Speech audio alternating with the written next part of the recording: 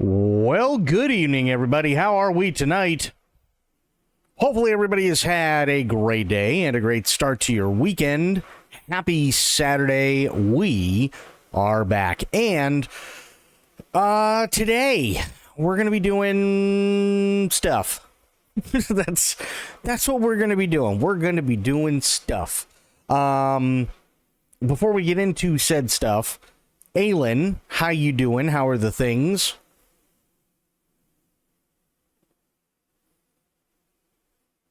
Also, I'm sincerely hoping that this weather that we're getting hit with isn't absolutely crippling everyone, because I'm going to be honest, it looks like there's a lot of areas that are really, really, really rough, and it's going to do nothing but get worse. Looks like it's going to do nothing but get worse. Doing good, just hanging out? Yeah. I hear you. Have you been, has it started snowing for you yet? Or, because I know the timeline's changed a little bit.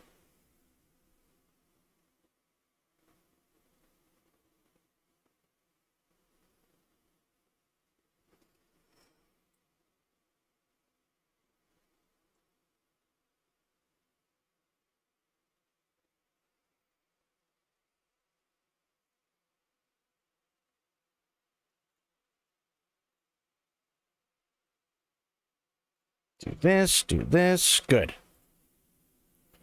Just ice for us with this one, but we might get snow next week. Yeah, so we have... Hang on one second.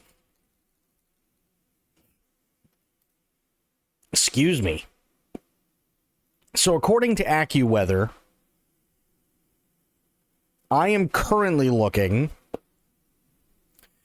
at, it says, let's see, overcast and warm with a couple of showers tonight. Tomorrow, windy and warm with periods of rain and a thunderstorm. Storms can bring flash flooding, damaging winds, hail, and even possibly a tornado, which, fucking yay. And then Monday is where things kind of start to really dip off. So Monday for me, it goes from, say, the 70s tomorrow, to, if I'm lucky, 46 on Monday. And then I'm looking at wind, rain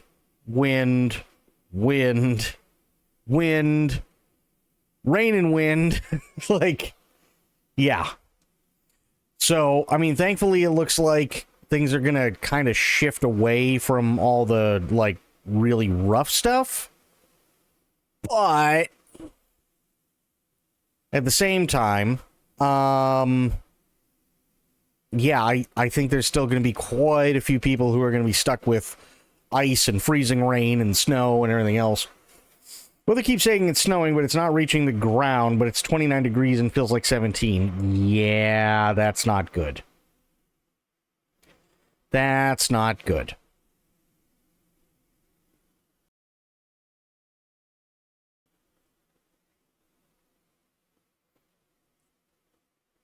That is not good at all. So it's definitely cold. Let me see here.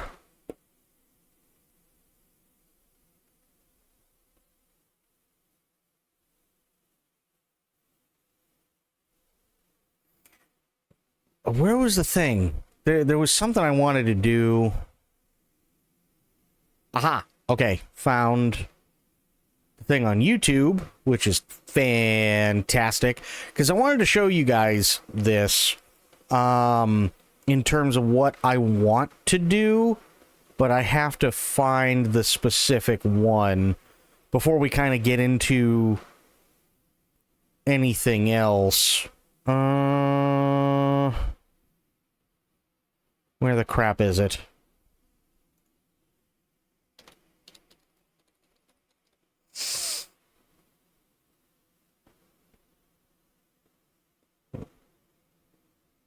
Yeah, okay, finally. Jesus. That took fucking forever.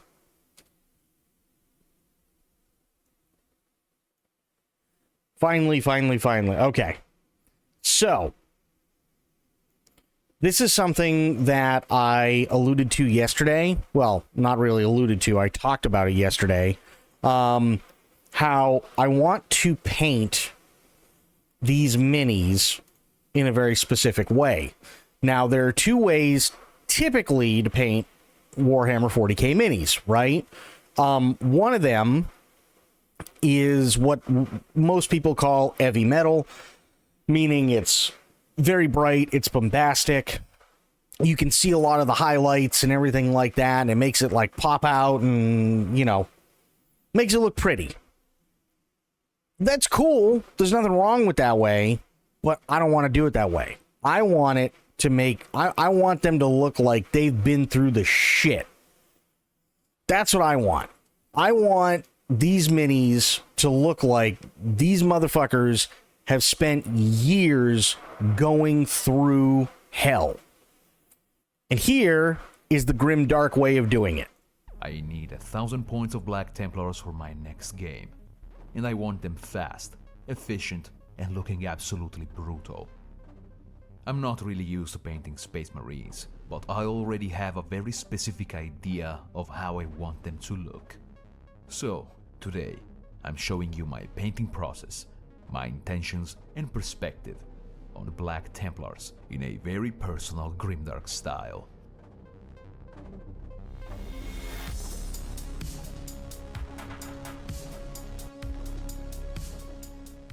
I kit bash this Marine who will probably be promoted to a Sergeant. I don't have access to a lot of Marine boxes for now, so I used what I could find. Fair. I made sure to add small handmade details, from rags to scrolls, wires, vertical shapes, lots of skulls, and an evocative pose, as a homage to the amazing artwork from John Blanche. All the textures and different materials will do most of the work for the visual appeal of this miniature, and will convey dynamism, a chaotic sensation of movement. As for the color recipe, I will go for something that is easy to execute in batch painting and looks effective on the game table, with lots of surface variation and a simply brutal appearance. But most importantly, I want to have fun conveying my vision of a fanatical Black Templar, a ruthless, hyper-violent maniac. Style, modeling and feel are above anything else, and the painting process should reflect this feeling, if necessary. So I will start by priming the miniature with Steinered's black primer, giving a unifying coat all throughout. I allow 15 minutes to dry and apply some masking tape on the chainsword for the danger zone stripe pattern. So I proceed by adding my base highlight with Steinered's gray primer, mostly at a 45-degree angle from the top. For the chainsword, any yellow will do. Here I made my own mix, but Overland Sunset by Citadel is probably your best bet. Then I come with Vallejo Whole Red, and I start giving my first temperature filter, starting from the chainsword, spraying from below at this funny angle, so that I already get some tonal variation on the yellow stripes. Following my instinct, I apply it as an undershade also on all these decorations, scrolls and cloth details. Overspray is never an issue. I work quite liberally and irrationally. So this is kind of like one of the really, really fun things about doing like minis like this in grimdark fashion is if these guys have been in the shit for years, they're not gonna look brand spanking new like they just came off the fucking assembly line. They're gonna look like ass. That's what's so they're gonna be covered in grime, right? Like this guy, if he needs a fucking grenade and his fucking belt is all torn up and shit, probably just going to slap some putty on it and throw it on his fucking pauldron so he can grab it really quick, right? Who knows? This guy might have gone through, he might have just walked through some fucking barbed wire and it got caught around his suit and everything. Like, that's what's so fucking cool about Grimdark. I love this shit. As my second temperature filter, I introduce some Colia green shade by Citadel, and overall again working very liberally, just to start playing with temperatures of warm and cold. These two undershade filters are more of a very subtle guide for me, so that afterwards I can just decide on the fly if I want more transparent or more covering colors. My final priming pass is with Stanres White Primer. I spray it from a zenithal angle, just very controlled on head, scrolls and skulls.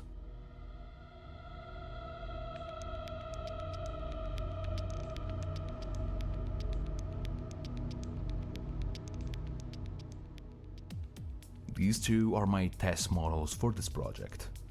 Which, fair enough. They are very simple, but have a good degree of visual impact. Oh, yeah. And surface variation. I love the texture. Like, this is something that I love with this, is the texture on the armor plating. Because it almost looks like, if you took like a cast iron pan and you looked at it, that's what this would look like. And I fucking love that. So, in order to maintain a balance between rendition and speed of execution, I'll do something that is a little bit closer to my interpretation of the Blanchitsu mood and mentality, with the technical nuances I've developed from the Grimdark Compendium style. So let's start with the base colors. I get a big, fat brush loaded with black primer, diluted 1:1 with water, and I start covering all the armor parts with no regrets, and change it up with a size 1 brush just for some smaller details.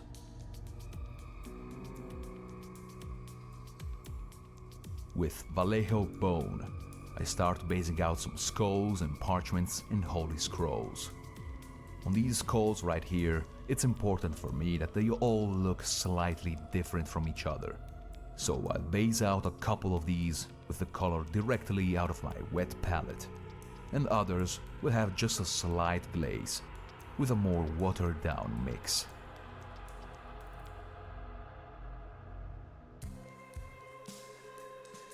Facial features and scrolls will be addressed with a watered down white primer in the sort of painterly approach, made of fast scratches and stipplings. All I seek is more and more variation and mottling. This is not going to be a clean and precise job, but rather a descent into the demented reality of a grimdark future. So I make sure to start very bright, as later on I'll tone down everything a lot, with weathering effects and villainy ink enamel washes. I dirty up the tabards and base out the leather pouches with charred brown, mixing a little bit of bone of my wet palette with slightly different tones. As for the base, of course it's being primed together with the miniature, so it has some gradients of black and grey. For now I will do something extremely simple, which will be 2 passes of very watered down acrylics, almost like washes. The first will be AK Interactive Medium C Grey, getting the whole base damp with this wash very liberally, and then introduce this dark sand color, just on a couple of spots, and letting it wet blend with the grey. Again, they're super watered down, like 4 parts water, so they will dry unsaturated and give just a very subtle color variation.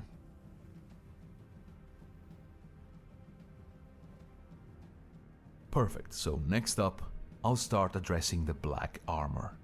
I want this armor to read as black. Oh boy. Hang on one second.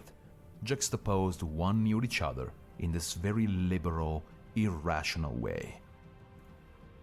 I get a big brush, unload a little bit of color onto a piece of paper, and start stippling and blending a variety of hues onto the black armor.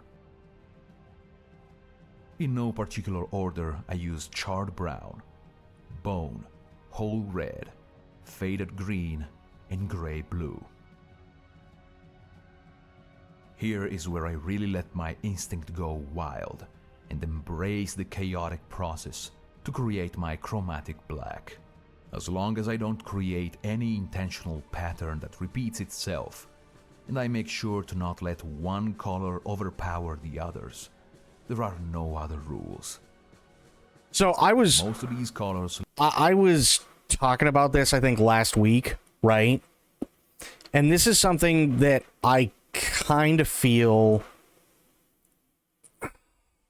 and maybe it's just me, but okay, so Aylin, when you were in high school, what was your experience in art class like? Later on, will end up covered anyway. So in this step, we're just creating a subtle foundation that creates some depth.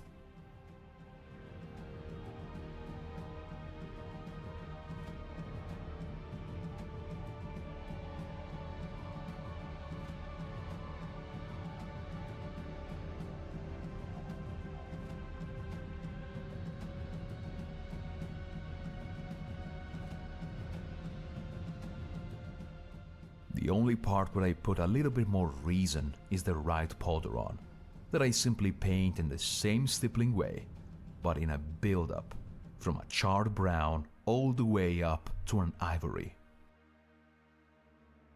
This looks like a hot mess right now, but I trust the process. And it's true, it does look like a hot mess. Gun nozzle and similar details are primed with Vallejo gun metal. Probably my favorite metal color of any range. This looks so good. I wish my models could look half this good. Well, okay, so let me ask you, what was your experience in art class in, say, like middle school and high school? So now all my base colors have dried, so I can proceed by using some enamel washes. I use Villainy Ink Goose Grime in my tin cups, add quite a lot of odorless mineral spirits, and mix it thoroughly. The hue is perfect for blend shitsu. Yeah, in art class, right? Like what was it, basically, like what was the you guys had to do? You didn't have one. Okay. So the reason I ask is because, like, I had this conversation, I don't know, I didn't really have a conversation last week, but I said something to this effect, and then I had a conversation a couple of days ago with somebody about art class, and I said, you know what? I said, this is something, when it comes to, like, Texas doesn't care about the arts. Well, that's fair. I said, you know what? This is something where like art teachers could have an opportunity, right? Because let's face it, all art, to an extent, should show or at least tell some sort of story, right? I think that's you know, I think that's fair to say, I guess would be the best way to put it, right? It should all be telling some sort of story, whether you love it or you hate it. The fact that it's giving some sort of emotion, or that it's making you, you know, really dislike it or whatever, it's doing its job. And even if you don't necessarily like the story that it's being told, that very well could just mean that story is not for you, right? But it is in fact a story. My experience in art class, though, whether it be in middle school or whether it be in high school, and this is one of the reasons why I never liked art class, is because we got stuck with, and I'm not saying that the art teachers were bad by any means, it's just they had a syllabus that they had to follow. So a lot of the time it was, okay, this is the color wheel. here's your primary colors, here's your secondary colors, these are complementary, these are contrasting, there's color theory, right? Hey, all mom's here, so okay, yeah, no worries, Bleached. But yeah, it was stuff like that. And then they go, okay, now we're going to look at different types of drawing, right? So you can do line work, you can do sketch work, you can do, like ink for, pen and ink work. You can do stuff like that. You can shade by taking a, I think it was called a Conti stick or like a Conti eraser, and you could smooth it out and yada yada yada, right?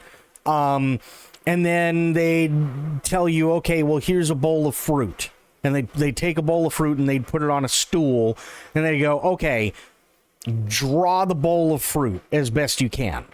And then they'd move over to painting, and they do kind of the same thing and go, okay, well, here's all the different theories behind painting, and here's stipple painting, and here's more line work, and here's watercolors, and here's acrylics, and here's oils, and like all this other crap, and here's cubism, and like yada, yada, yada.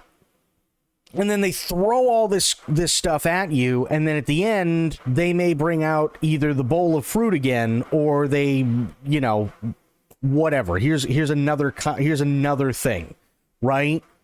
And they go, okay, paint this, and then they move on to the clay stuff, right? And they go, okay, well, here's how you work with clay, and this is why you don't want to add too much water, and this is why you don't want to let it get too dry, and like this is like all this other stuff. And then they go at the end, which is typically your final, because you go through drawing, painting, and typically clay work, right? They go, for the final, for the clay work, they go, okay, here is a thing. I don't, he take whatever you want, right? Whatever idea you have that is school appropriate, and make it out of clay. And that's it. And then once it's all done and you guys leave, I'll throw it in a kiln, and that's basically it. Right? But you don't learn much of anything, right? You don't learn much of, well, how do I tell a story with any of this crap? You learn color theory, you learn drawing theory, you learn painting theory, and you learn how to screw around with clay. And that's about it. My idea was, well, why wouldn't they just spend the time, even if it's an elective class, right? Let's say you're in gun country, right? Otherwise known as Texas or Florida, but Florida's kind of like the Bud Light of Texas. And go, okay, this is an elective class, right? So what we're going to do is we are going to show you how to have fun making art and tell a story, and you're going to learn in the process. And what they do is they go, okay, who likes monsters? Who likes more of like a science fiction kind of soldier? Who likes, if you're more on like the science fiction kind of soldier thing, do you like men or do you like women when it comes to like models and stuff like that? Okay, cool. You could get Adeptus Sororitas, you could get Space Marines, you could get Custodians, you could get some Chaos stuff in there, and so on. And then you can go, okay, I've pieced together these models. I've glued them all together, right? Hand them out. Go, this is your model. By the end of the semester, I will have taught you how to create a story and how to tell a story with painting this model, painting your model, and you'll learn color theory, you'll learn complementary and contrasting colors. Obviously, you're going to work with, acrylics and stuff like that, maybe some enamel stuff, maybe a little bit of oil. You're going to work with different washes. You're going to work with all this good stuff. I want you to get creative. I want you to tell a story, maybe even multiple stories, just by how one thing looks. And then at the end, when all is said and done, I'll make sure that all of this is varnished, and we'll take pictures of them and stuff like that, and it's great, and then you guys can keep your little model because you told a story with this. Right? You told a story. This is yours. This is your story that you told. And you can show them all the different kinds of stories. You can talk to them about all the different kinds of stories and stuff like that there are in Warhammer 40K and, you know, stuff like that and so on that obviously is school appropriate. But you can go, you know, here's John Blanche artwork, right? What is this telling you? You can show all the different artwork of all the different artists that GW has brought in through the years and so on. And I can teach you how to tell a story. Right? I can teach you how to actually make art instead of just the boring crap. Right? How cool would that be instead of what Bleached and I got, which is, yeah, here's how you draw, here's how you paint, here's how you screw around with clay and basically accomplish nothing for an entire semester. Doesn't completely overpower or tone down my colors too much. So it's a great unifying wash that I can start building up slowly, covering the entire model and base.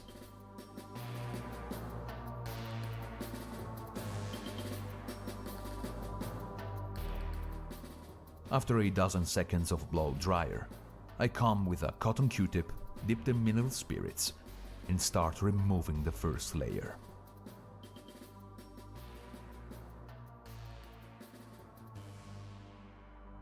Then I do a second pass with a slightly more concentrated mix of Goon's Grime and go to reinforce some crevices. I completely forgot to add checker patterns and small details, but I can just do it now. As long as the Goon's Grime is dry to the touch, I can safely come with acrylic paint on top with no concern. Nice. So now I come with Villainy Ink Colia Green, diluted with mineral spirits, and add a little bit of filtering on the skulls, the bolt gun, the sides of the head, and some areas here and there, as well as on the base. It will blend very nicely with the Goon's Grime. It can be removed at will or modulated with a dry brush after the medium has evaporated. Like, and I'll be honest, and, you know, maybe it's because where I grew up, and like you said, Aylin, right? Texas don't care about the arts. All right, fair enough. But I can tell you one thing. H.R. Giger is probably one of the most beloved modern artists that I can think of off the top of my head, and there's nothing wrong with that. He did amazing and phenomenal work. Hell, literally his work is immortalized throughout a movie series and TV series and comic books and everything else, right? He created the alien, the xenomorph. Guarantee you that motherfucker didn't ever learn to do any of that shit in art class. You know what I mean? Like, it's great to learn the color wheel. It's great to learn color theory. It's great to learn how to paint. It's great to learn, you know, how to work, you know, how oil paints work versus acrylics versus watercolors versus, you know, all this other stuff. It's great to learn, you know, okay, these are all the different ways that you can draw, and you can do it. You can do the same thing with, you know, pen and ink, and you can do the same thing with, you know, like, what did they call it? It wasn't crayons, but I can't remember. Either way, like, here's all these different ways you can draw. Here's all these different ways you can paint. Here's all these different ways you can, you know, use clay and crap like that. But they're not teaching you anything. You're not learning, right? I'll be honest with you. Like, I like the idea of the art teachers being able to sit there and go, here are different ways that you can express yourself and that work for you. Okay, sure, but if you try to teach everybody everything, you're going to end up teaching no one anything. And I think that's kind of the problem, is that they just want to go, oh, no, no, no, till your heart's content, you can do all this. No, you can't. Turn it into one thing, right? Do this in high school. Do the Warhammer 40K stuff in high school. Hell, you could do Warhammer Fantasy in middle school, right? Warhammer Fantasy is arguably maybe a little less grimdark. There's nothing wrong with that. So, hey, do the heavy metal style of painting for Warhammer Fantasy. Once you get into Warhammer 40K in high school, right? Because it's more adult themed. Go full grimdark mode. Show people this is how you can tell a story in these two different ways. Right? It takes hours and hours and hours of work. Yes, but the end result is worth it. You told a story, and I think that'd be great stuff to do. I really do.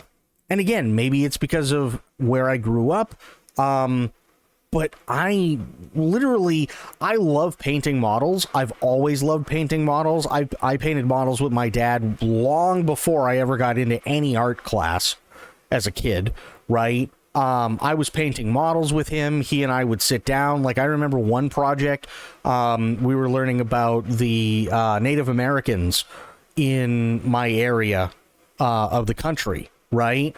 And he and I sat down and out of fucking balsa wood made a 2-scale canoe that we covered in fiberglass.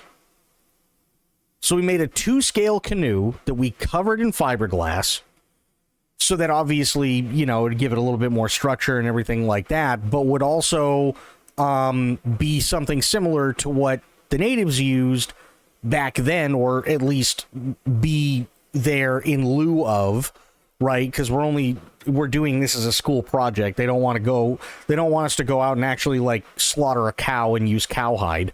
But, you know, to give the illusion, okay, this is what's going on and stuff like that. Like, I did stuff like that all the time with my dad. All the time. Did that all the time, right? Like in high school, I had two projects that I did in high school. One was there was a project that I just thought was really, really cool. And what we did is at that time we were learning about the history of aeronautics, right? So, you know, you go back to the Wright brothers and you go to Amelia Earhart and the Powder Puffs and yada, yada, yada, right? Cool. And then, you know, you go through the history of aircraft and World War I and World War II and all that stuff. Literally, the project was, okay, you know, here's something that you can do to show everything that you've learned, right? And, you know, when asked questions about it and so on, you can point out why, you know, certain things work the way that they do and so on and so forth. Okay, great. I built a B-24. Like, literally, my dad and I went out to the hobby shop, bought a B-24, and I built that. And the fucking thing worked. Like, the propellers, the prop spun, the bomb bay doors could open and close. We made it so that the rudders on the vertical stabilizers worked. The elevator on the horizontal stabilizer worked, right? The ailerons on the wings could actually, you know, it'd take a little bit more force, but you could do that, and so on and so forth. And then they'd sit there, okay, why did you make this? Well, I made this because this is literally, even though it's not the most famous, it is quite literally the most mass-produced airplane ever. Like, in the world. Ever, right? Okay, well, why was it the most mass-produced? Well, it was the most mass-produced specifically because in the 1940s, we couldn't produce enough aircraft through Boeing, so, with the B-17, because they were only cranking out X amount a year, and then you had Ford come in, and Ford helped with the mass production side of things because the military needed something that was bare bones, that you could strip down in less than a second, and that you could get up in the air, cram it with a bunch of ordnance as fast as possible, and get it out there. And we got it to the point where the B-24, you could literally have a B-24 made in 53 minutes. Versus a B-17, which would take 4 days. So do the math. Right? This is why the B-24 is important. These are the things that it can do compared to the other stuff of the time. These are the engines that it used. This is why it used these engines. And so, and they loved it. Because I learned. You don't get to do crap like that in art class. You did a model of Titanic in middle school. Hell yeah. And I guarantee you learned a crap load about the Titanic putting that model together, right? Guarantee you learned a crap load.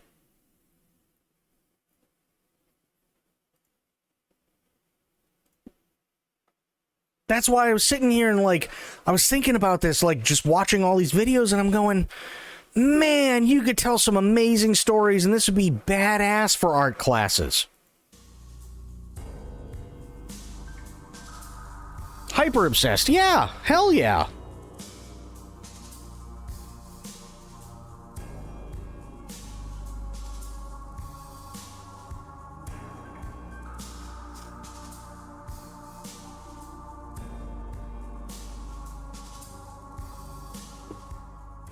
As a final pass for the face, I'll use Villainy Ink Carry on Crimson, giving a little bit of life to the model. When the majority of the base component has evaporated, it leaves these small stray pigments that make flesh look super realistic. And you can simply remove them with mineral spirits, as always, or modulate them with a clean brush, like I'm doing here. Some parts of the armor could use a little bit more vivid hues in the recesses, so I use Villainy Ink Dystopian Brown around the Aquila, recesses in the boots, shoulder pads, and filter a couple of skulls so they all look different from each other.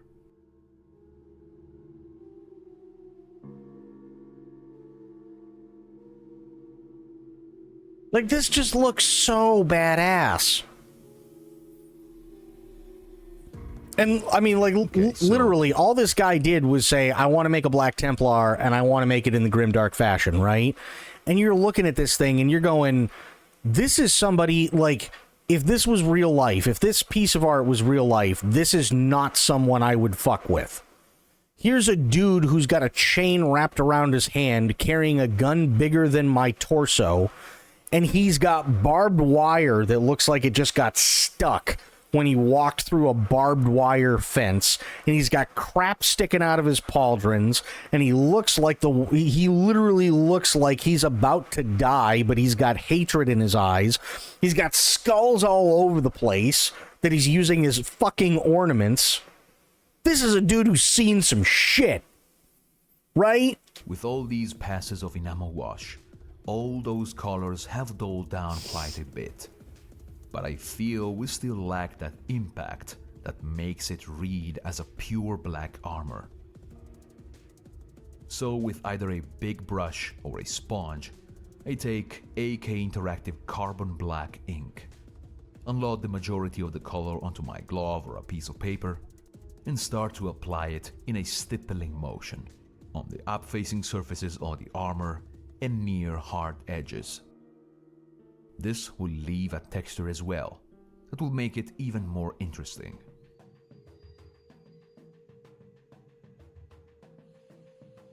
After this, I create a pigment wash using mineral spirits and Absalom 502 Urban Industry or rubble dust.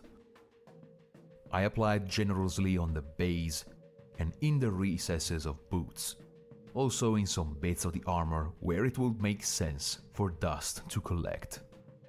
After it's dry, it will become dusty and powdery like this. How cool is that? The environment of the base is supposed to be an apocalyptic urban setting, so the weathering I implement on the armor directly comes from the very same environment. Last step on the armor is a second stippling pass of black ink, but this time mixed 1-to-1 with some satin varnish. I'm a little bit more conservative with this, as I don't want to cover too much of the pre-existing layering.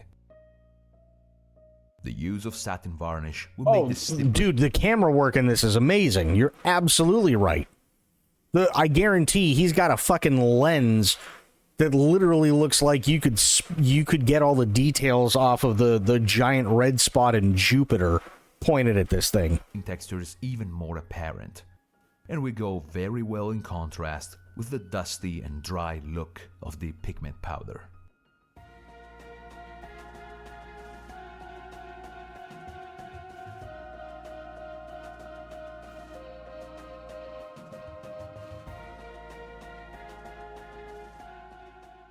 Depending on the time available, I could come over with some more pigment and manually enhance the color variety. Does this guy go from full start to adding the layers to the final? Yes. Yeah, and he does it in literally every single video. Here, I'll show you another one so we can see it from start to finish. It's absolutely insane what he does. Absolutely insane. Let's see. Easy Ultramarines, no.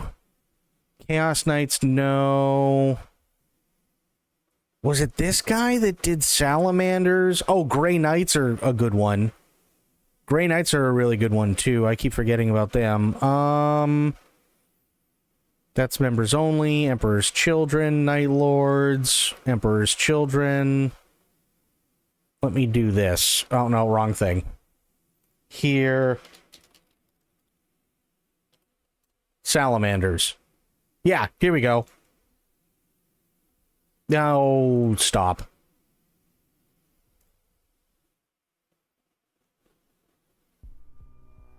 Was it okay in listening to the art? Oh, no. This is great. Watch. Like, you'll see it. In this video, I'll introduce a powerful new technique for creating battle-worn mottled armor that works seamlessly with any color scheme. Plus, we'll dive into a realistic painting recipe for the Salamander's iconic charcoal skin, capturing the unique effects of the gene seed shaped by the harsh radiation of Nocturne. I'm Nate the Feral Painter, and welcome to the Grimdark Compendium.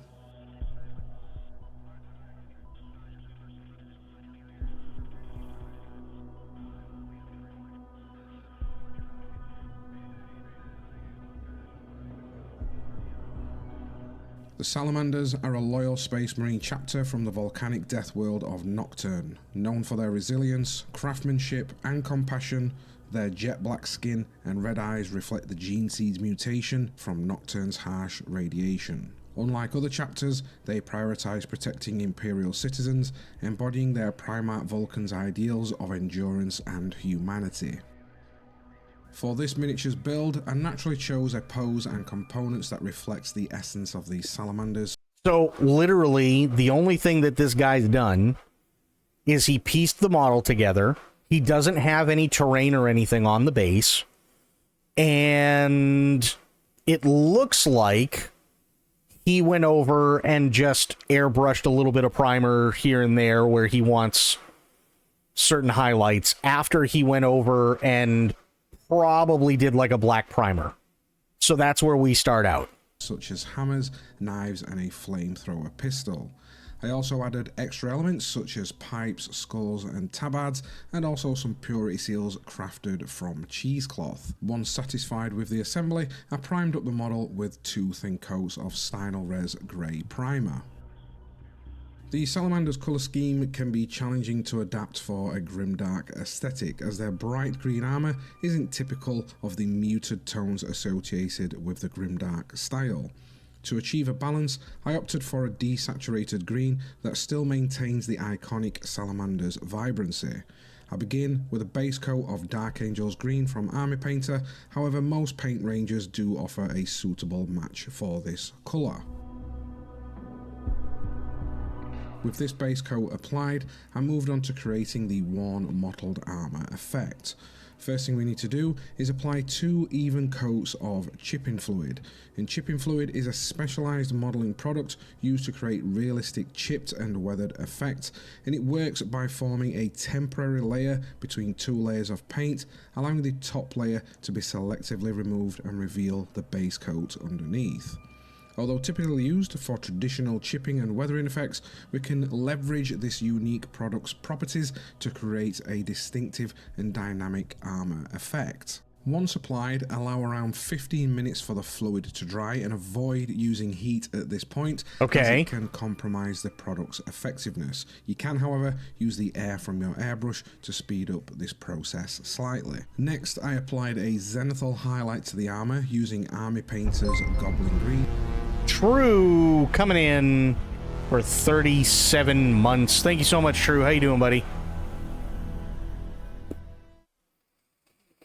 Good to see you, True. How are the things?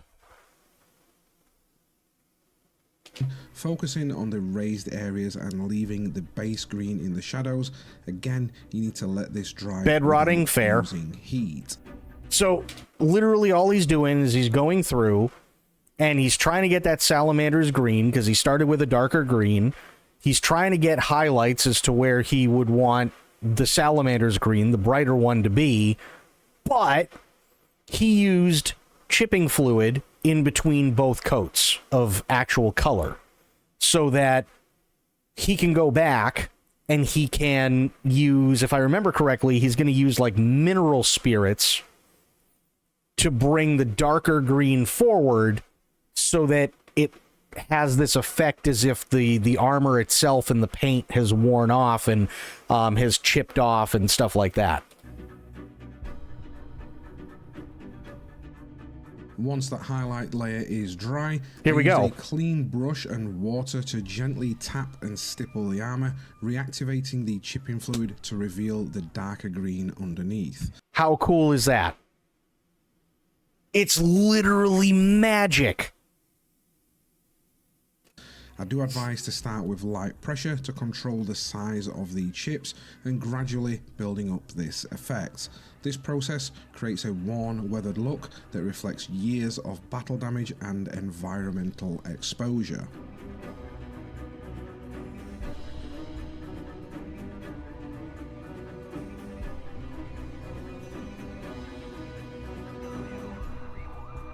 In some cases, the mottled effect can appear too strong, and you can tone it down by glazing over the chips with a thin down layer of the original Goblin's Green highlight colour. Yep. Applying this in a zenithal motion softens up the chips while maintaining the layered, weathered texture, and this step is optional and it does depend on how pronounced you want that effect to appear. How cool is that?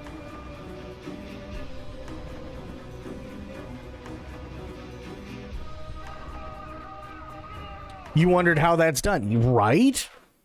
That's why I really want to do, like, when I paint the minis for our chapter, I want to do it in grimdark.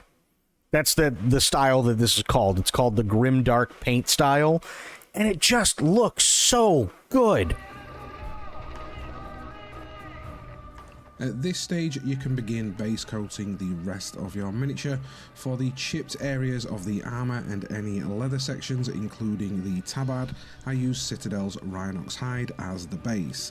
The leather was then highlighted with Scrag Brown, while the tabard was highlighted with Hull Red. For the scrolls, I applied AK Decomposed Flesh as the base colour, followed by highlights with AK Deck Tan. And that's just cheesecloth. The metallic areas were base coated with Iron Warriors and dry brushed with Vallejo Silver to bring out any of the details. The gold accents were painted with a base coat of Pro Acryl Bronze, and this will create a warm, subtle, metallic tone. For the skulls, I started with AK Dark Brown as the base and used the same colours for the scrolls, Decomposed Flesh and Deck Tan to stipple and scratch on some highlights, creating a natural bone texture. Like, this is what I love seeing models where it really does look like these guys have been through some shit. You know what I mean? Any black paint can be used for the black sections of this miniature. And if you do want to add some decals, you can do so at this point.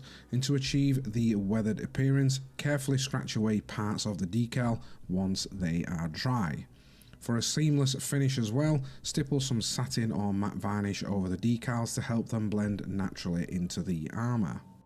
To begin the weathering process, I applied a unifying wash of Villainy Inc.'s Goons Grime across the entire miniature.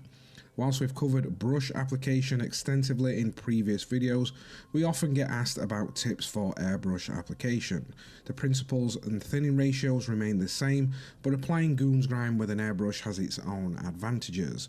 One, it's faster, especially when working with larger or multiple miniatures, and also it provides a smooth, even coat, allowing you to build up heavier grime in areas like the feet or other naturally dirtied sections. Well, and so here's the thing to your point, Crit. So you see what he's going over with now. He's going over with a thing called Goons Grime, and you can see once Goons Grime actually like dries on the skulls, what Goons Grime does, especially because of how it's applied, it's going to create this really texturized look, and it's also going to help bring out like the texture and all the different weathering patterns and stuff that he used on the skulls. So it's going to give him a lot more depth too.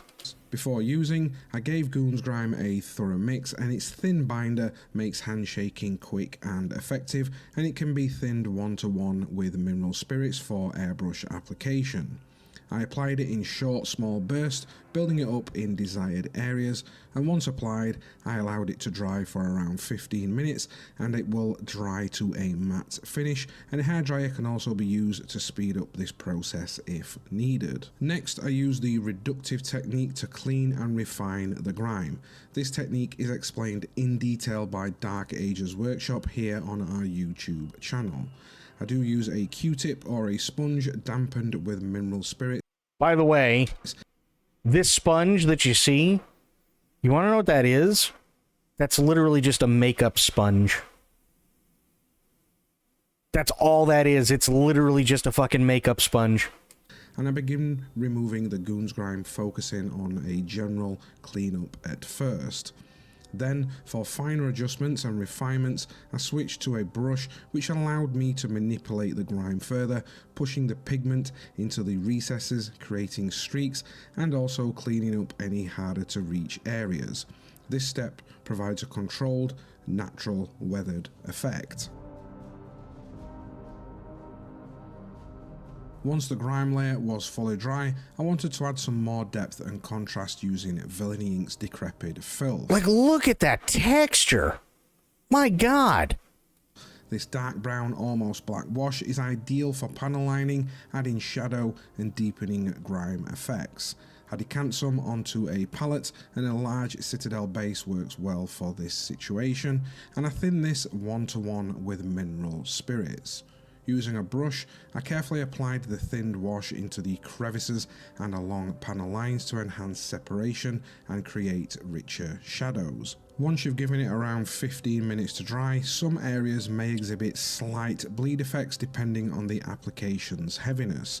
This can be adjusted by using a clean brush dampened with mineral spirits to push the pigment back into the panel lines or refine any of the streaks and grime. This is literally all just done with different washes, and depending on the kind of wash that it is, it'll help create a texture, and then he'll take a clean brush, maybe damped in water or mineral spirits, and then he'll just lightly brush the areas that he wants to keep a little bit more clean and a little bit more highlighted, and he'll just go back and the brush will suck up all the stuff that he just put on. Alternatively, you can leave some bleed areas untouched to simulate dried oil or grime, which adds unique texture and realism. In some cases, the layers of decrepit filth and goons grime will naturally blend, creating additional tonal variation and unique grime effects. By embracing these organic results, you can achieve a truly dynamic weathered finish that enhances the miniature's overall depth and realism. How awesome does that look? Painting salamander's skin can be challenging, and replicating their radiated, scorched appearance requires careful attention to detail. However, with the help of Villainy Inc.'s special effects enamels, we can achieve a truly unique and realistic grimdark aesthetic for their flesh. I begin with a base coat of AK Smoke Black, followed by a dry brush of AK Ash Grey to catch the highlights, and then I gradually mix in a small amount of AK Neutral Grey for the final highlights, and I focus on areas like the forehead and eyebrows, and I aim for a slightly brighter highlights than intended, as the subsequent washes will tone this down. Okay, so he base coated. It was all black, obviously texturized with the different washes and everything he did for the armor, right? So then he went through with three different grays to do all the highlights and focus on where he wants it, because you got to remember, this is all based off of where light is going to be hitting stuff, right? So all the highlights are already there. All he has to do is put the next couple of washes over the thing and then go back and clean a couple of things up with, again, maybe, a little bit of mineral spirits or a little bit of water, and then boom, the head's done, and it literally looks real. For the first unifying wash, I used Villainy Inc.'s Caput Mortem. This flesh wash is ideal for the salamander's scorched skin, adding tonal variation and subtle hints of colour. I thinned the wash 1:1 with mineral spirits, and I applied it in an even coat, letting it dry to a satin finish, perfect for the flesh texture. Once dry, I gently dabbed the highlighted areas with a small amount of mineral spirits, focusing on keeping the wash in the shadows and in the areas like the back of his head and where the helmet would connect to the neck piece. When removing the wash, I used a light touch and minimal mineral spirits to carefully dab and lift the layers. Holy crap. Now he's got literally this really nice red in a scar. How cool does that look? Create a mottled effect across the skin, and this slow, deliberate removal process enhances texture and tonal depth. If needed, you can always reapply the wash to build up more contrast or variation. For the final special effects, I added a Villainy Inc.'s Carrion Crimson to selected areas such as scars, his temples, and around balls. Thinned 1:1 with mineral spirits, this wash blends seamlessly with Caput Mortem while introducing a granular texture that enhances the distressed, mottled appearance of the salamander's burnt skin. Once dry, I used a brush to move and manipulate the tiny granules, clumping or repositioning them to achieve a raw, sore look in desired areas. How insane is that? To complete the face, I painted the eyes with a small dot of Wild Rider Red, a vibrant tone between red and orange that perfectly captures the salamander's piercing, fiery gaze. These final details bring the model to life, cementing the grimdark, radiated aesthetic that defines the salamander's iconic appearance. This dude's been through hell. And that wraps up today's tutorial, so be sure to check out episode 1 of my new Trench Crusade course, where we dive into the new Antioch miniatures. In this episode, I guide you through the lore and painting the shock troopers and yeomen. This is just the first episode of the series, with many more to come. Our team here at the Grimdark Compendium is hard at work bringing you a course for every faction in the Trench Crusade. Don't forget, our winter sale bundles are still available over at the Grimdark Compendium, where you can grab individual courses or pair them with the Villainy Inc.'s set. I'm Nate the Feral Painter, and I want to thank you for watching this video. And if you have good does that look? Please be sure to hit that like button. And until next time, guys, I will catch you in the next video.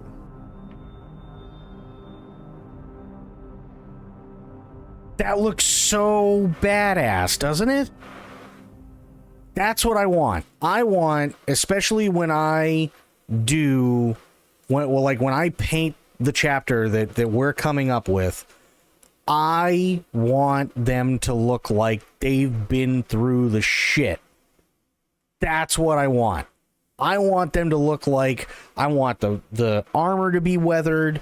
I want, like, I probably won't do many purity seals, only because I want to do the cheesecloth thing, because that's such an ingenious way of doing it, right?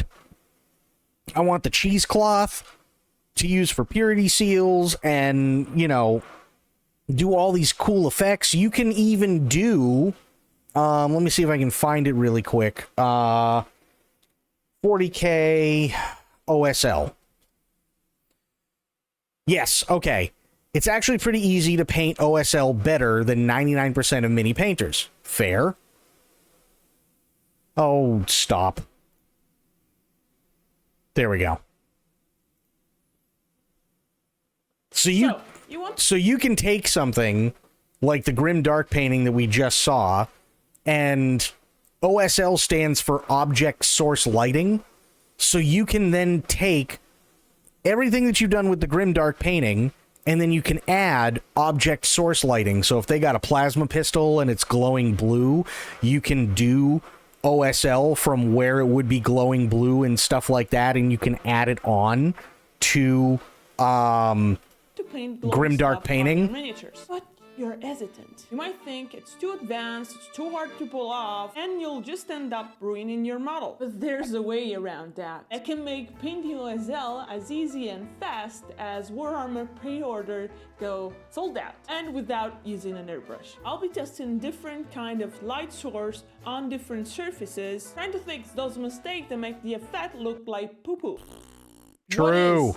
What is OSL? Object source lighting is a technique used to create the illusion that there is another object present that's emitting another source of light. Maybe they're just my only two neurons talking, but that sounds really complicated, doesn't it? Painting light on your models is the most difficult things that you can do. So double the trouble? No, thank you. But you know what? We can work around that. This is what you really need to know. One, the source of light has to be very bright. Imagine the light source being in the center of a circle. The more you move away from the light, the less bright it's gonna be.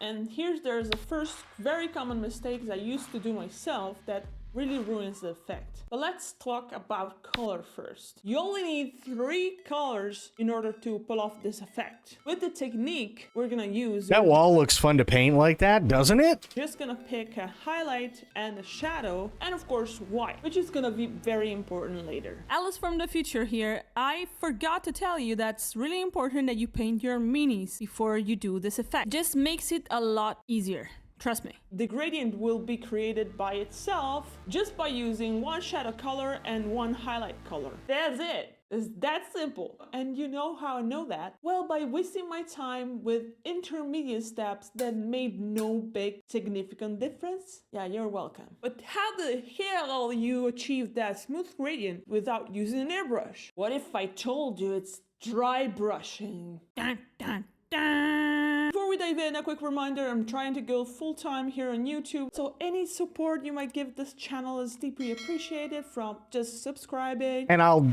definitely share the link to her video and stuff like that, because I'm sure this is actually going to come out really, really, really good. Commenting, or just watch the video until the end. Checking out the sponsor. Don't skip the sponsor, please. Okay, bye. Moving on. Okay. I took my shadow color and I stippled it on where the light source is. Here in retrospect, I could have used a slightly darker orange, but as you see, the result is good, so it really doesn't matter. I would suggest you start with a slightly darker color. Getting a smooth gradient. So dry brushing is literally just taking like a really, like, as much as I hate to say it, you could call it either like a really stiff or like a really fluffy brush, and then you only apply like a tiny, tiny, tiny bit of paint to it. And then what you do is you can actually use like your thumb, or you can use your palette, and then you wipe off most of the paint that's still on the brush. And then you go back over and it creates this effect where it's like a very, very, very, very, very thin layer, but you're not ruining any of the details. and you have to, and the more you go over a spot, the more pronounced the color ends up being. It means getting rid of that dusty look that's typical of dry brush. Yeah. And you only do that by using moisture, which some people are really afraid of. So what I'm doing, I'm basically applying sort of a blob of paint and Yep. then using that roundness of the brush and that moisture on the brush to blend it out. In some parts you can see right now the color is gonna fade a little bit, but no worries because you can always reapply it. The important thing is you get rid of that ugly dusty look. Then it was time for my highlight color, and for the way I blended the previous layer, I decided to move a little bit the light source in the center because it made more sense. You kind of have to remember that you have to follow that circles rule for how light expands. Here I'm very sparingly with my highlight color. I mostly highlight the edges or the hedges of it. That already looks phenomenal. Everything. I just try to blend in the center to have like a smooth gradient. So let's talk about the elephant in the room here, which is I don't have an actual light source here. I have a pretend light source. And the reason why I did this is because I wanted to practice the technique I saw in the Artist Opus OSL dry brush video. They demonstrated the technique on a very flat piece of terrain. I think that video was useful. I liked the video. It's a very good video, don't get me wrong. But it did leave me a little bit frustrated, to be honest. Okay. Because when I tried it out on my own terrain, I encountered some issues that weren't addressed in the video. In reality, most of the terrain is not gonna be super flat. It's gonna have cones where your big dry brush won't quite actually fit. Plus, it doesn't really start painting the light source itself till like 27 minutes in, and I think it doesn't use a very beginner-friendly technique. Don't get me wrong, I love the video, I love what they do in general, but I feel like he left me some roadblocks to work on by myself. I don't like that. Roadblocks in painting can happen often, and they're quite frustrating to overcome. At the end of 2021, I was going through a very rough patch because I was breaking up with my former partner. I was actually getting dumped. And I was feeling really down and depressed, and I couldn't do anything, you know? That feeling impacted on my painting a lot. But then I was able to use painting as an anchor for my somewhat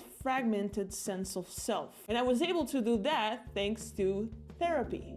And that's why today's video is sponsored by BetterHelp. And you know what? I'm not even going to skip it because I think, like, I'm not going to skip this. I don't even know how old this video is, but I will say there are two things that work really, really, really well, especially when you're going through a rough time. Obviously, talking to somebody, some sort of therapy, stuff like that. But the other big thing, too, is if you can do menial stuff, whether it be drawing or whether it be painting models or whatever to just kind of clear your head and you can just focus on one fucking thing, that helps a shit ton. Affordable and the easiest way to get therapy independently from where you are in the world. Wait. Before you skip ahead or click off, there is so much more to this than the stereotypical stuff. That's gonna be so useful for your painting as well. There is a more practical side to therapy where you can learn new mental skill, how to get organized, how to set goals for yourself, and taking care of that pile of shame more efficiently. Get matched with a professional according to your needs. They will help you achieve your goals, whatever they are. And the best part is you can do it all in the comfort of your own home, whether it's phone call, video chat, or messaging. So go to betterhelp.com/ataraxia or choose Ataraxia Painting Studio during sign up and enjoy a special discount on your first month. Yes, try it out. Back to our roadblock. How did I move past it? How do we paint a light source without doing super fine detail work? Well, first thing first, we're gonna use a different size brush. Not only that, we're also gonna use a different motion with our brush. So for example, in this area here, my brush doesn't fit and barely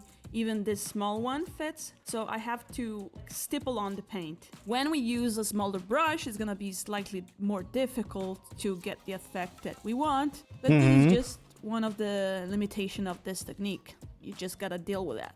In order to avoid the common mistakes I mentioned in the beginning of the video, in the second step where you're gonna apply your highlight color, you will need to focus only on the first two circles, because if that light intensity is too extended, it's gonna look weird. Realistically, the light is gonna disperse and it's mostly gonna hit just the hedges. If you have trouble to understanding where light will hit, just let your brush do the work. Let the downstroke of the brush guide you. Just move around the piece of terrain itself so you can actually move downwards from the light source in the different direction, following those circles. There's another secret thing that's gonna help you push that glow effect without using that goopy, sticky, shitty fluo paint. But first, how do I get a good light source without having to do detail work or using the airbrush? Well, the answer is very simple. It's called whitewashing. Have you heard of it? Well, you shouldn't, because I made it up. Now it's gonna change shape. Okay, so let me show you the technique real quick, and then I'll show you the dilution. Basically, we're thinning down our white so that it can run in the recesses. Okay. You can test this thing on your finger, on the model itself. Doesn't have to be precise, doesn't have to be clean or anything. It can be sloppy. I tried this with oils as well, thinking that might have been a difference in the strength of the pigment and stuff like that, but it's the same. I am also hitting a little bit the edges with that. So basically you're just applying a wash, making this wash spill outside the light source, and also do some sloppy edge highlights. You can reinforce that white by applying as many white washes as you want. That's pretty simple.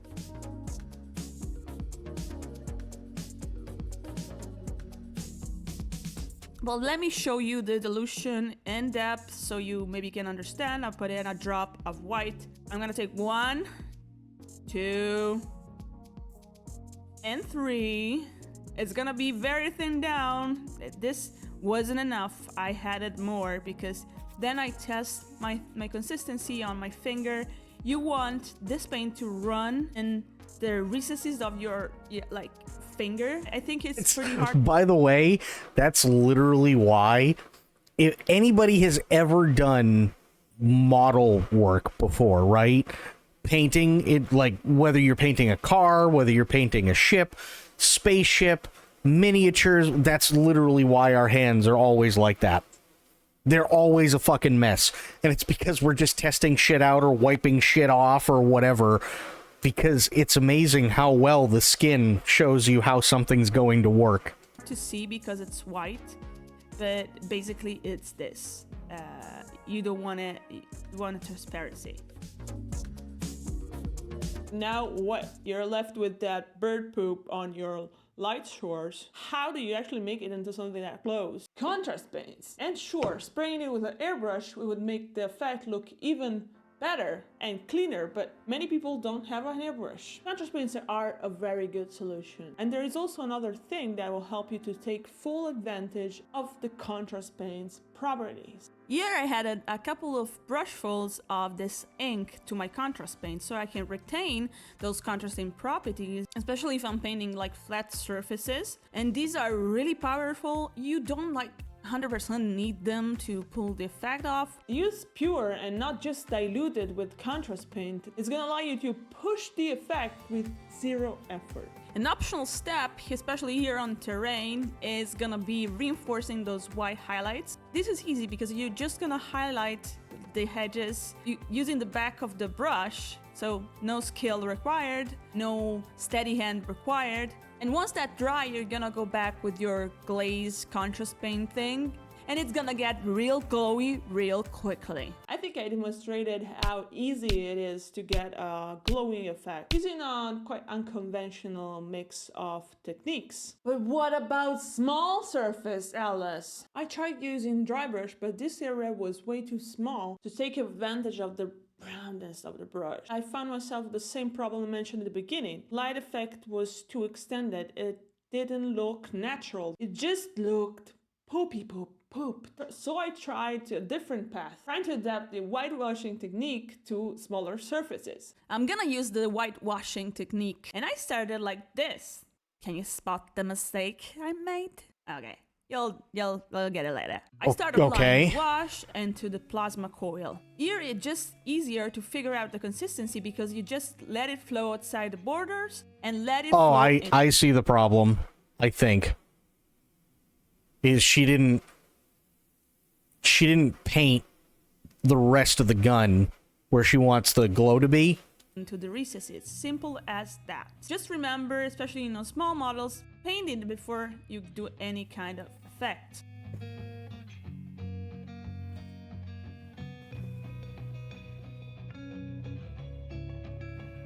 And here my mistake was doing a magenta effect on a red gun. Oh yeah, was a mistake. And I decided to just change the color of the gun because I like the contrast of the magenta and the green. And I'm just applying my 2 contrast paint, imbued it with the powerful of inks, and that's gonna make it glow a lot. At some point I'm gonna go back in with the whites to reinforce the effect, maybe reinforce a little bit those edges that I painted. These are like not 100% necessary, but the important thing is that you don't extend too much the effect, that you reinforce that white. If you want, you might base coat the actual plasma coil if you don't want T-Rex to have that awful, like, bad slap chop effect. But I think here is almost not needed, and I didn't do it and I was fine, so there you go. And here's the big reveal.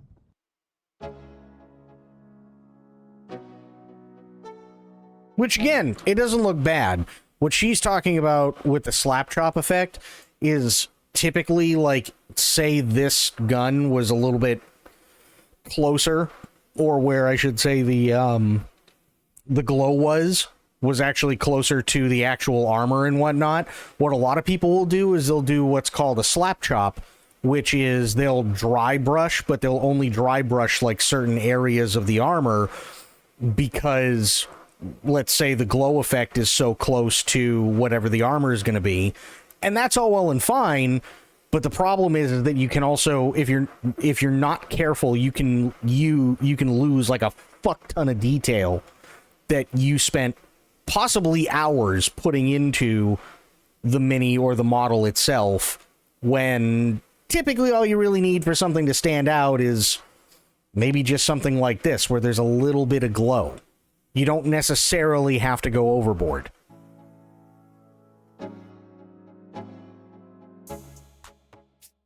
Oh, look. It looks pretty cool, right?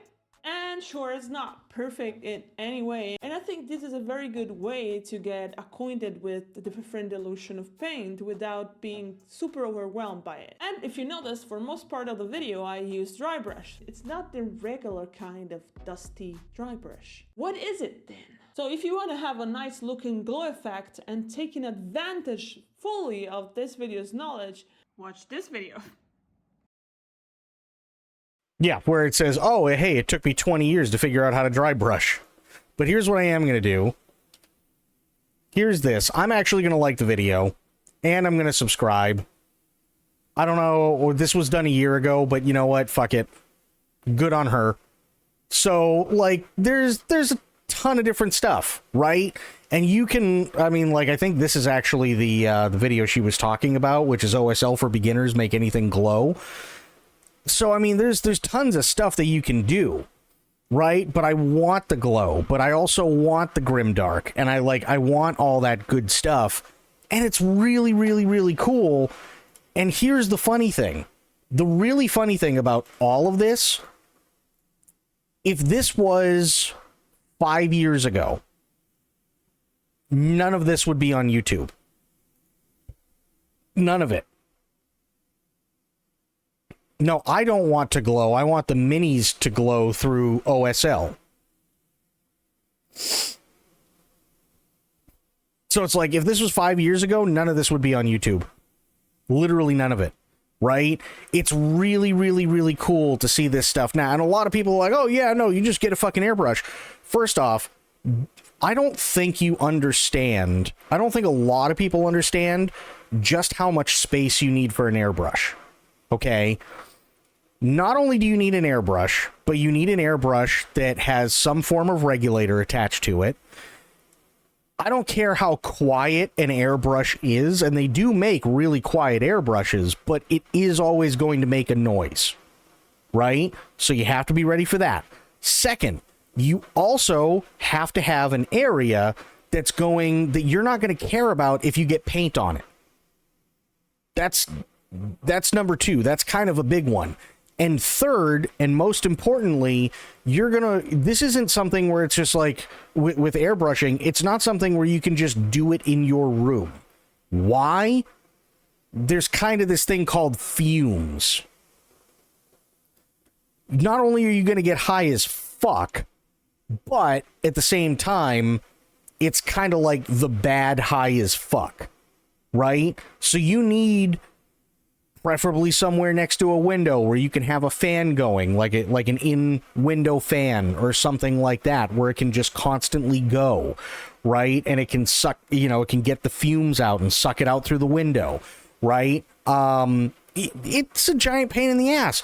Not to mention, airbrushing can get really fucking expensive, like stupid expensive. It can cost you, if you get like an airbrush setup, it could cost you probably starting anywhere from about $200 to $300. So that's the airbrush, plus the stuff you need for the airbrush, plus the compressor with the regulator, plus all the hookups that you need. It can cost you $200 to $300 to get a nice, decent starting airbrush and compressor kit. And then once you figure out how to do all the good stuff, and it's been a couple of years and everything like that, then you're looking at $500-600 just for an airbrush. It gets expensive stupid fucking quick. So it's like, why go through all of that? Why drive yourself insane if you just don't have the room for it? Right? But none of that would be on YouTube 5-10 years ago. None of it. They'd just be like, oh yeah, no, just take your airbrush and do this. And it's like, fuck off. Like, there's a reason why I stopped doing 40K stuff and stopped painting minis for a while, was because I got to a point where I wasn't learning anything new that I hadn't already learned on YouTube. And the problem was that the next logical step at that point that everybody said was, we'll just do airbrush. Oh, I'm sorry. Would you like to crap out $300 for me then? Plus another $50-60 to get a fucking in-window fan? Would you like to do that? Is that something you'd be willing to cough up for me? Because if not, shut up. You know what I mean? Like, it was that kind of thing.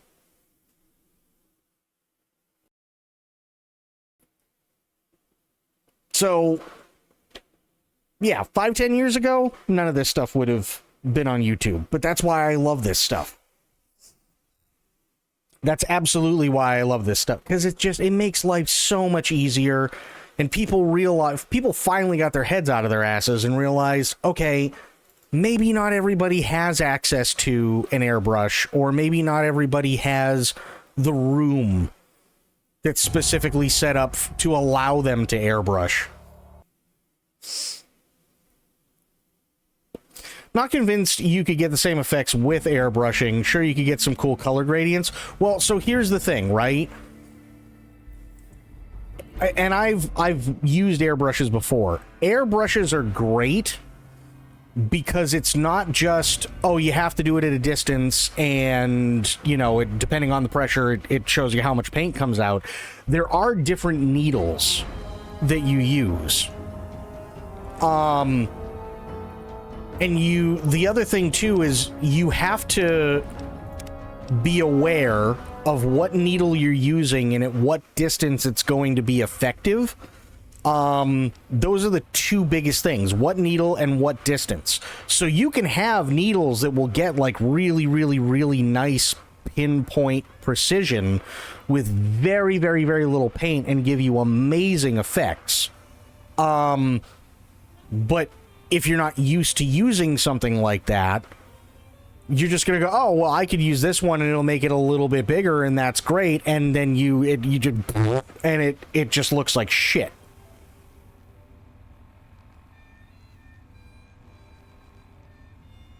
So yeah, it's tough. It's like a whole other way of painting in and of itself. It's definitely not easy, not by any means.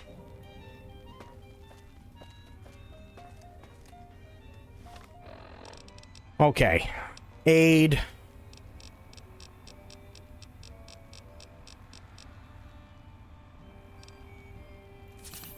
There we go.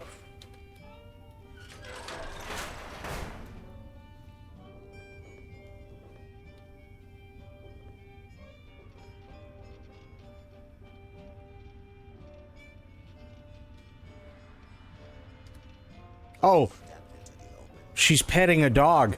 I didn't understand what she was doing. I thought she was fucking something, which was really weird.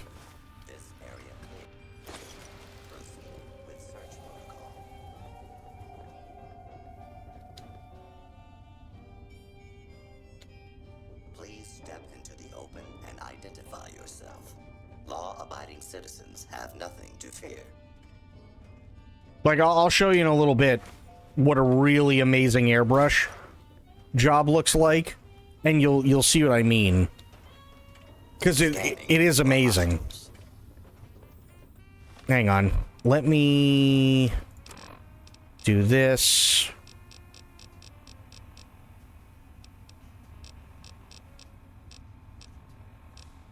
Sonic emitter.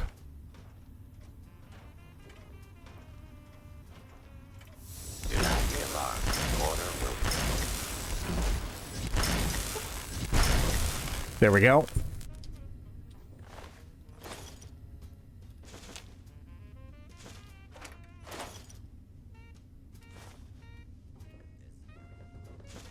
The residential test. Wasn't that shut down for some reason?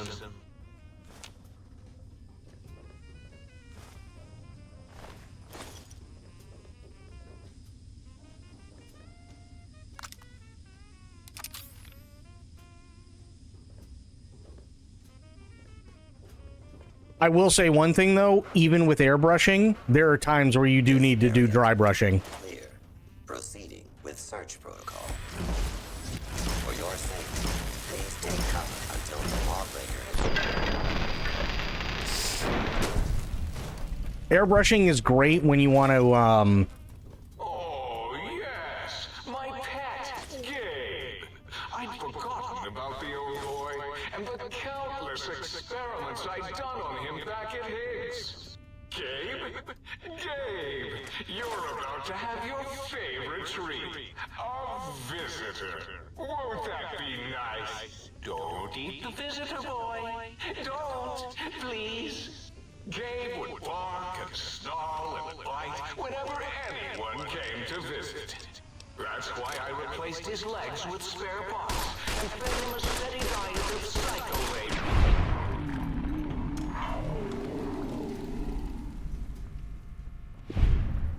there we go. Yeah, no, airbrushing is great in a lot of ways. Airbrushing is great for doing an area or like bigger areas to get like a really nice even coat. But even with airbrushing is only kind of like half the job. If you still need to go and detail stuff, you're still going to be using really, really, really tiny brushes. But where airbrushing excels is it cuts down on the time.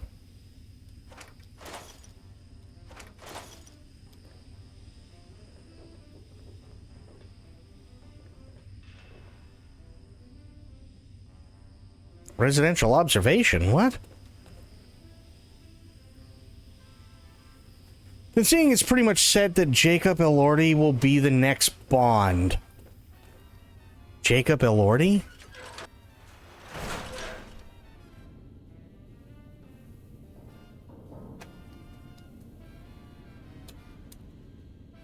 Testing area observation. Okay, let me go back here.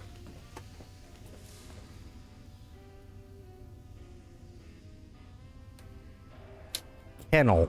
I don't like the sound of that.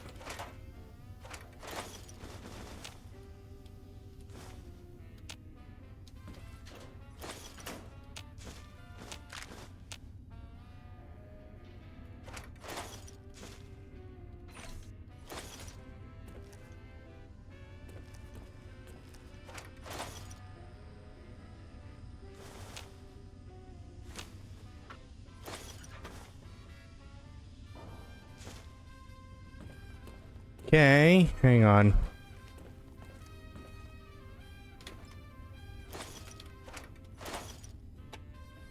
Recent Frankenstein film and U4. Oh, yeah, see, I never saw either of those.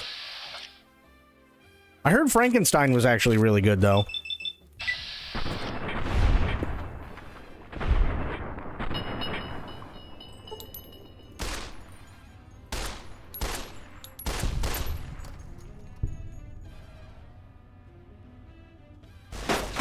Holy shit.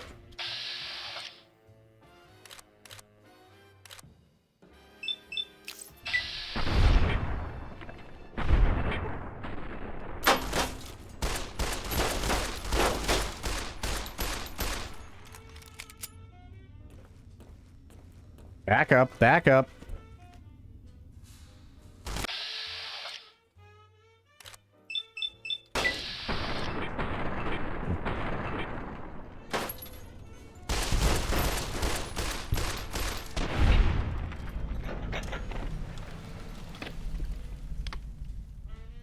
I think what they really need to do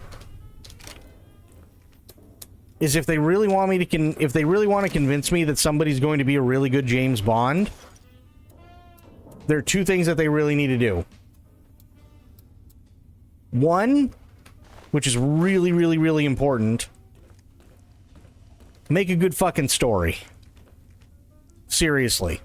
Make a good story. Make a story that's going to make me believe, whether it's whether it's the adult, say late 30s, early 40s James Bond, or even later on in his life, whatever. Or a younger James Bond. I think you really have to nail that. If you can't, then the movie's gonna suck. Right? It's just gonna be the cheesy piece of crap that everybody knows from the later Pierce Brosnan movies and from the Roger Moore movies, just kind of in general. Right? Two, and this is non-fucking negotiable, and I say this as somebody who's listened to a lot of people try and do a lot of different accents. Hire someone Scottish.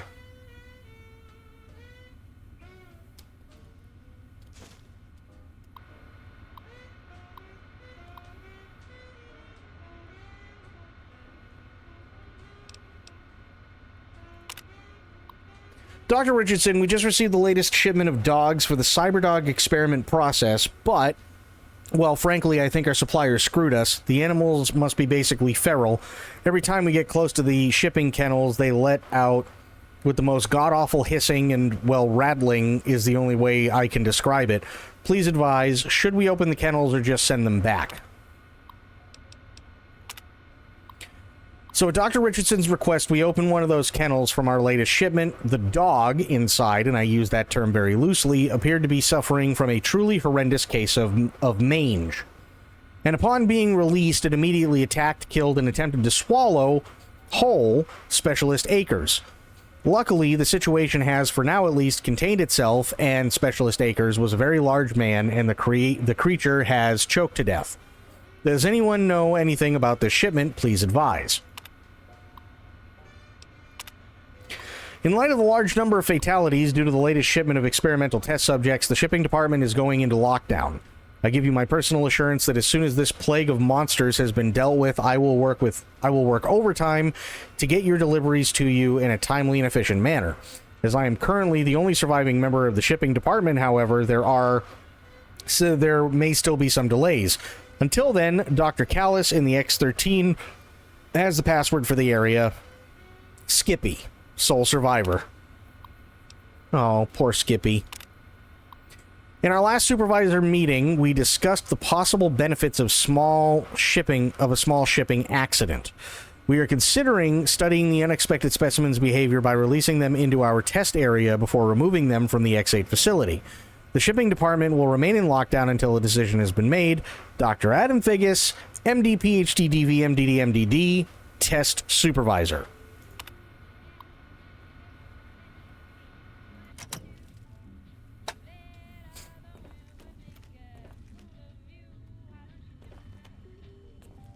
Is there anything else in here? No.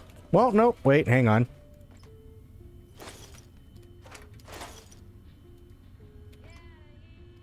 Nice.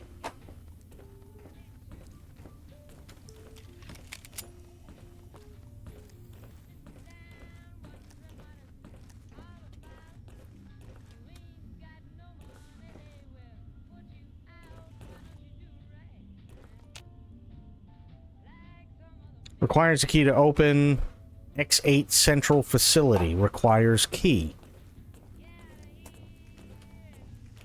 Interesting.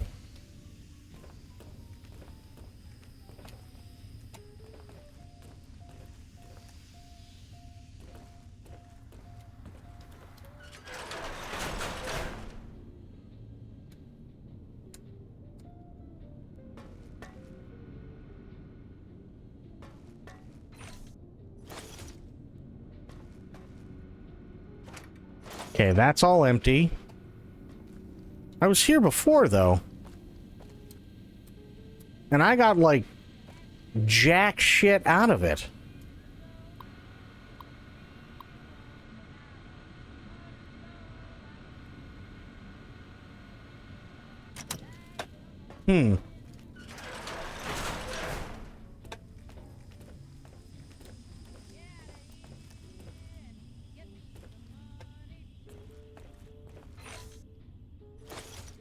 No.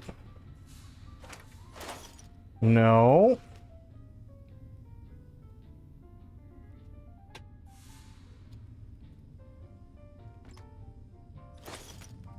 I mean, this is all good stuff to pick up, but where the hell's the key?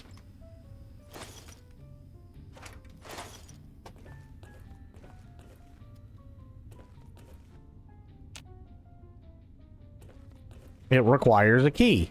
Right. We know that.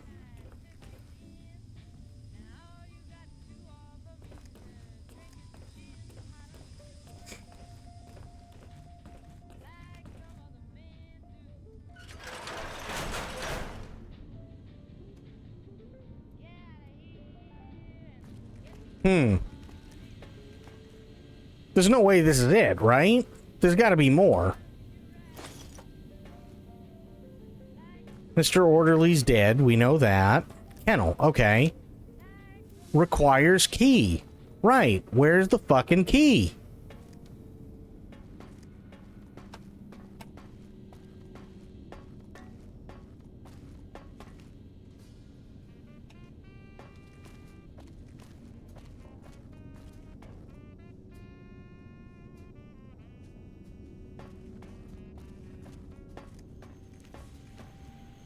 Ew. Also, how the hell would you get into a place like that? There's no door. Good job, Bethesda.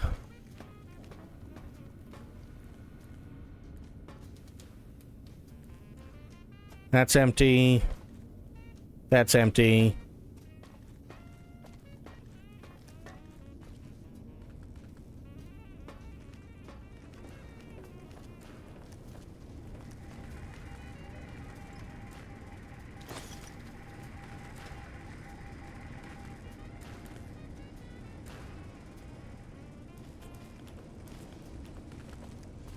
Maybe I missed something down here?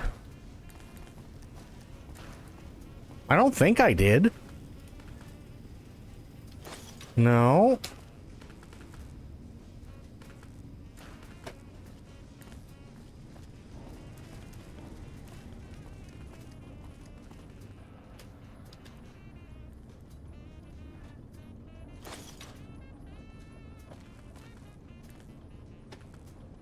Yeah, there's nothing here. No.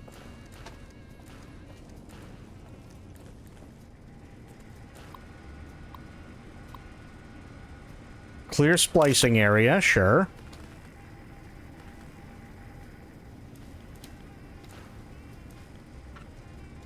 That's turpentine.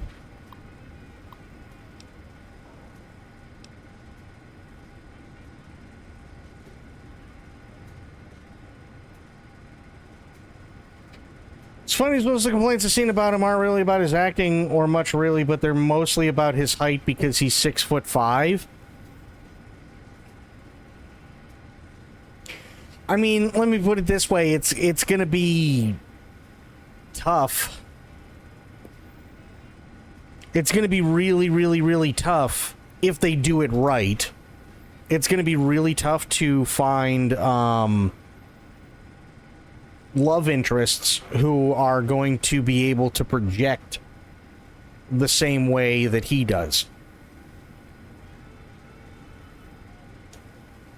Just from a physical standpoint. So, for instance, and everybody loves her, Eva Green, right? Vesper. There were a few things that made Vesper so good as a love interest for James Bond. But one of them was the physicality between the two of them. And I'm not talking about sex. I'm not talking about them, like, interacting physically with one another. I mean, even just them in the scene where they were sitting across from each other on the private jet, you could tell that both of them were roughly the same height. So you know that if she knows everything that she claims that she does, she could easily stand toe-to-toe with him. So when it comes to brains, they're on equal footing. When it comes to physicality, they're on equal footing. When it comes to attitude, they're on equal footing, right? And she just nailed it. She absolutely nailed it. Now try and do that with a James Bond who's 6'5" and somebody who's 5'3".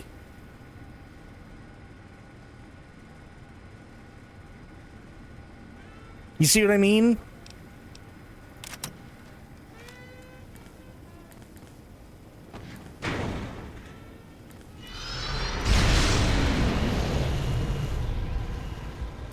What? I feel like this has happened before. Yet I feel awake for the first time. What is going on? What is this strange new world around me? What does it hold in store for a dreamer such as myself? No! Poor guy.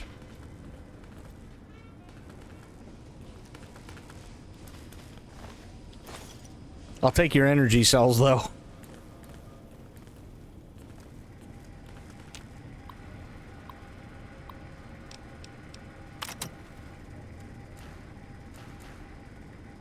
Okay, now let's take a look at the rules. Due to recent government-mandated cutbacks, okay, yeah, only 3. We do not have infinite kernel space, yeah. Clear any and all debris. Experiments are not allowed outside the X8 facility. Security must be disabled before experiments can be run. Okay, fair enough.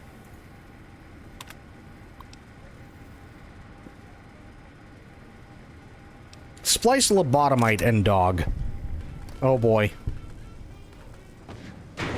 Science!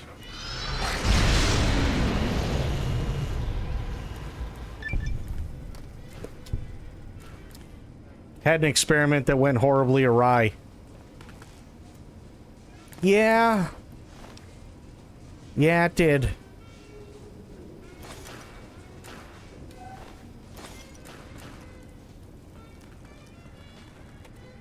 Okay. So, clear the area.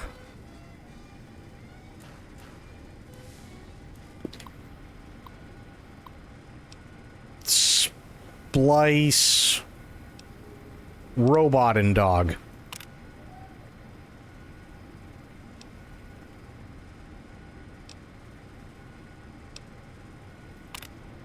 Restocking. Oh, it is literally okay. So I can't do anything right now because everything's being restocked. Fuck. I mean, okay.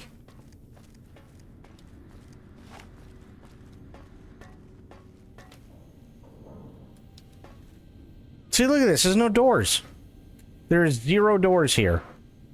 How did all that stuff get in there? Did they put the stuff in there and then build the room around them? What did they do? There are no doors. Maybe they used the floor? I have no clue, but I can't get in there.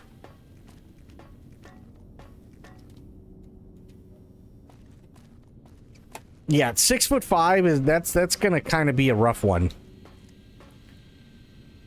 If I'm being honest. Can I take anything from this guy? No.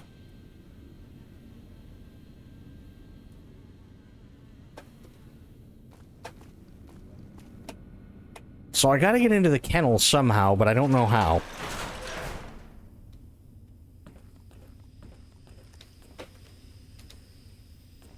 Where were all the people I exploded? Well, there's one. Okay, you don't have anything. You don't have anything. Ooh, that's empty. Those are empty.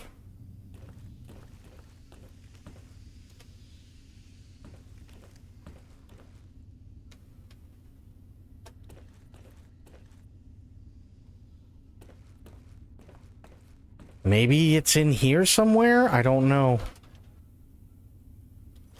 Nope.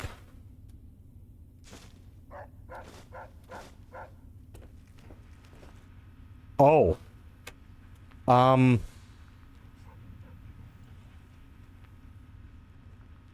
They're doing the poker thing. Sit, stay, kill. Well, that's... Got it.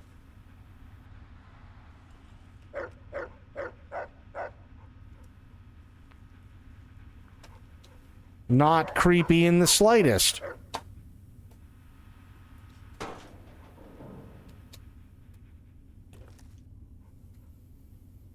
Also, how long have they been there?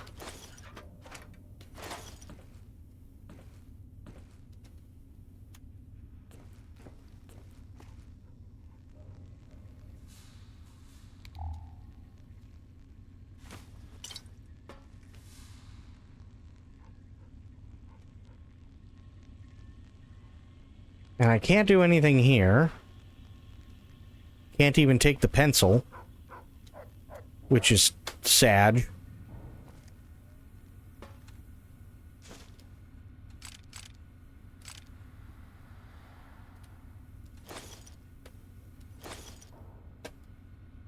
That's a brain. No.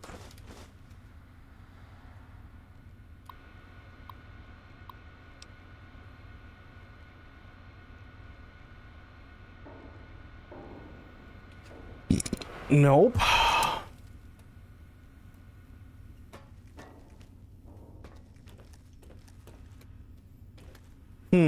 Oh, crit. I wanted to tell you. Because I know you love coming in here and being made incredibly hungry. I wanted to tell you what I was going to do tomorrow. Because of all the cold, cold weather. So it all starts off with what I did tonight. So I made sloppy joes tonight. But what I did is I took Hamburg, very, very fine minced onions, and peppers and garlic, and cooked it all together, right? Gave it a really, really nice flavor. But before I put the sloppy joe stuff in, because it was just like the can of Manwich sauce that I used after that, I drained out a lot of the juice from the frying pan. So tomorrow, here's what I'm gonna do. I'm going to take 3, maybe 4 boxes of elbow macaroni, and I'm going to set those aside, and I have what's called a steak roast. and it's like 2¼ pounds. So what I'm going to do is I'm going to take that steak roast and I'm going to put it on the smoker. I have to figure out the times, but I'm going to put it on the smoker, and for at least the first hour, because it's only 2¼ pounds, I'm just going to let it sit as is on the smoker, and then I'm going to bring it back inside, and I'm going to put it in a foil boat. And then I'm going to take the juices that I saved from the mixture of fresh bell peppers, garlic, hamburg, and onions, and I'm going to put that in the foil boat and then seal it and then put it back on the smoker for the rest of the time that it needs to be, so that that flavoring just gets trapped in with the steak juices and it just keeps recirculating. While that is happening, I'm also going to take a block of cream cheese, and I'm going to put that on the smoker too for about 30 to 35 minutes. And then I'm going to, while that stuff is finishing up, I'm going to take the boxes of elbow macaroni and I'm going to cook those until the noodles are al dente. And then I'm going to strain out all the water, and then I'm going to put them into a container. And once they're put into the container, I'm going to take the smoked block of cream cheese and put that in, as well as shredded cheddar, shredded Monterey Jack, shredded smoked Gouda, a stick of butter, salt, pepper, garlic, a little bit of mustard, a little bit of Tabasco, and evaporated milk. And I'm going to mix it all up until it's really, really, really nice and creamy. And then I'm going to take that and I'm going to put it in a serving tray in like one of those aluminum serving pans. You know what I mean? Like the ones you can get at like the grocery store for like $1. And then I'm going to put that on the smoker for another 30 minutes, take it off the smoker, and put it under the broiler for 5 minutes to make all the cheese nice and crispy and burnt and everything. While the mac and cheese is doing that, the steak roast is going to come off the smoker, and then I'm just going to chop it the fuck up. And then, once the mac and cheese comes out from under the broiler, I'm going to take said chopped up steak roast with all the juices, and I'm going to put it on top of the mac and cheese, and then I'm going to mix it all up, and then I'm going to add the rest of the cheeses, and then put it back under the broiler so that it all gets nice and burnt and crispy again. And that's what I'm having for dinner, is smoked steak mac and cheese.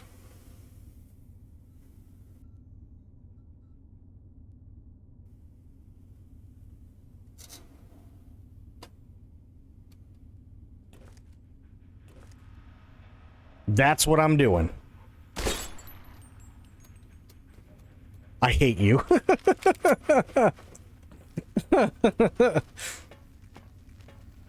Respectfully, with love.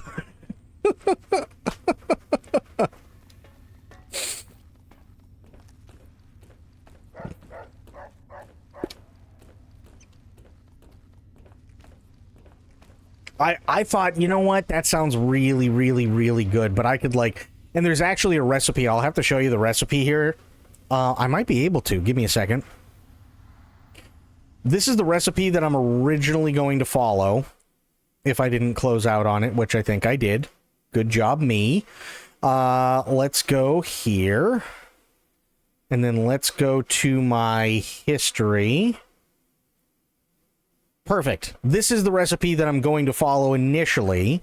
It's the NFL playoffs, and if your game day spread doesn't look like this, then you're doing it wrong. Today we're making smoked 4-cheese brisket mac that hits harder than a goal line stand. Let's get it. First thing, I had to shovel about 3 feet of snow off those Z-grills because apparently Mother Nature wanted to play defense today. Once cleared, we rolled smoke at 200 degrees and tossed on an 8-ounce block of cream cheese to soak up that smoky flavor. While that's smoking, boiled up some elbow noodles, and yeah, I missed the container. About a quarter of them hit the counter, ripped to the fallen noodles, pulled the cream cheese off, and cranked the smoker up to 250 for the real magic. Now let's build this smack. I'll drop all the measurements below, but we're starting with some unsalted butter and that smoked cream cheese. Mix it up real smooth, then we add the shredded sharp cheddar, Monterey Jack, and my favorite, smoked Gouda, because more smoke equals more flavor. Give that a mix, then in goes the evaporated milk, my Stew's barbecue chipotle. He's using like his own brand and crap like that, right? I'm just doing salt, pepper, garlic, maybe a little bit of paprika, a little bit of ground mustard, and a little bit of Tabasco. That's it. Pepper sauce for a little playoff heat, ground mustard, and my all-purpose SPG seasoning. Stir it all together, pour it into a half-size tinfoil pan, and top it off with all 3 cheeses. Onto the smoker at 250 for 30 minutes. After 30 minutes, once that cheese is melted and bubbly... See, that's not burnt enough, but I'll let it slide for now. I hit it with a 5-minute broil at 500 to get that there you go. golden crust. Then we crown it with chopped leftover brisket. So he's doing it with brisket. I'm doing it with literally a smoked steak roast. Again, I think that's probably the best way to do it because brisket takes fucking forever and can be overly salty. Tonight, I'm going to do the steak roast, and with the steak roast, I'm just going to do salt, pepper, garlic. I'm not trying to make a bark, but the salt will be able to get into the steak roast, make it a little bit more tender, and then smoking it, obviously, low and slow will help. Because this is championship level mac. Now I'm... But see, it's not championship level mac. Championship level mac is then what you do is you take this and you mix it all together because then you have all the burnt goodness inside the mac and cheese. And then you take the rest of the cheese and you put it over the top and then you put it back under the broiler for 5 more minutes. How long would you smoke the roast? Well, let's find out. Let's do steak roast smoking time. 225 to 275, fair. Aiming for an internal temp of 135 to 145 for prime roasts, or 200 to 205 shredded for chuck roast, fair. Let's see. 3 to 7 hours. 3 to 7 plus, I should say.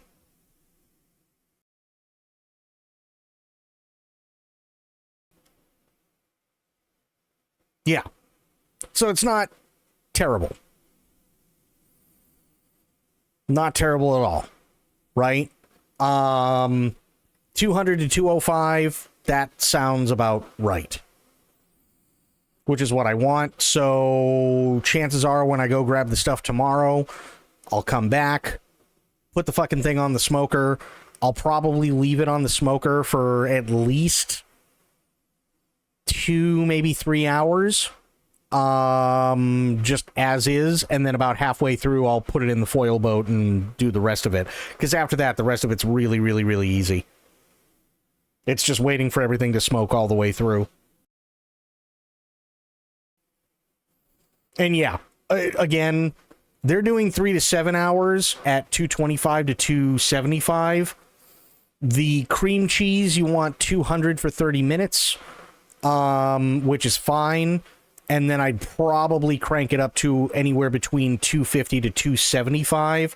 So chances are I'll probably be looking at maybe like 3 to 5 in total for the steak roast. Which isn't terrible, because again, I want it cooked all the way through, and then I'm just chopping it all up anyway, so who cares? It's only a small... It really is it's only 2.25 pounds. It's nothing to write home about, right? So, fuck it. You know what I mean? I'm telling y'all, this is how you win game day. But doesn't that look really good? Follow for more playoff eats. And doesn't that look so good?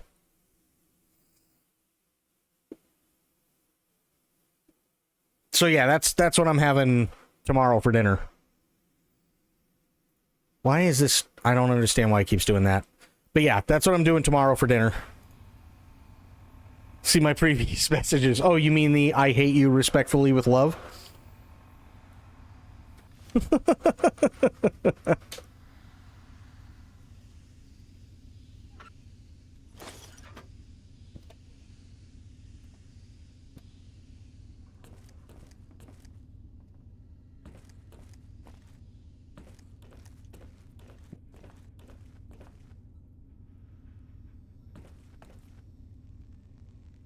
Okay, I'm lost again. I gotta go this way. Yes.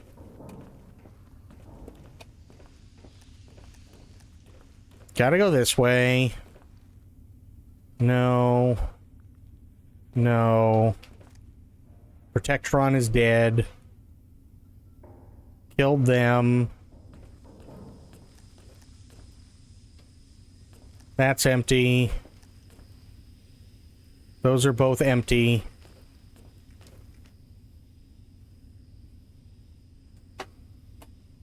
No. Came through here. Searched that one. Searched that one. Those are both empty. This is empty. Oh, wait a minute. Okay, well, I didn't search him or the crates. But still no key.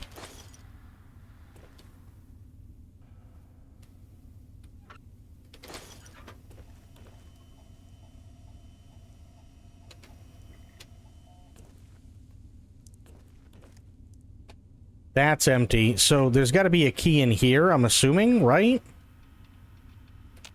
Maybe?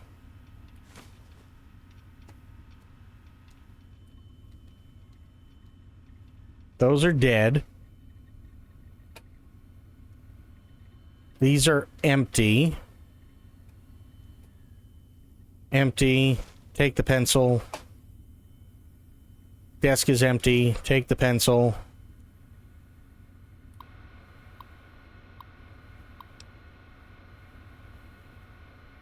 Yeah. We know that. We read all that stuff.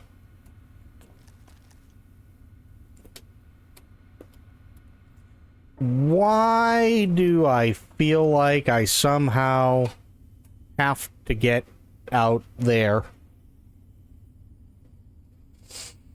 Can I have one of those pencils, please? I'm trying to write something. Oh, God. I don't have the money, but been deciding if I'm going hard mode and getting a Komodo for smoking or a pellet. I dislike the idea of pellets and charcoal. Supposedly gives better flavor. It depends on what you're looking for. So there's pros and cons to both, right? The pros of pellets is that you are going to need a certain type of smoker, and when you get that smoker, it's all electronic, it does all the work for you. That's great. The cons, and I found this out the hard way the last time I used the smoker, is that if the pellets get old, what can happen is moisture can get trapped inside the pellets, and then you'll get smoldering. Now, smoldering is okay. It happens every once in a while. But what you don't want is a bunch of pellets to smolder inside the hopper and then come into contact with your brand new ultra dry pellets, because then you can just start a fire, because now you've got embers that are just smoldering, and it's like you might as well just be taking the embers to kindling, right? That you don't want. The other thing too, so that's a con. The other con is that because you don't want them to smolder and you don't want them to get old, is that means that ideally what you're going to do is you're only going to be using the enough pellets to where they're needed. And then whatever is in excess in the hopper, you take out. And you store them back in the bag. to keep them for as long as possible. So it's a process of using that, right? You're trying to figure out how much you need versus how much you're going to use, storing them properly, and so on. When it comes to, say, wood or even charcoal, that's all well and fine, but there are pros and cons to that as well. Wood, you can turn into charcoal. That's not a big deal. I can see where it's especially important for where you are. Yes. Yeah. Moisture is a killer for a lot of things, right? Another thing is, again, wood and charcoal, great stuff, but again, it's also very temperamental in terms of temperature change. So I use a pellet grill for a couple of reasons. One, because, again, I live in Florida where it's very, very, it's very humid. There's a lot of moisture in the air. And because it's all automatic, it'll automatically sense what the temperature is. So if I have it set to a specific temp that I want, it'll do more or less as needed to keep it right around that same temperature range, which is fantastic. Wood and charcoal don't do that. You have to do it manually, and you have to learn how much wood and or how much charcoal to put in for X amount of time using a manual thermometer and so on to get the effect that you would get with something like pellets. So it's hard mode with manually learning how to do everything. But I will say that obviously one of the big pros is that once you get all the hard mode stuff down, you can literally cook damn near anything. Right? That's not necessarily a bad thing, right? You can literally go through and just cook whatever the fuck you want. You know what needs to be where for what temps and so on. And that's fantastic. But it's getting to that point sometimes which really sucks. And getting to that point may be wasting a few $100s in food that you'll absolutely eat but may not come out the way you want it to. It's not going to come out perfect the first time, right? That's kind of where we're at with that. But again, in the long run, sure. So long as you have the space for a big offset grill or a big offset smoker, if you can control the airflow properly, if you know what logs you're going to be using or what charcoal you're going to be using and so on, and you can get it down to a science, in the long run, you're perfect. Whereas a pellet grill, great. It's a hell of a lot easier to use. It's a lot less of a barrier to entry. But again, cons, storage. You don't want to use stuff that's too old. You don't want to use stuff that has too much moisture in it. I'm not saying you can't cook anything on a pellet grill, but having said that, once you reach the point of knowing exactly where everything is and how everything works and so on, that's pretty much it. There's no more challenge. It's just maintaining. And that's really all it is, right? You can try new recipes for different things, but it after that, it just comes down to, okay, I got to take the grill apart and I got to make sure that everything is, sprayed down and washed out, or everything is scraped out. And I got to possibly go into the hopper and make sure that all of, if there's any gunk or anything in there, I got to make sure that that's all taken care of and scraped out and so on and yada, yada, yada. So there are pros and cons. One, the barrier to entry is lower, which is great. Nothing wrong with that. But after that, it's just maintenance. With an offset grill, like for wood or charcoal, you don't have to deal with any of that shit. Who cares? You're the one lighting the fire. It's not computer controlled. So long as you just do your regular, hey, you know what? Maybe I should clean out the grill today every once in a while. You should be fine. So they're a lot easier to maintain.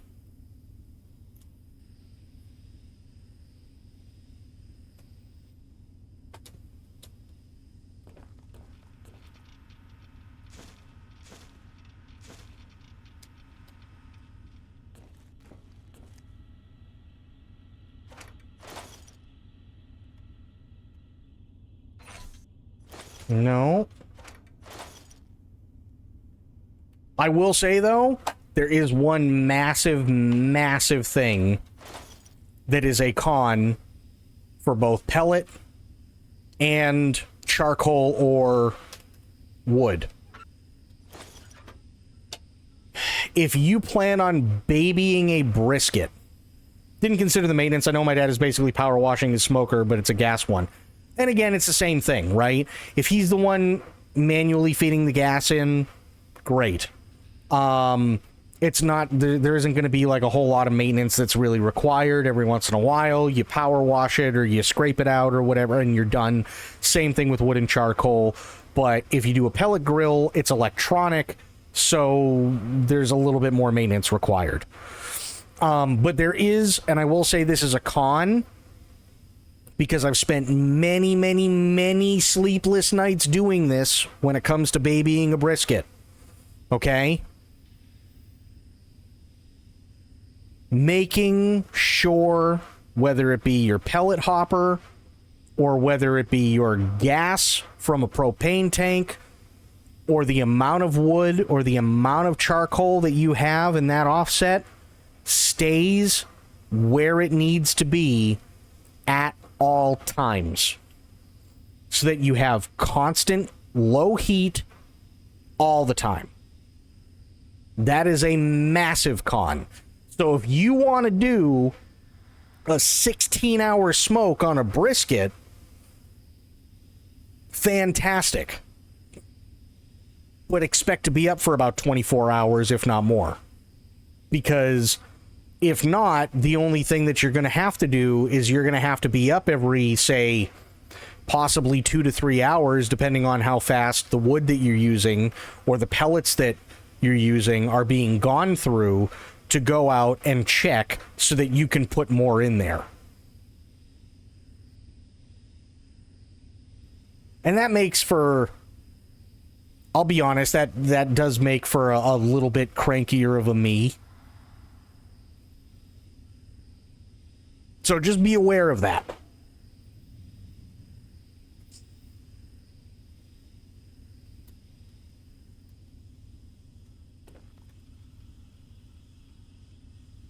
It is fun.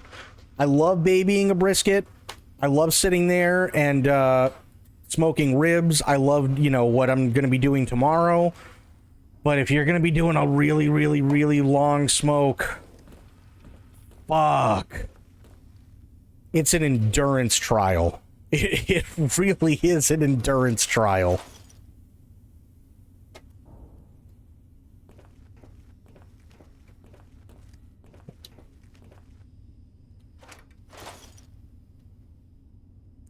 I'm not seeing a key anywhere.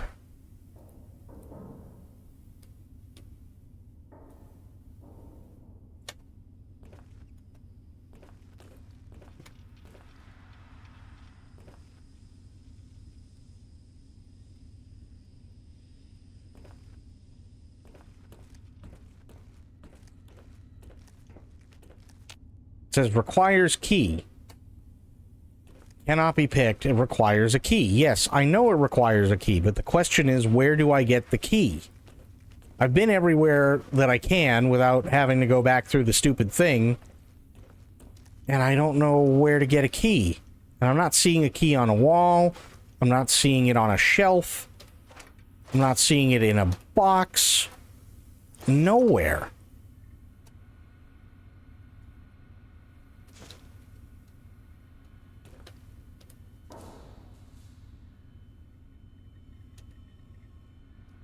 Any ideas, Bloop?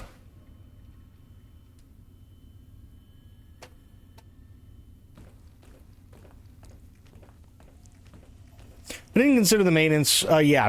Maintenance is always key, for sure. For instance, I'll give you a perfect example, right? So, I should have thought of this when it first happened, but I had 2 bags of pellets, right? Now, obviously, I'm not going to rip open a second bag if I don't need to.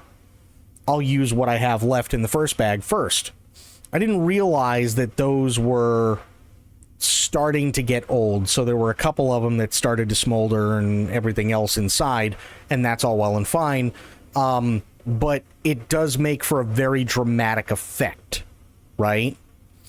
And then afterwards, what you want to do is you want to go through and you want to clean it, because the problem is that you end up with like a carbon gunk on stuff, which it's almost like a tar, right? Like cigarette tar in your lungs, right? Because it's basically that.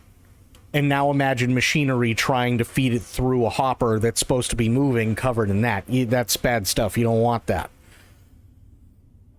So when this first happened, I took the whole thing apart and power washed it and all that crap, and it takes a while. And that can make the meat bitter, I think. No, honestly, it doesn't even make the meat bitter. It's just things don't work as they should. That's really all it is, because it's already been heat treated. So basically think of it like a mixture between like tar and axle grease. It's just there. It can take the heat, but things are going to work as if it's a gunked up machine, because that's exactly what it is.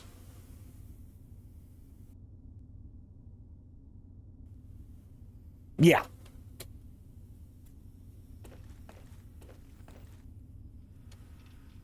Yeah, thankfully it didn't change the flavor of anything at all, but, yeah. It's not fun. Not fun when it gets to that point. Sure, you're pretty upset finding that out while trying to well, so here was the thing, right? The only thing that was upsetting, and this was, I think, like the second or third to last time I smoked anything, was it was alarming because you get a couple of pieces that start to smolder, but it's inside the hopper. Because you got to remember, there's nothing stopping the heat from traveling back up into the hopper itself where all the pellets are stored. So if there's enough heat, okay, especially if you have, you know, a couple that are going through the auger, which is exactly what it is. It's going through the auger at the bottom of the hopper to force it into the flame. You're going to have that smoke come back up. And the smoke will dry stuff out, that's fine, but it'll dry it out to the point where you have the combination of heat and smoke, and it might catch another couple of pellets that then start to smolder. And then a couple more that then start to... So, like, it's a chain reaction, and then you literally open up the hopper going, what the hell's going on here? And it just this mushroom cloud of smoke. And now you got to sit there and you got to take your hand and you got to dig it into the fucking hopper and figure out what's going on and try and get all the crap out of there and so on, and baby it and make sure that you're not going to accidentally light an entire hopper full of wood pellets on fire. And it's a giant pain in the ass. That's not fun, right? So if you're going to go the pellet route, use them. And make sure that you use them probably sooner rather than later, so you don't have to worry about that. If you're not going to, your best bet is probably to get a big storage container and then take the entire bag and put it in this plastic storage container and put the top on so that it's airtight and they can't just grab moisture from wherever.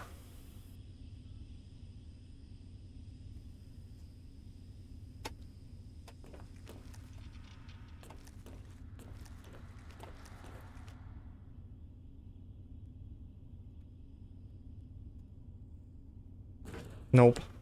Nope.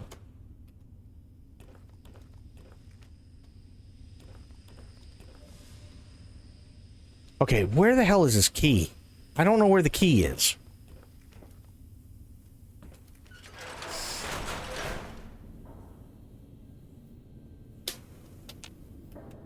But yeah, if anything, I was more scared shitless because I thought I just lit the entire smoker on fire, when in reality, that's not what was happening. Thank God.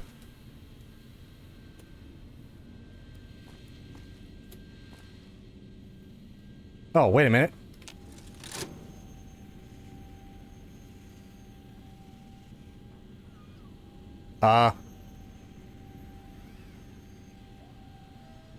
Why did I do that?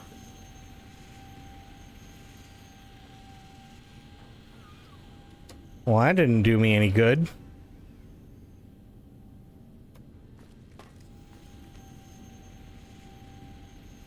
And I can't deactivate. Can I? No. Okay, the saws can't hurt me. It's an invisible box.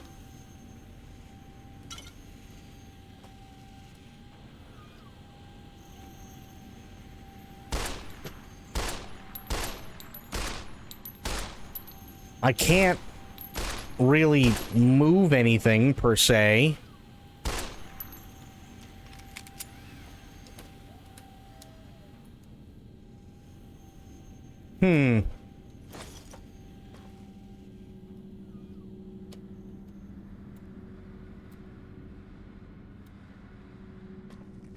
What about this one over here? Did I miss something? No. Actually, I'll tell you what. Hang on 1 second. I'm going to give you...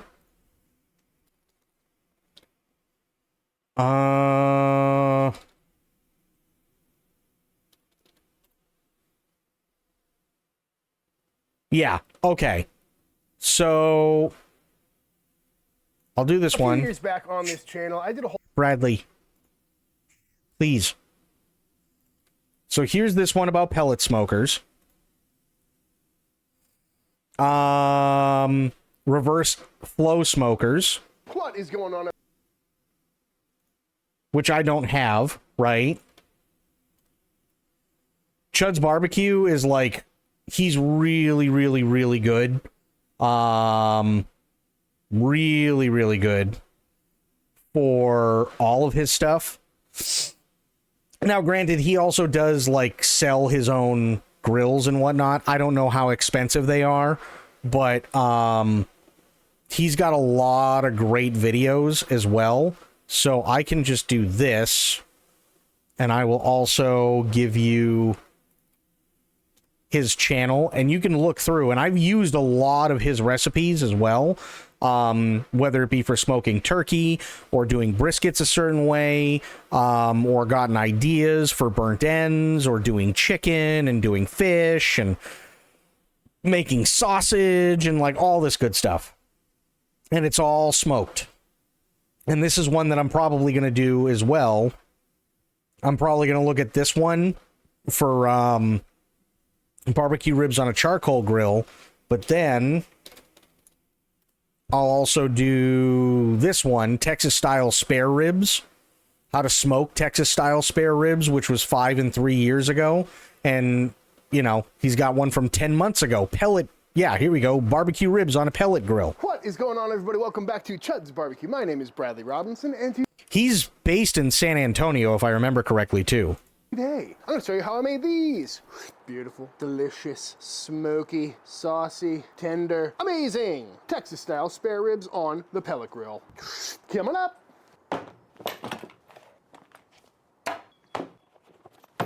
These are some ribs.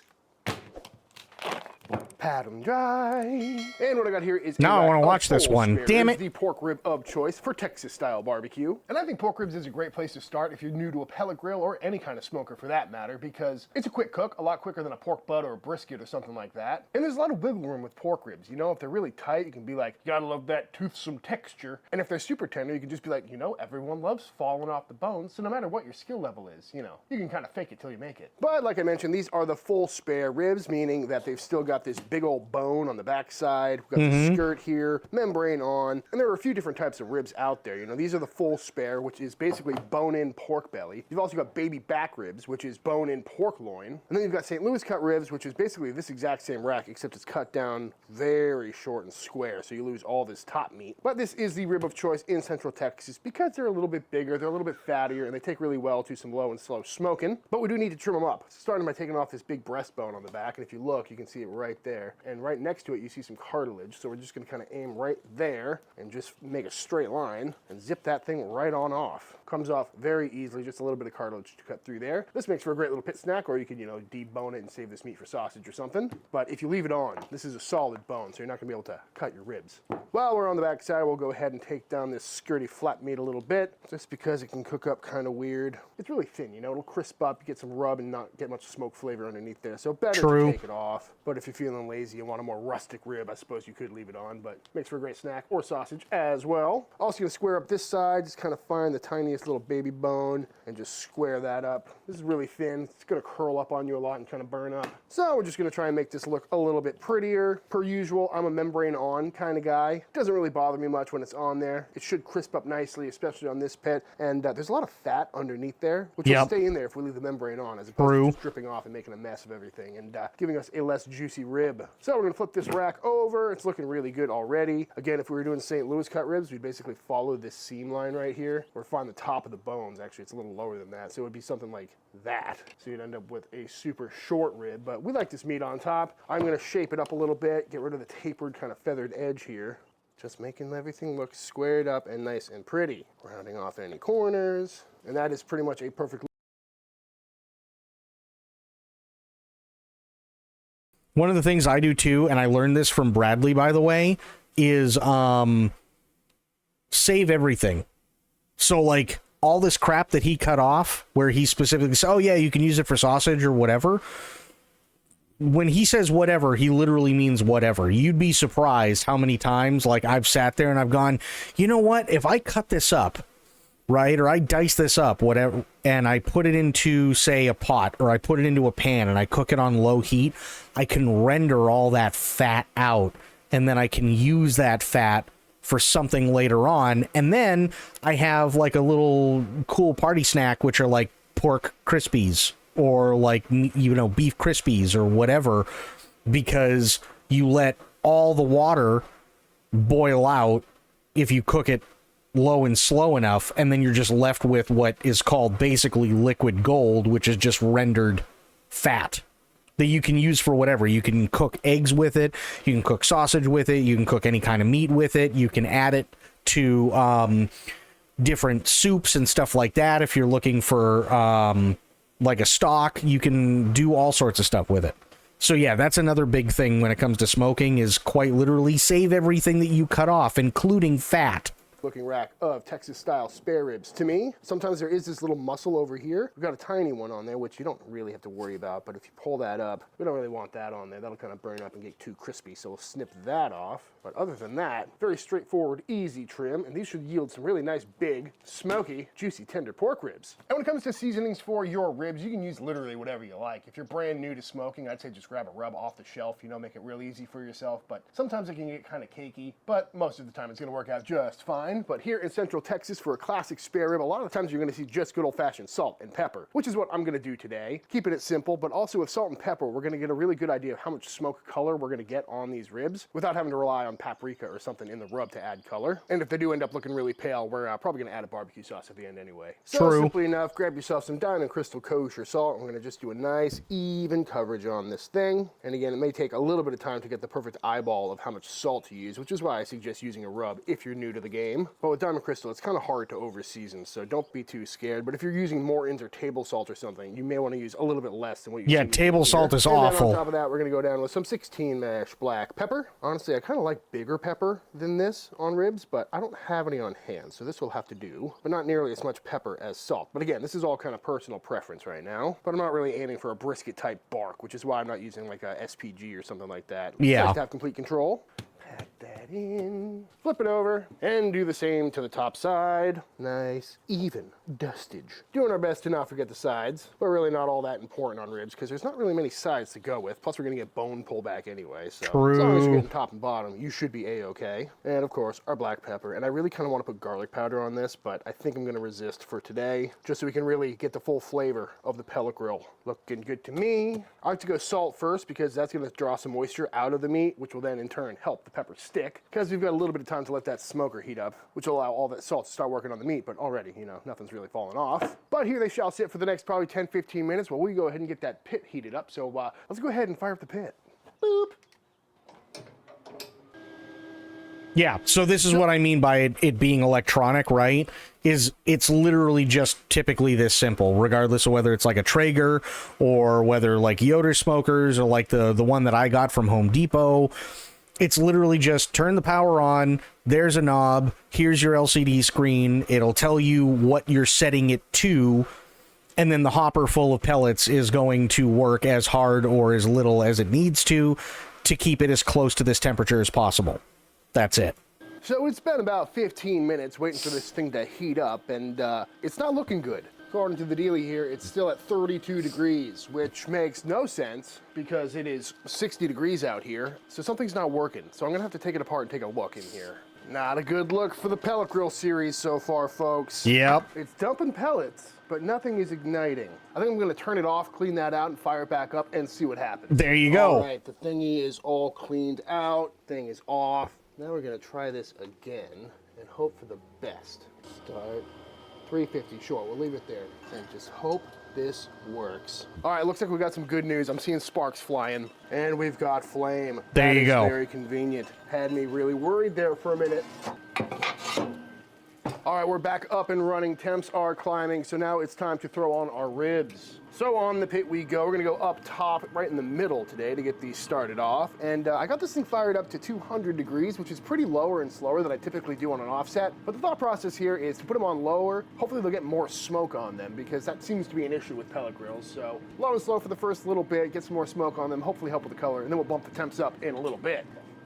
I will say, I am very glad that thing started working because I was pretty nervous for a minute there. It would have been real awkward if I just started a pellet grill series and the thing dies on episode 1, and not a good look for pellet grills worldwide. But I'm not really sure what happened. You know, when I went to clean it out, the igniter wasn't even hot. You know, I assumed that maybe there's a lot of ash in there, so it was just having a hard time igniting the pellets. But I had my hand in there. That thing wasn't even hot at all. So maybe it's because I tried to start it at 200 degrees, which is too low, but I mean, it would still get hot. I have no idea, but maybe I do need to clean this thing out before every fire up, but I'm not really too familiar with proper pellet grill protocol. So please let me know if this has ever happened to you before, but everything seems to be working well again. And it can be a pain. Good. Although now we're an hour behind schedule, which is not great, but I'm actually really, really glad that he showed that, though, because now you know exactly what I'm talking about. This is a perfect kind of a day to be using a pellet grill because if you can't tell, it is actively raining and my legs are getting wet, which is not a great way to use this offset behind me. And this might be a really good use case scenario for this thing because I can spend the day inside monitoring temps from my phone as opposed to, you know, fire management in the rain all day. But like I said, the game plan is start out low and slow, hopefully get a little extra smoke flavor on these ribs, and then we'll check back in a little bit. Another question I got on the last video was, what am I doing with the baffle? Because this thing does have a movable baffle in the bottom here. And as you can see, I've got stuff over here and I'm planning on putting some more pieces of kit right next to that. So I don't plan on using the baffle. For my brief amount of research, it seems to really not be all that effective and mostly used for the grilling capabilities of this pit. So my game plan is to just leave it pushed all the way in at all times and learn how to cook on the pit that way. So when I eventually put another grill right here and I don't have access to it, I'm not relying on it. But if you have any experience with this pit, I'd love to hear your thoughts down below. But here we are with the most convenient part about pellet grills is this thing is running 212 degrees at the moment, and I don't have to stay out here and babysit it. So I'm gonna go inside on this gross rainy day and I'm gonna do some video editing and computer work and let these ribs cook away. 1 hour later, let's take a look at these ribs. This pit has been holding pretty consistent temperatures, spiked up a little bit, dipped below a little bit, but that's kind of the nature of these things from what I understand. It is. Let's see how they're looking 1 hour in. Ooh, getting a good amount of sizzle and drippage already, which is pretty surprising for cooking at such a low temperature. But color is looking good. They're starting to plump up a little bit. Got those weird splotches that always happen with ribs. Not sure what that's about, but looking nice and smoky, feeling firm. Honestly, they look a lot further along than I was expecting for an hour at 200 degrees. Underside looking pretty good. You know, let's just see what temperature they're rocking just for funsies here. 150 degrees. Wow, that's cooking really quickly. I was gonna bump the temps up, which I think I'm gonna do anyway, but that seems pretty quick for an hour. Interesting. But not gonna change anything. Pop these back in the same spot. I'm gonna bump the temps up to 250 degrees. And let these bad boys continue to smoke away. Hopefully that'll speed up the cook a little bit, add some more smoke. But mostly we've got to bump the temps up because we want to make sure these are nice and tender and get some good fat rendering. So I'm going to shut this down, let it go for another hour. We are about 3, maybe 3.5 hours into this. Oh, hell yeah. Look at these bad boys. Oh, look at that. Flip them around about, I don't know, 45. Ooh, that color though.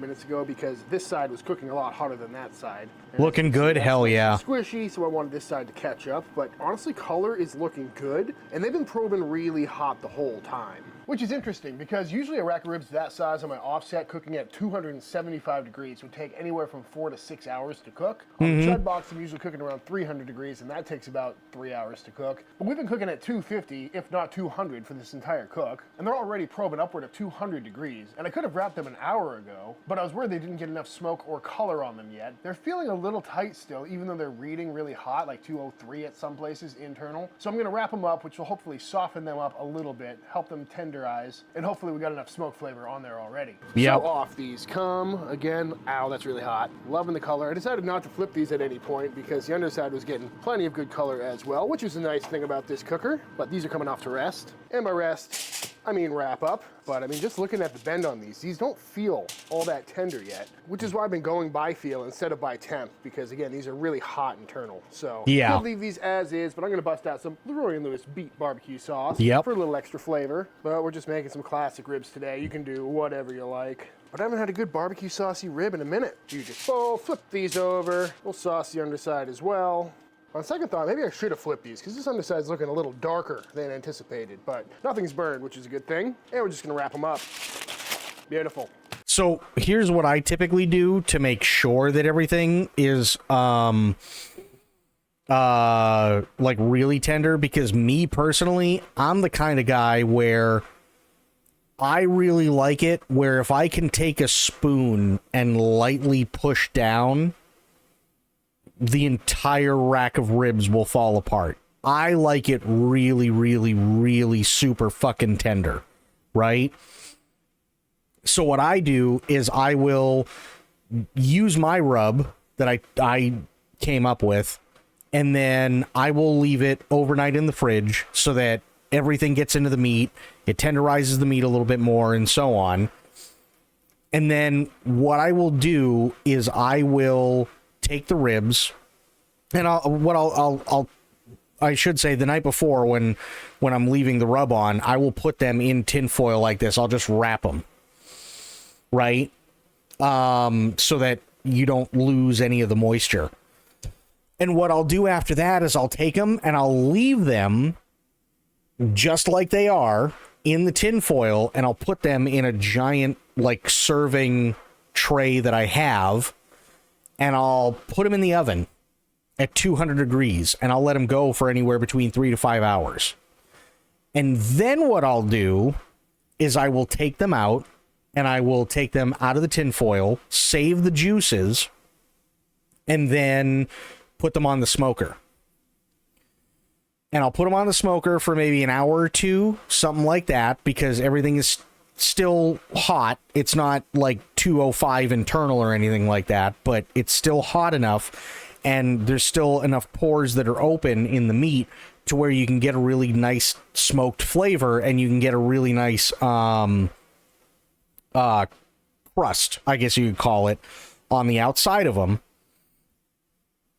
And then what I do is I take, while those are smoking, I'll take all the juices, put them in that same serving tray, and then I will take the ribs after about an hour to 2 hours, and I will put them back in the serving tray with the juices and with the barbecue sauce, and then I will put tin foil over the top of the serving tray and put it all on the smoker, let it go for at least another hour, and then take the whole thing off after about another hour. And now they're basically fall apart, but we're not done quite yet. So what I'll do is I'll crank the temp up to as high as I can get it on the grill, which is usually about 450 to 500 degrees. And then I'll get a really, really, really nice char on it. And then I can take the juices, the mixture of the juices and the barbecue sauce that the ribs were cooking in, and I can lather it over the top, and then they're done. So now I'm gonna pop these back on the smoker for probably another 30 minutes or so, just until they start to steam in here and soften up a little bit more. And I'm a little concerned, you know, this is feeling a lot different than my typical rack of ribs, but it's a new cooker. So on the pit these go, and we'll check back in a little bit. Still maintaining 250 degrees. We're gonna go bone side up, meat side down, and let these cook away. And a little like darker than the what? Funny you say that though, with a little darker than the rest. So what I do for my rub is I do brown sugar, salt, pepper, garlic powder, onion powder, little bit of cumin, little bit of cayenne. You're not using cayenne to make it spicy. You're just using it to really get the flavors to like activate. And then you mix it up and you just fucking pack that shit like right on top of each side of the ribs. And then you wrap it all up in tin foil and you leave it overnight. That's the rub that I use. At about half an hour later, we are at 4 hours and 12 minutes to be exact on this cook, but these are feeling a lot softer, definitely steamed up a little bit, looking more juicy, and you can see all that steam in there really softened them up. So now I'm gonna pull these off, let them rest down, and then we'll slice on in. Oh, that's so hot, ow! And after a nice little rest down, out these come. Looking absolutely beautiful, you know? Pretty Yeah, decent color. those look really good. A little splotchy, but that can happen with ribs. Nice and red though. Barbecue sauce definitely helped with that. Not much juice left in here though. But all in all, pretty easy, simple cook. Although I will admit that it just dropped about 20 degrees outside and it is still actively raining, and it's a very gross day to be outside. But luckily, I was inside all day on the couch. So one of the major benefits of pellet grills. And if you can make barbecue that looks like that, you know? Pretty easy way to make some good food on a rainy day. But per usual, it's all about how they taste. So let's go ahead and slice these up. One last little close-up. Decent smoke ring on there, looking tender, looking pretty juicy. Loving the color on there though, nice and red. Pretty happy with them. It is interesting if you look at them, there's so much smoke ring on the top, which makes sense because there's like a bone on the bottom, but that's a thick one, you know what I mean? Hopefully these should be nice and smoky. Let's find out. Bottoms up. Ooh, that's a pretty good rib. Very tender, obviously, but stays on the bone. So good cook on that. See, I prefer, like, literally all you do is look at the bone when the ribs are done, and the bones just fall out. That's how tender I like my ribs, but it's to your preference. It's a little bit weird, but that makes sense. I'm not used to that cooker all that much, especially when it comes to ribs, but nice and porky, nice and fatty. It would appear the sauce completely just disappeared though, you know? These don't look like sauced ribs, but definitely got a little sweetness to them. I kind of like the fact that they're not super wet, but that just means most of it probably cooked into the wrap. Let's take a look. Yeah, decent amount in there. All in all, for how easy it was, this is a pretty dang good rib. Probably somewhere in between the two. Yeah, fair. Over the years, but they're definitely not jumping out as super smoky ribs. So I think for the average person, these are just fine, but I'm not really picking up on much smoke flavor. But also, there's no bad smoke flavor. You know, a lot of times when I do like a Weber kettle or a charcoal grill rib, you get that smoldering wood chunk flavor that's just trying to mimic what an offset tastes like. This doesn't have any off flavors like that. And to be honest, it is kind of nice to have something that's not just, you know, super smoky. Yeah, and that's the other thing too, right? The other thing, too, that you do have to remember is there are, for each pellet grill, there is a certain temperature, and you have to read the instruction manual, but there's a certain temperature that it is set to where it will produce the most amount of smoke. So if you're looking for something really, really, really, really, really smoky, you have to make sure that you don't go past that temperature so you get the most amount of smoke as possible, so it can permeate everything, and you're going to have to adjust your times accordingly, right? Whereas, again, sometimes it may be easier, sometimes it may be harder, depending on the day, depending on the humidity, depending on whether it's raining or not, and so on, say, something like his offset wood smoker that he's got behind him, where, oh, you want a little bit more smoke? Cool, we'll just add some more shit in, right? But he's also using basically what looks like a 55-gallon drum versus what the pellet smoker is, which is a lot smaller. So there are ways to get it, but what I really like about the pellet smoker is you can get, if you, like, say you want smoked turkey or you want smoked chicken, right? It'll be enough of a smoke flavor to where it's really, really, really good, but it's not overpowering to where it literally tastes like you're chewing charcoal. That's what I really like about pellet grills. All in all, if I do this again, I probably might try out the pellet tube just to get a little more smoke flavor, because I think if this had a little bit more of a punch to it, it would be a little bit more akin to a Texas barbecue rib. But all honesty, for as quick and easy of a cook that was, these are a good kind of like weeknight rib kind of meal, you know what I mean? It's not going to set you back with the amount of smokiness. They're not over the top flavorful, but they're tender, they're cooked properly, they're seasoned well. So really not too much to complain about here. Pretty good. Brooke. Yes. Welcome to the cold, windy outside. Sorry I took you away from your cozy couch to be out here. I know, I have a heated blanket. Would you like to try a smoky barbecue spare rib? Yeah, is this one for me? No, that's the one I just took a bite of. I mean, you can have it if you want. Okay. I feel like it's not as smoky. Really? Mm-hmm. Do you like that? I don't like overpowering smoke, you know? It's kind of what I was just saying, you know? Yeah, I wouldn't necessarily compare it to an offset smoked rib, but I could see a time where I would want these as opposed to... Yep. These aren't as tender as the normal ones. Really? Mm-hmm. Mine were tender. You're on the thin end, Okay, though. maybe it's the one I ate. I'll try this one that now. guy. Round toot. Ooh. Okay. That's tender. Yeah. I didn't even try one on the thin end. Still good. Yeah, flavor is there. Right to the bone. Yeah. Okay, so you just did like your normal... Salt, pepper, a little bit of barbecue sauce on there. Mm-hmm. Although somehow all the barbecue sauce got removed from the ribs. Not sure how that happened. Do they taste saucy at all to you? Not saucy, but like I can taste the flavor of a barbecue sauce. Yeah. Yeah, but they're not... A little bit of sweetness in there. Yeah. Wouldn't mind painting a little extra on there. But, you know, my face is clean for the most part, so that's always nice. Yeah. That one you could be convinced it was pellet. This one, no. So if you want to convince someone that you cooked it on an offset, just give them the thick, juicy rib, as opposed to the very end small cut. Yeah. Okay, I could see doing this again. You know, like a day like today, I keep saying, is a perfect day to bust out the pellet grill if you're in the mood for ribs, you know what I mean? Yeah, it's crappy out here. Not ideal. Nope. Down. All right, I need a napkin. Okay. So all in all, when it comes to ribs on a pellet grill, I'd give these probably a 9 out of 10 on the rib scale. Because the salt is there, the pepper is there, the tenderness, the texture is there. It's hard to find an easier cook than that. The only thing that's lacking is just a little bit of depth in the smoke flavor, but I think we could fix that with a smoke tube, or next time I do these, I'll probably just cook them at 200 or maybe even a little bit lower. Yeah, and again, he's got to read the instruction manual and find out like what the perfect temperature is to get the most amount of smoke, and literally any pellet grill will tell you what that temperature is. So yeah, you want a little bit more smoke, probably somewhere between 200 to 250. That definitely makes a hell of a lot of sense, but as you can see, it's really, really, really simple to do it on a pellet grill. First few hours, or maybe even the whole time, because these shot up from like room temp to 150 degrees in about an hour, which is pretty quick. Definitely not something I was expecting there. But other than that, you know, color, flavor, fat render. This is a good rib. But before I knock out a couple more of these, I think it's time for the official taste test.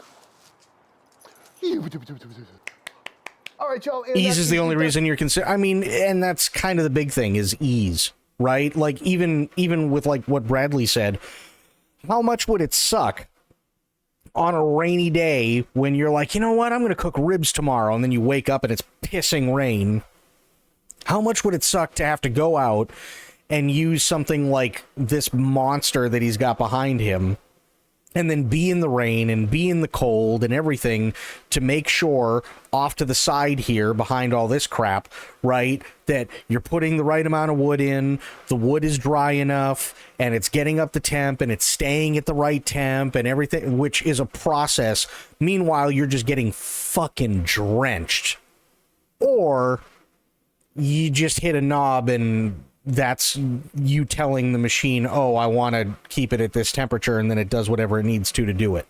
Let's head to make some absolutely fantastic Texas-style spare ribs on the pellet grill. I highly recommend giving this one a try. You know, I am really judging these under a microscope, trying to find the differences, but the fact of the matter is, I've had worse ribs coming off of an offset before, and these are super simple ribs. It's just salt and pepper with a little bit of barbecue sauce, so the smoke is a pretty heavy flavor component in these ribs, but I think moving forward, if I'm gonna do a rack of ribs with a really flavorful sauce, like a pepper jelly or a sweet and sour or something like that, then the pellet grill is a great option. And good to know, something I'll be keeping in my back pocket for sure. But all that being said, if you enjoyed this video, let me know by hitting that subscribe button. Let YouTube know by dropping a like on this video. If you give this recipe a try for yourself, be sure to tag me on Instagram at Chud's Barbecue. I love to see y'all are cooking. Big shout out to all the Patreon members. Thank you for supporting Team Chud. And here's the other thing too. There's also something that I think a lot of people miss when it comes to. I'm gonna actually like this because I haven't. This is the first one I've seen, and then I'll send the link to you guys. But here's the other thing that a lot of people miss, and I've actually taken from Bradley as well. A lot of people seem to get overly complicated when it comes to smoking, and you don't need to. But in order to keep it as simple as possible, there are a couple of things that you need to do. And it doesn't matter whether you're doing it on like a big monster like the one behind him that's wood, or whether you do it on his chud box, or you do it on like a pellet grill like he has and I have. Smoke is dry. Okay? So what you want to do if smoke is dry is, and you don't want it to like crisp up the edges to the point where it might be less tender and it's more like cooked like they were talking about. What you can do is you can use what's called a water trap. And a water trap is quite literally, you can take a serving tray, something you don't care about, right? The aluminum ones. You can take something like that or whatever, and you fill it with water, or you can fill it with beer, or you can fill it with whatever, right? And there you go. And what it does is because the water or whatever liquid it is starts to boil off, it'll add moisture into that heat, so it'll keep it at a more even temperature throughout the entire time. Right? That's the easiest way to do it. So it's like, keep it simple. If you know smoke is going to be dry, and you know it's going to be really dry, and you know that the meat that you're going to be smoking is going to be really thin, put a water trap in. Easy peasy. You know what I mean? I look away for a bit, and when I come back, we're talking about, well, Crit was talking about smoking meats and stuff like that, so I had to bring up Bradley. And why? 2 reasons. Because Bradley lives, I'm pretty sure, in San Antonio. And 2, because he's originally from Boston. He's a Boston boy. So, he's really, really knowledgeable. He worked at,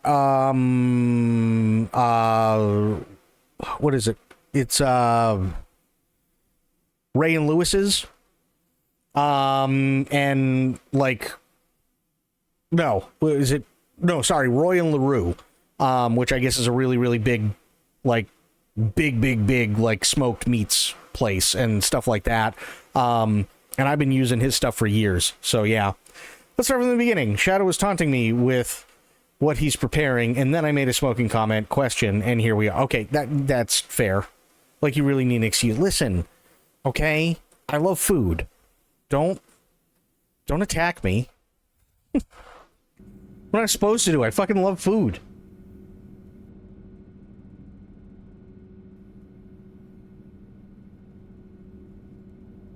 See, I'm telling you, I would make somebody a great stay-at-home boyfriend or husband whose only jobs are to stream and to cook.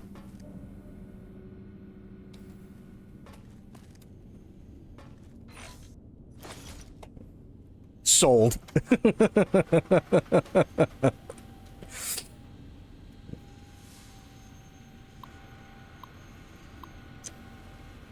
Pulse on loan, Birkin Project Hair, important reminder. What is the reminder?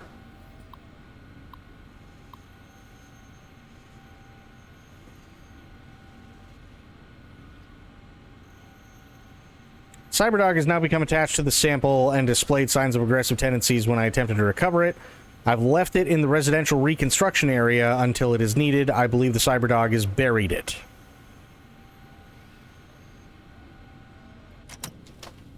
Okay.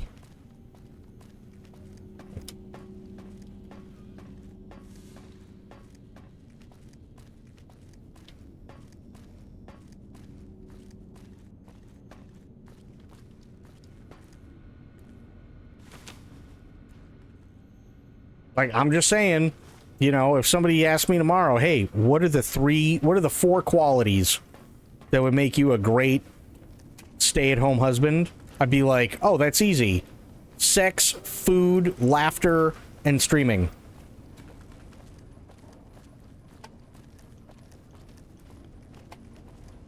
Done.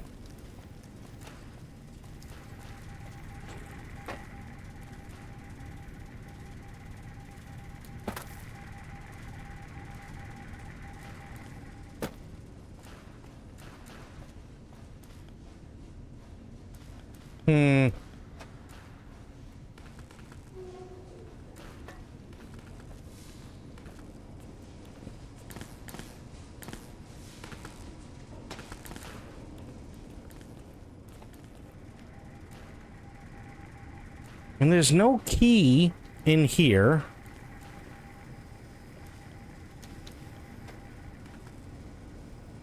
I'm not seeing a key on the ground. So that's bad. Also, why is there fucking Morse code going on? That doesn't even make sense for what is here.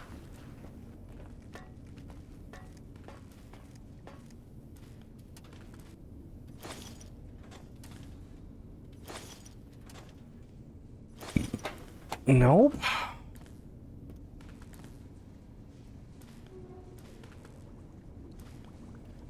Looking for a key that may or may not be here. God, somebody hit a scotch behind here. What the fuck?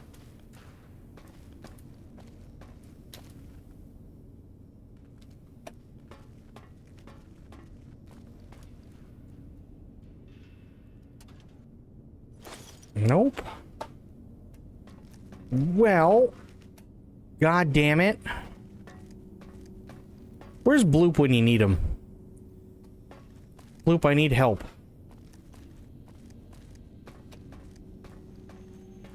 I mean, I can go back through this thing. It's not that big of a...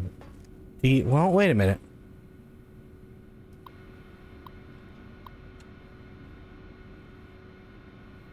Oh. Residential Cyberdog Guard Test. Currently incomplete. Beware of dog. Aha! Found it. Enter Residential Cyberdog Guard Test. Parameters of this test are currently incomplete. Beware of dog. Okay, so I had to go back to here. That makes more sense, I guess. Or that's not the right one. Testing areas, maybe? Let the intruder have the sonic emitter schematics. Climb once, all right, boy. Let the intruder dig it up wherever you buried it. Gabe, down. Bye, Gabe. Dead. Gabe! No! His Cyberdog atomic core! It's active! That means an exceedingly imprecise countdown to critical failure in... 10? Boros? Why the hell did you install an atomic core? It'll blow when we reach 1, right? 9. All will be fine. 7. Yes, 7. 6. Halfway to destruction. Measured in clicks. 5 by 5. Some of them coming in line. 4, as in forbidden. Do you hear me, think tank? It is I, Mobius. You're no match for science. Mobius. 3, as in we. As in we are in trouble. That didn't rhyme. 2, as in too late. As in Mobius has won. Always glowing up right now in your faces. Jesus.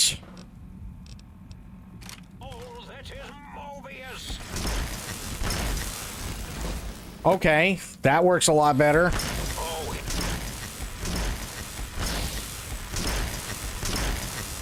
Stop that! You'll damage. Jesus. Nice. My minion, sting them in the name of all.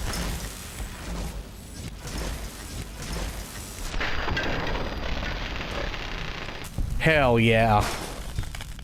Get fucked, Scorpion. You dick. And we killed Gabe. So that's good.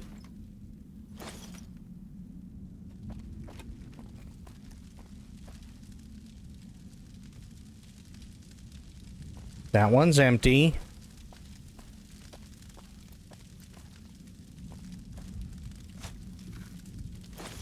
Okay. Gabe had a good run, and then I killed him. I like it. Baseball, maze, and a spatula. He hides very odd things.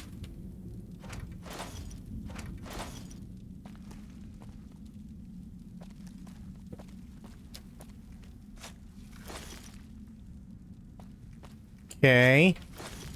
Pork and bean.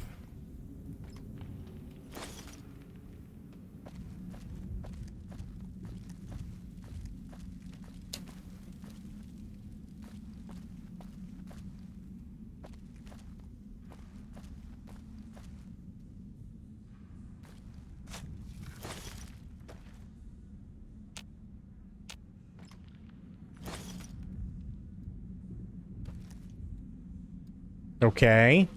I think I got everything, didn't I? Oh. Well, the houses are on fire, so that can't be good, right?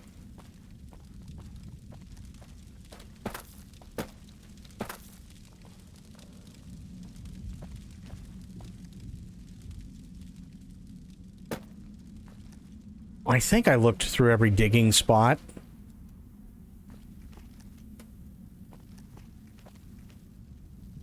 Okay. Yeah. Oh. Locker. Combat armor. Ooh, I like the sound of that.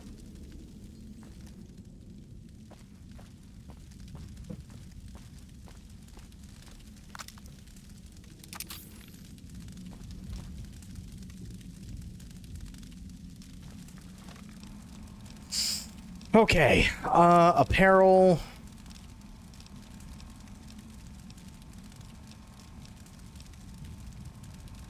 Sure, combat armor, why not? How do I look? I look dumb. Awesome.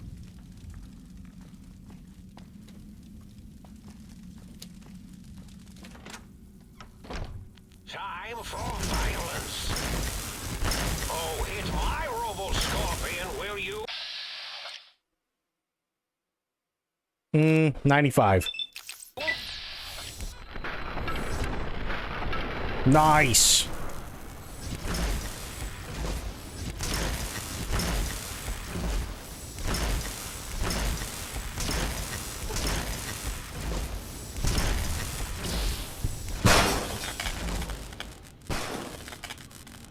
Hell yeah.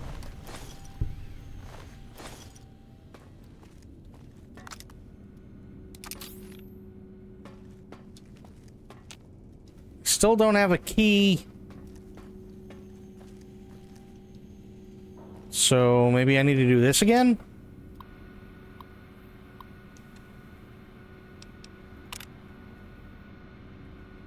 Abnormal readings, caution when entering.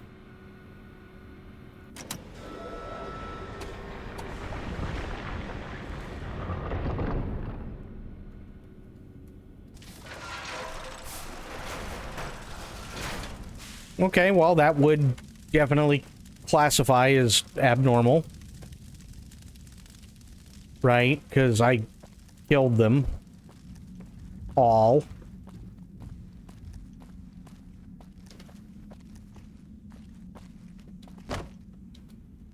I've been in there. Okay, so I think I might have gotten everything from here.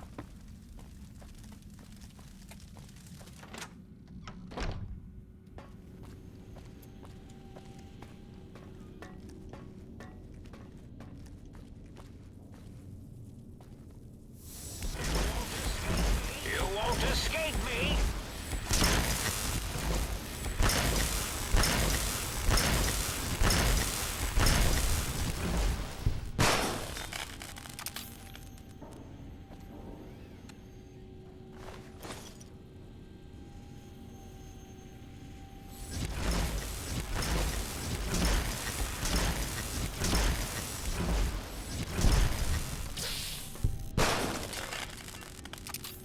Nice. And there is a biggin. I did see the biggin.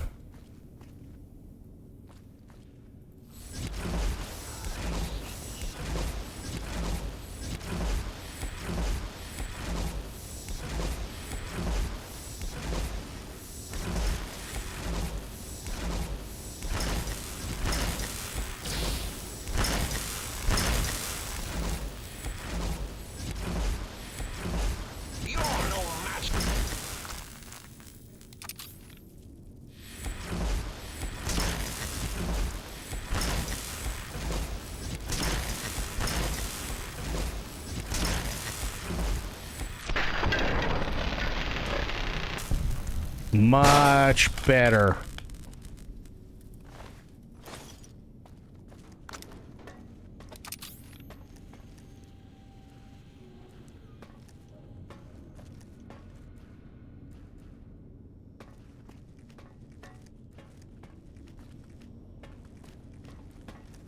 Okay. There's nothing else in here. Got it.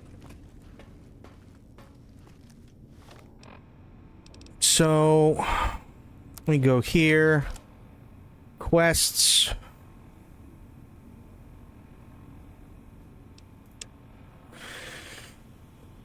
Find the key to the X8 kennels. Sonic emitter EM pulse wave upgrade required. Activate institutional data retrieval test. Okay. Data... Really?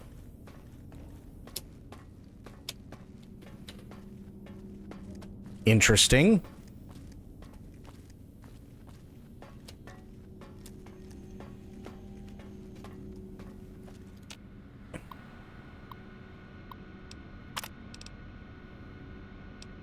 Maybe I have to go to advanced?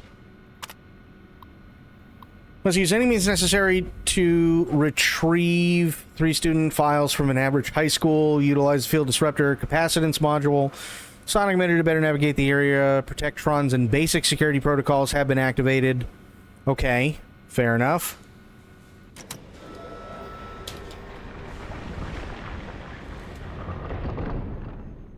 Nice.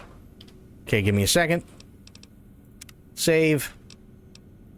Yes. And now I must pee. Give me a minute, I'll be back.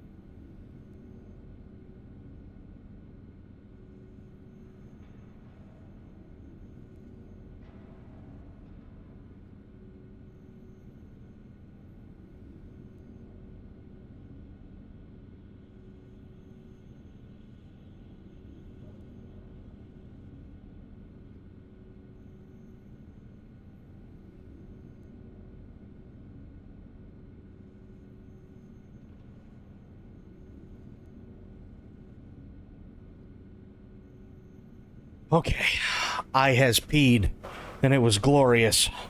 And I also need aspirin. Not because I peed, my back hurts. Kind of felt like I had to clarify that last one.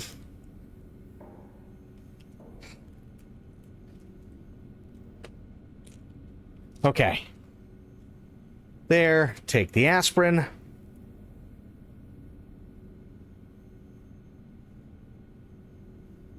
Oh, yeah. Okay. Grab another toothpick.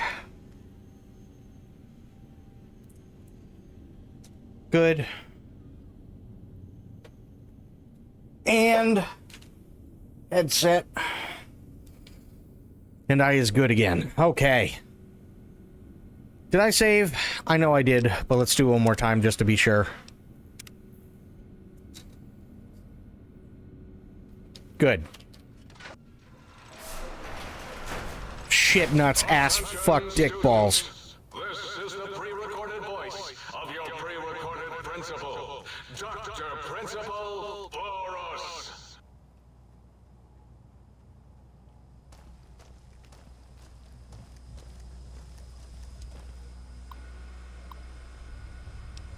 Sonic emitter data. Download. Sonic emitter can disable force fields. Nice!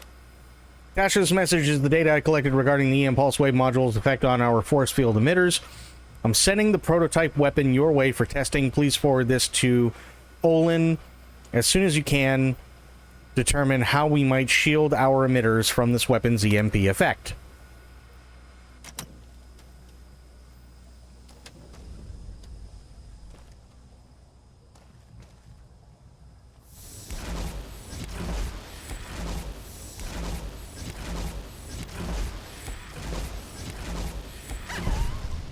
Wow. Cyberdog got cyber fucked.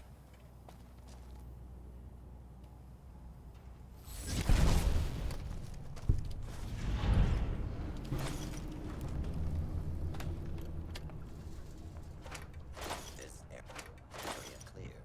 Proceeding with search protocol. Yeah, well, I'll proceed with your mom.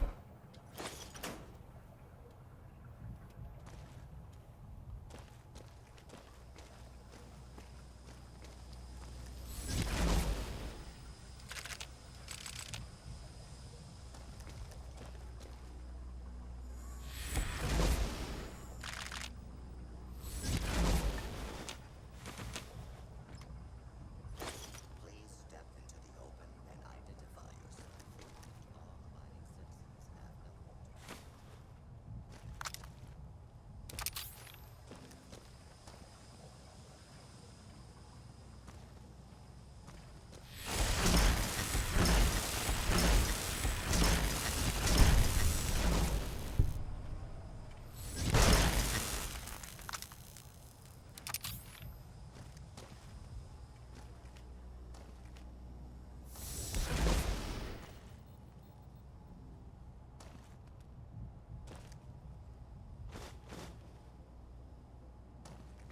Okay.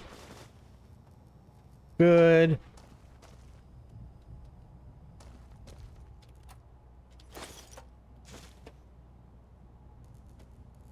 Anything else? Medical clipboard.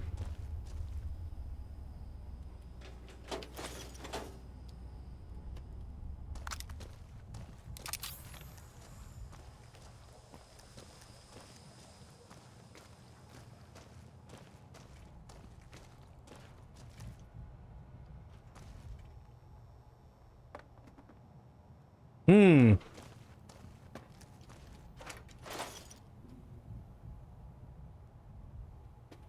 Weird. Okay. Well, this is locked again. Okay. Interesting.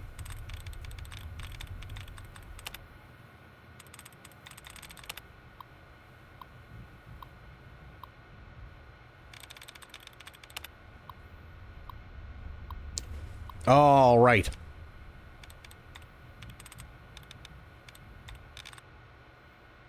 Look for the strings.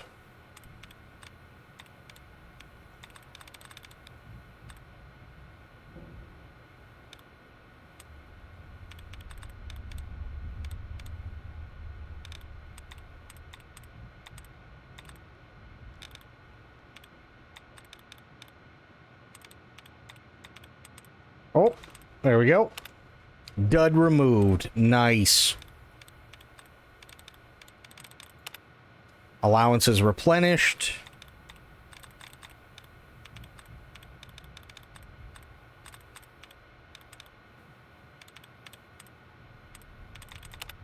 Dud removed.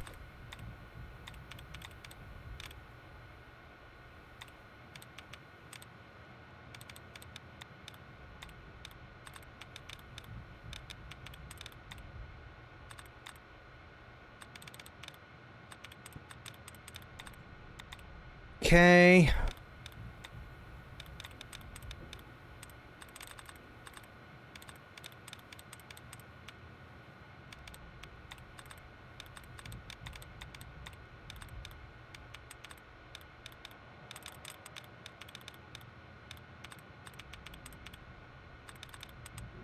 Okay, I think I got all the duds removed. So, students, okay. Believes? Nope. Fuck. I'll have to start over again. Damn it.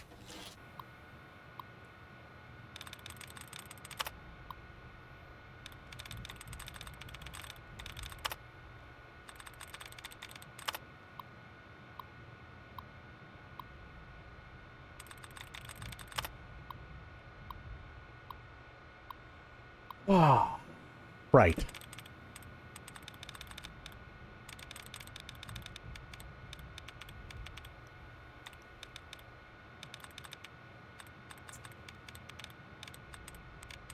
Okay.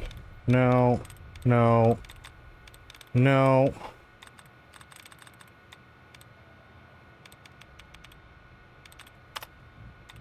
Nice. Stud removed.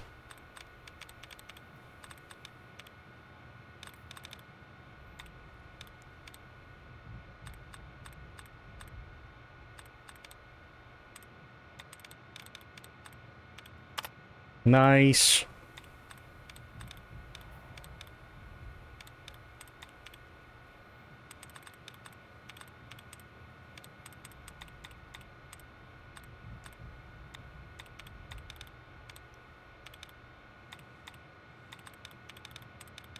Not giving me a lot of dud removal, which really sucks.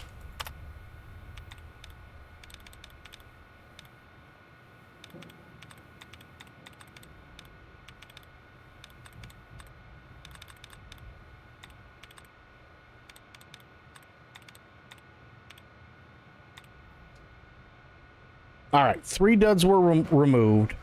We got 4 attempts. We got literally 1 over here. 3 out of 8 correct. Favorite. So,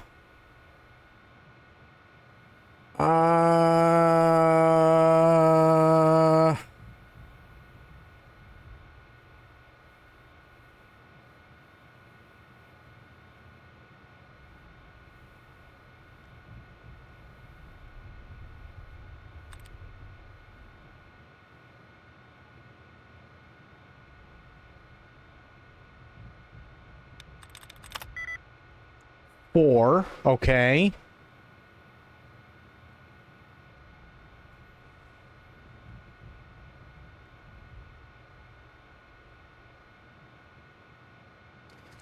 So I think it's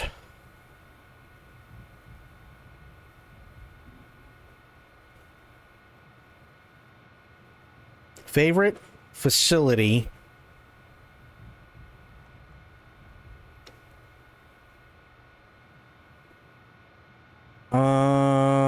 So I think it was FA and I, right?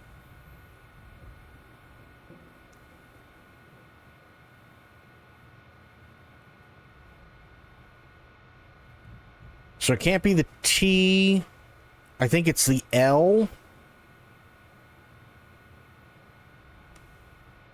I'm going to try fatality. No. Okay. So it's not the L.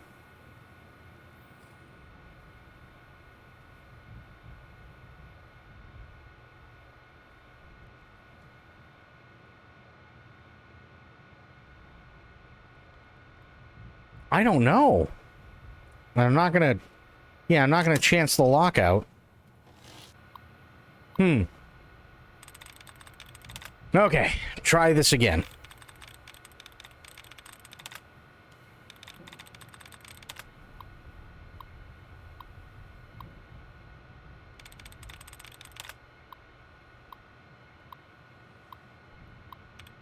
Also, I can't believe it's been 3.5 hours. That's insane.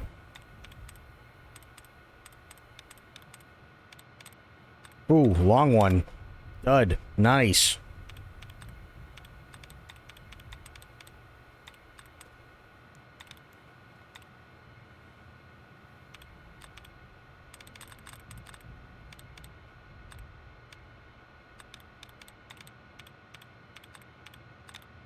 Oh, another long one. Dud. Okay.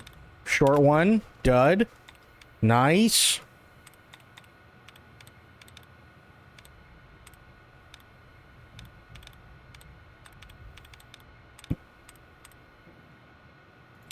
Another dud.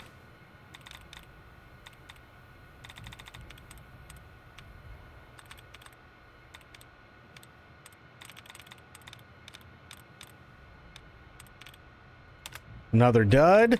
Nice. Another dud. Hell yeah. Now we're getting some removals. I like it.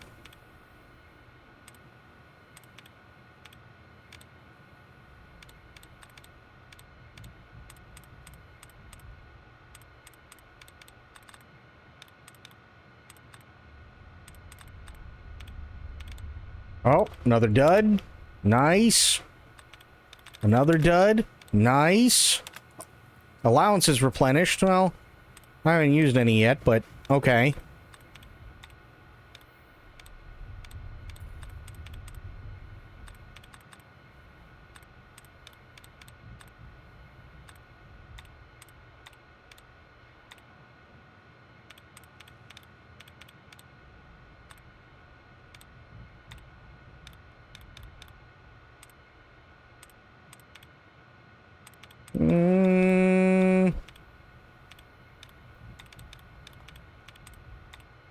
New. Dud. Nice.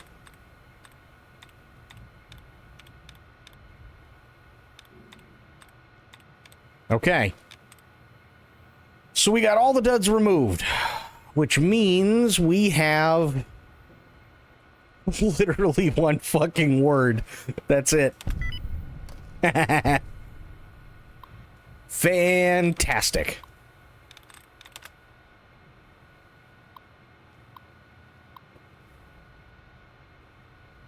No target, motherfucker.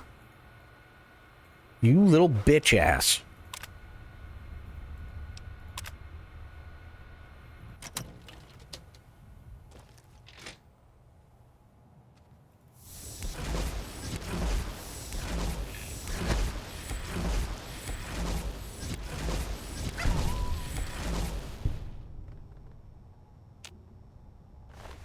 Who's a dead puppy?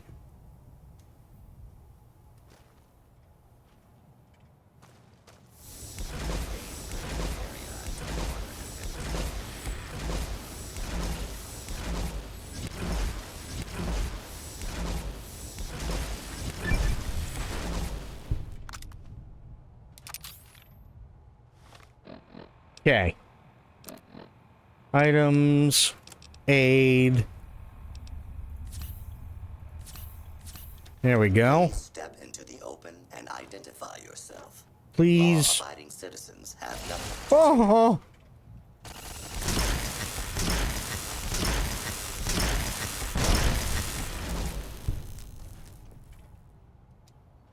Please lick my asshole.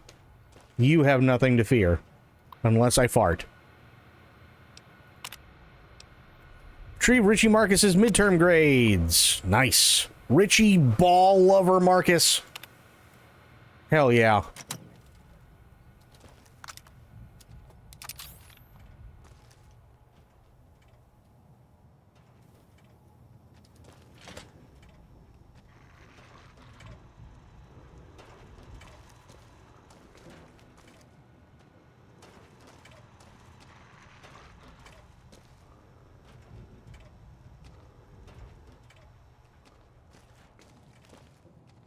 Very confused. Where the hell?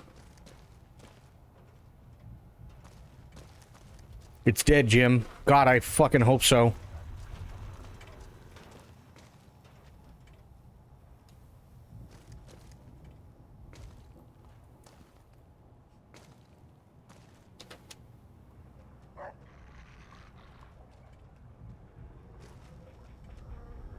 Today, the cafeteria will be serving nothing. Because I didn't build one. No cafeteria, no bathrooms, no swirlies, no chocolate pudding left in the chairs of brilliant minds. What are you going to do now, Richie Marcus? Don't you hate it when Richie just fucks up your day?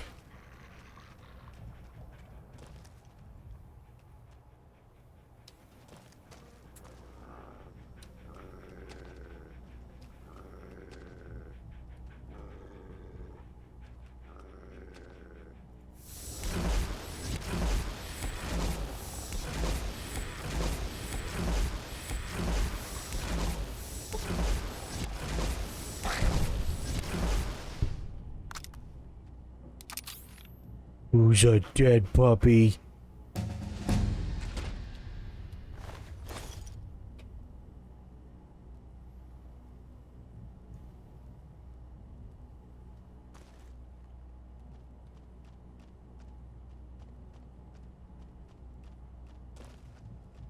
Oh, interesting.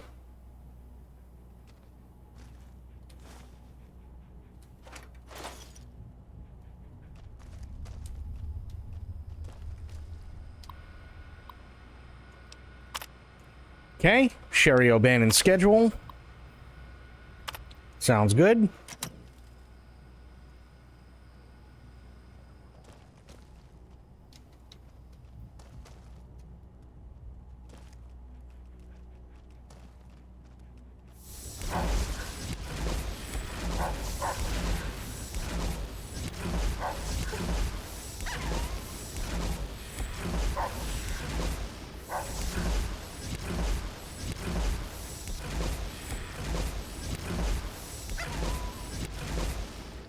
Get wrecked.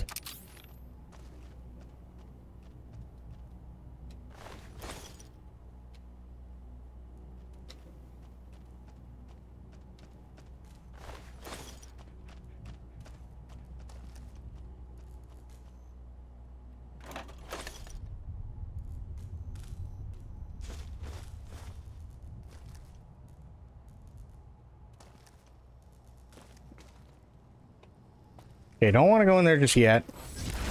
Open this. Nice.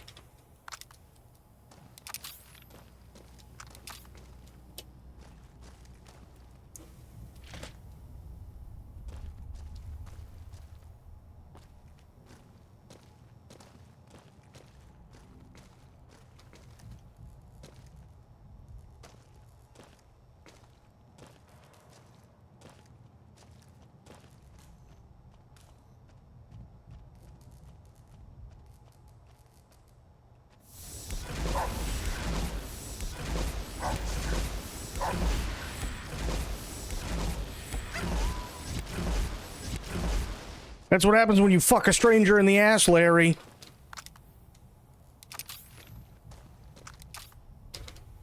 School is a sacred trust. Oh. Even though I am a long-ago graduate of this hated facility. Now I see its worth, and see it was corrupted by fraternities and girls.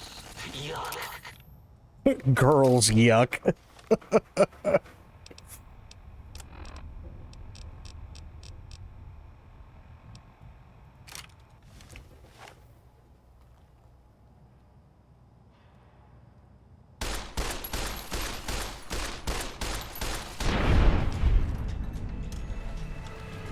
Nice. Okay, so what should I put my 15 skill points into?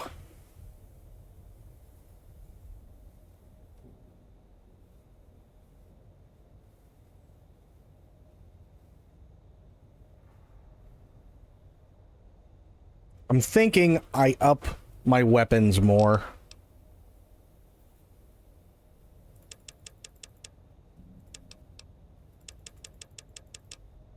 Yeah.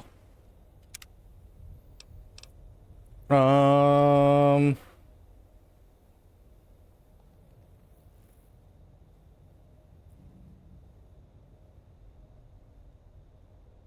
can put a single point into any of your attributes.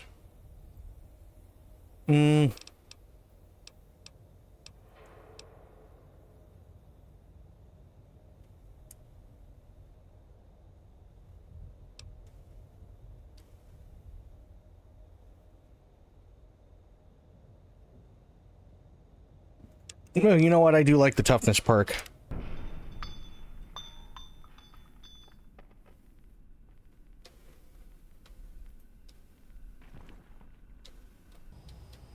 There we go.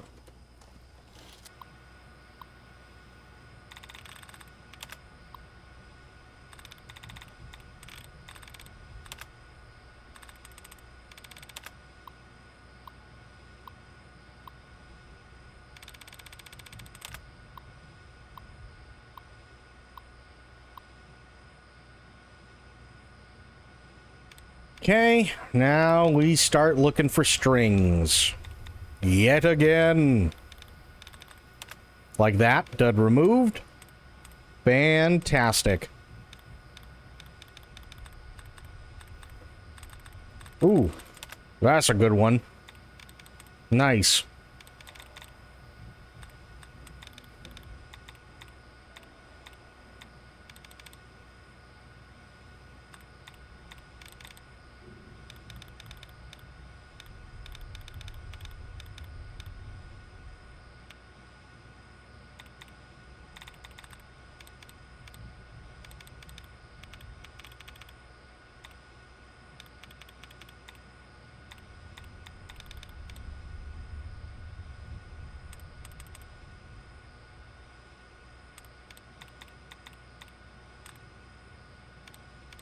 Okay.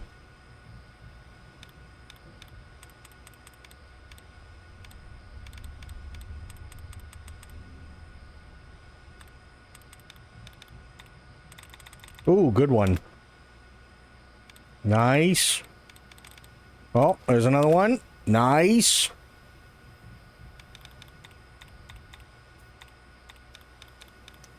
Come on.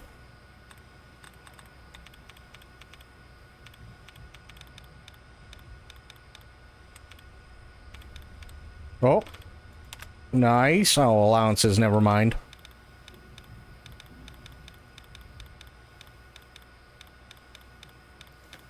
Oh. Nice.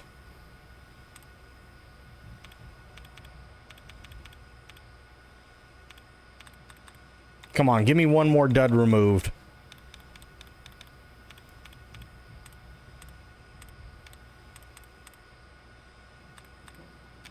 Okay, so what do I got? I got numbers, dangers, and locales. There's got to be one of those three. All right. Nope. There we go.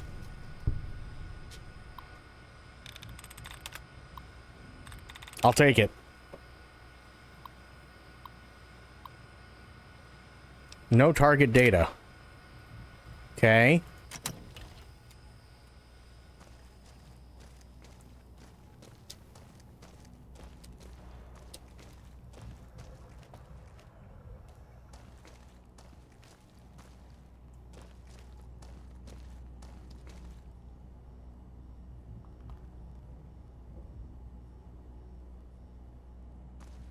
Hmm.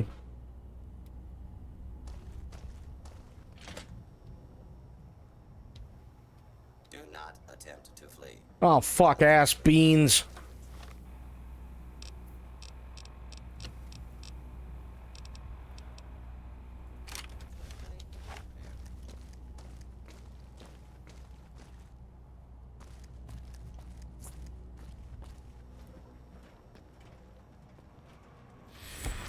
A lawful use of deadly force is in progress. Citizens are advised to clear the area.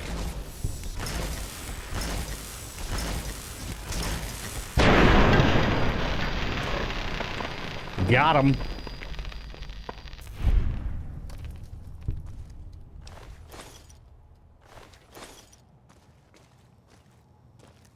Coach's office is the last one, if I remember correctly. Betsy Bright's records. Yes. Fantastic.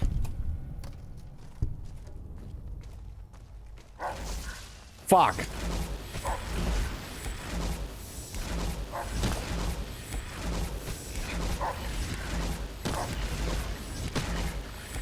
Stop eating my dick.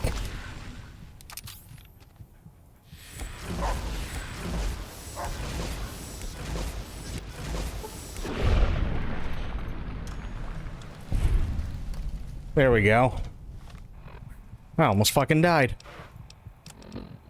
That would have been, a little embarrassing, I'll be honest. A little bit.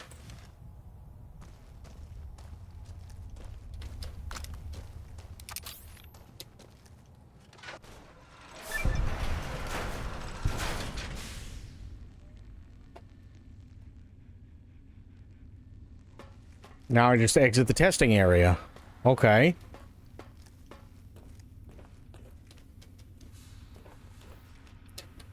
Doggos are still there.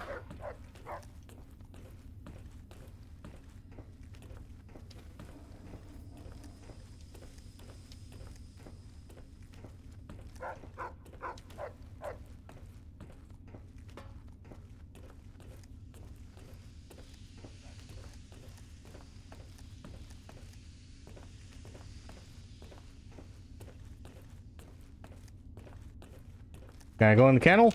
No. Motherfucker.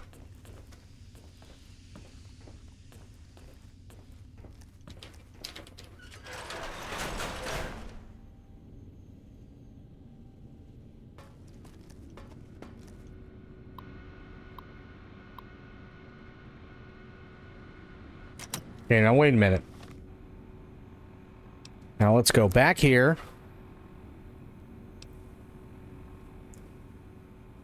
Pulse wave upgrade required.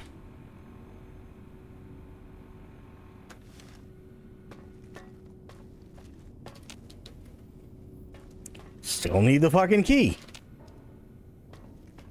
Son of bitch. So I wonder...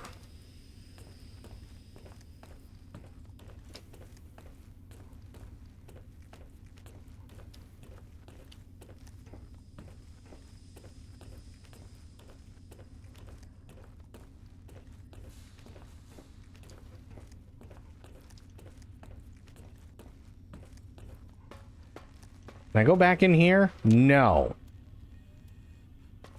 Okay.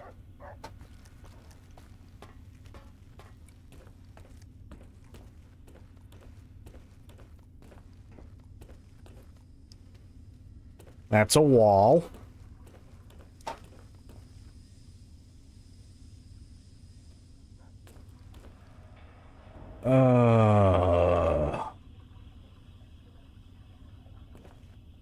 Would they do something like that to me? They probably would, wouldn't they?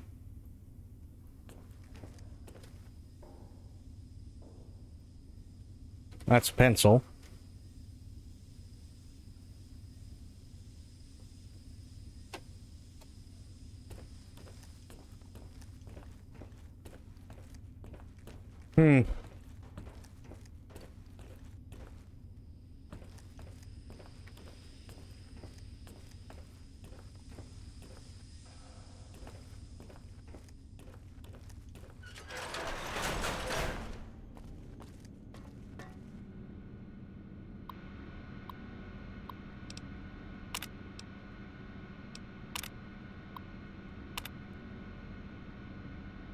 Okay, area loaded. Attention, students. This is the pre-recorded voice of your pre-recorded principal, Dr. Principal Boros.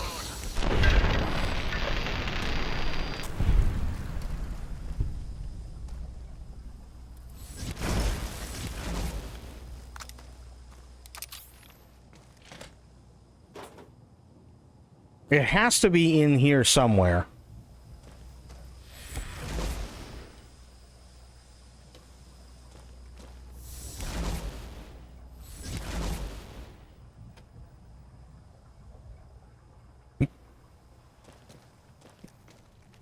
It has to be. There's no other place it can be. It has to be in here.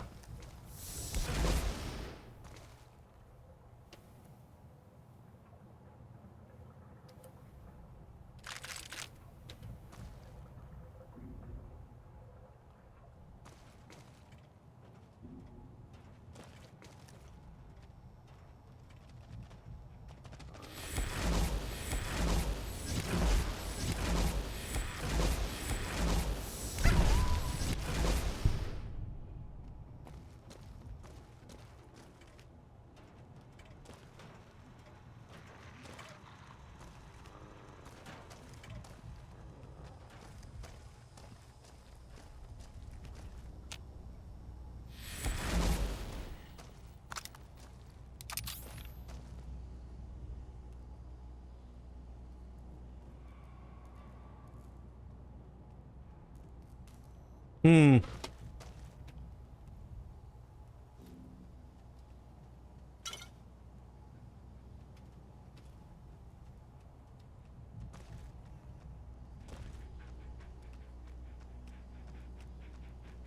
What are you gonna do, stupid?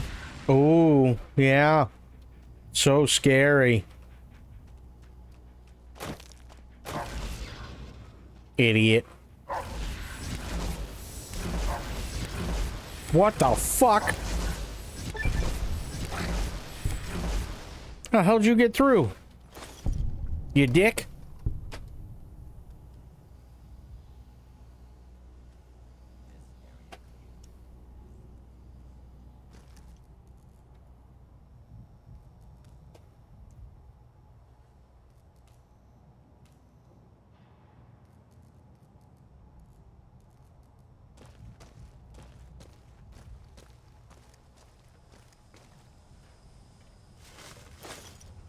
Hmm.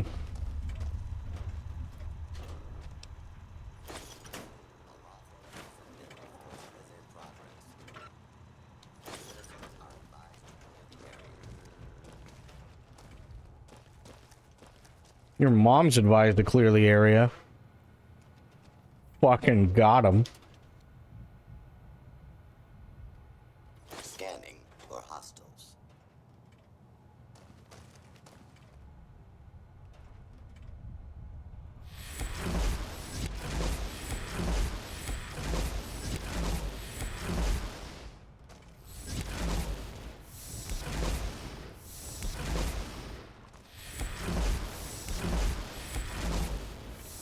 Warning. Dangerous fugitive is on the loose. Do not attempt to apprehend.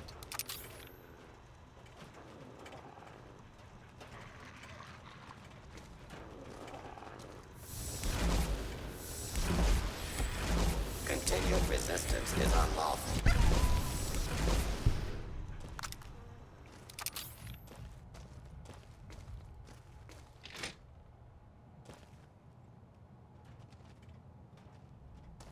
Do not be alarmed. Order will be restored soon. Please stand by.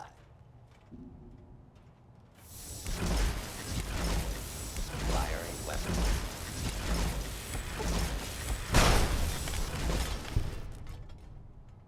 Easy peasy.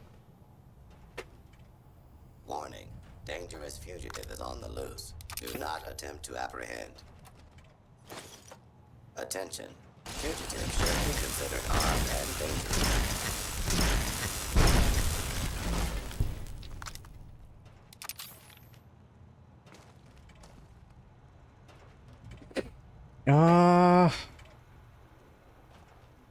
Nope.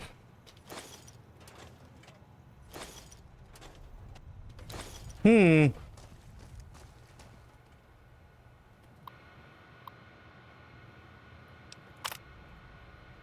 Yeah. Richie, ball lover Marcus, we know.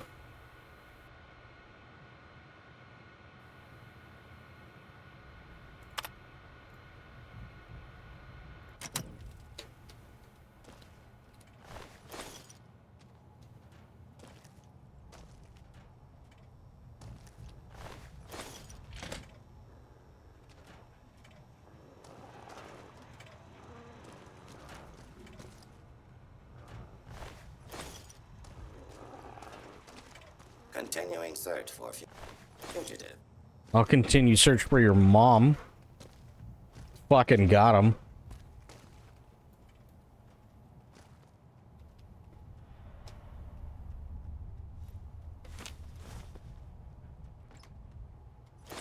Nothing.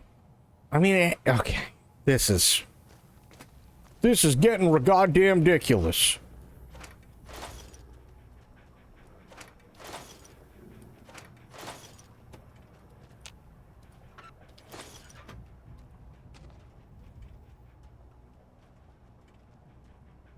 Ugh. Sorry, I'm stretching. What's today's date? Anybody got the date today? 23rd, maybe? I don't fucking remember.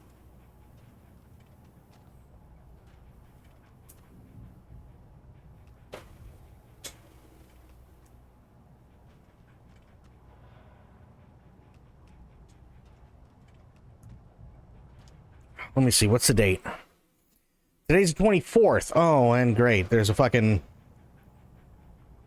update I have to do for Windows.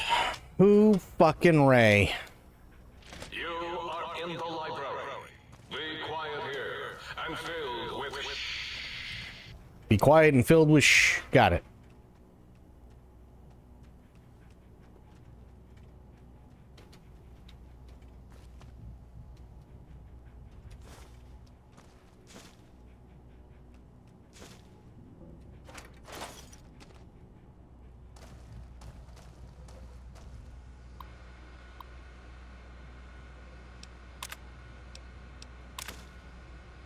Got it.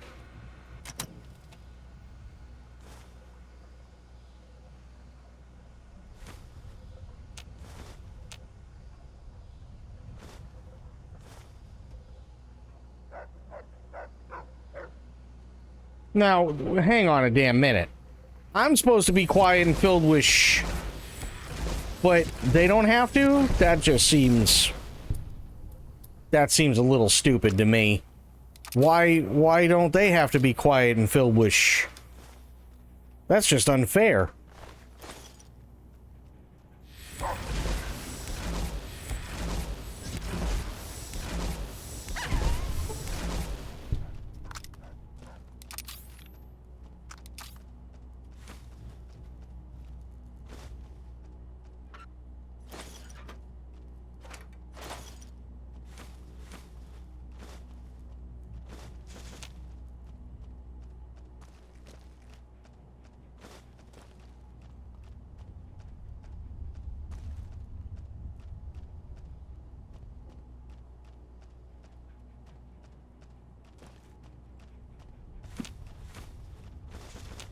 Okay. I'm just picking up fucking everything. At this point, I don't care anymore.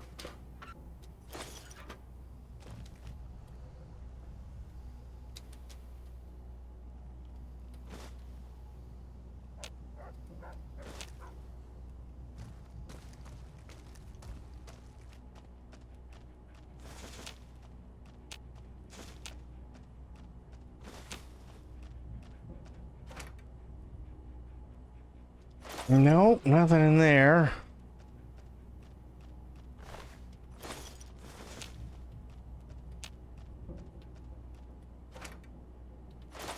No. No.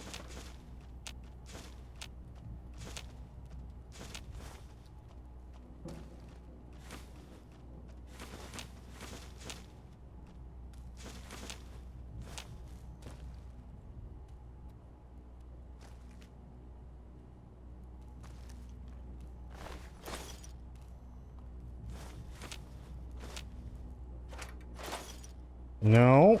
No.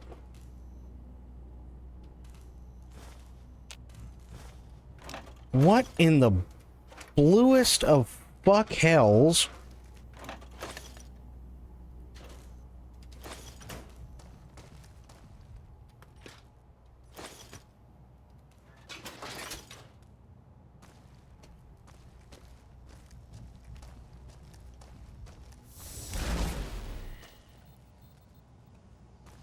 Hmm.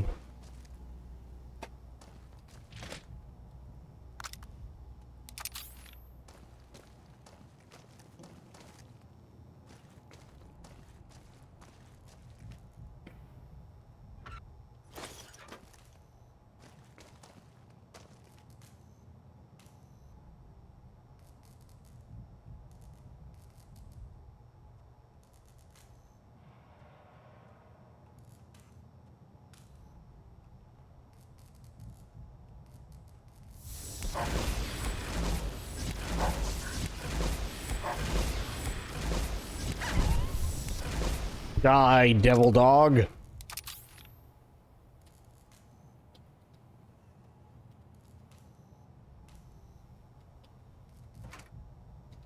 Nothing in there. Please place all filthy propaganda books in the incinerator chute in the sink, especially those with funny pictures of me in them.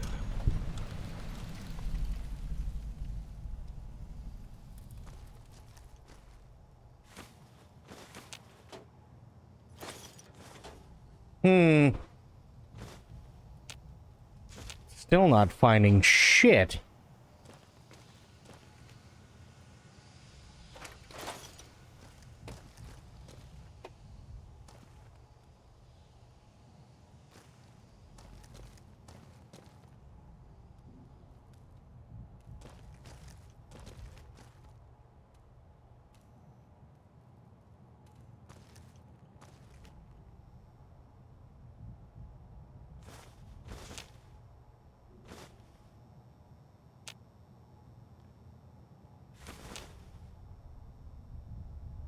Pencil.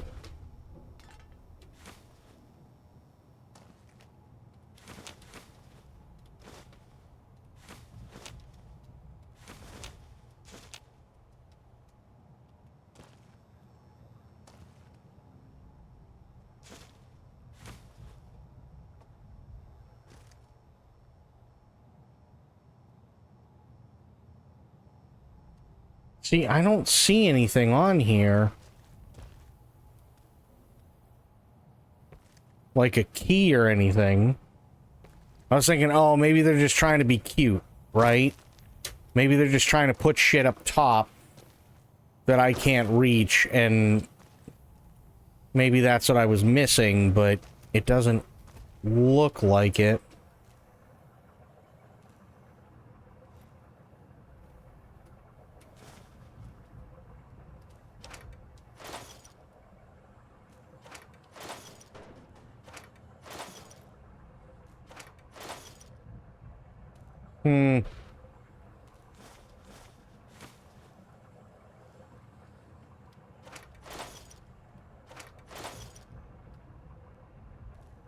Okay, those are both empty. Not seeing anything up there. Nope. God damn it. Where the hell is this key?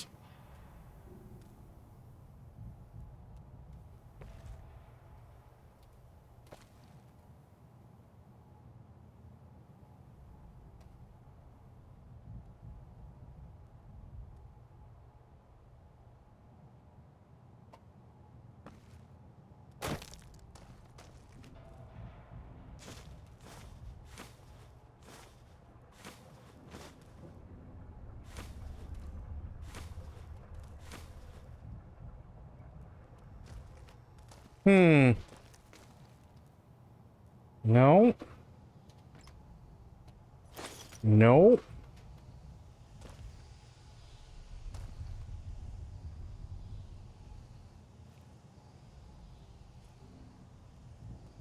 See, there's no key here.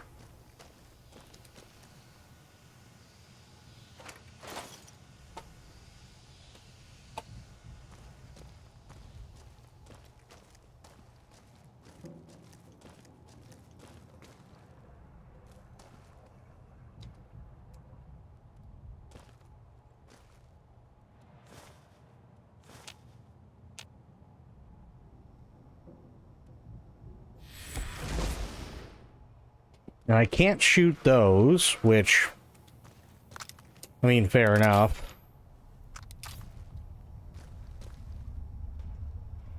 Those are empty.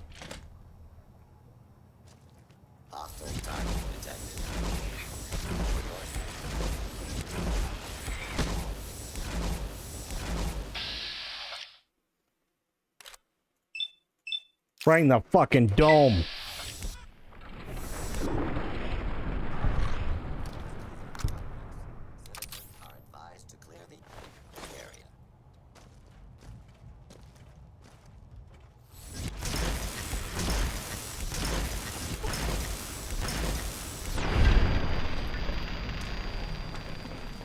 Happened to our doggo for well, because this is DLC, my companions went away. Which is sad.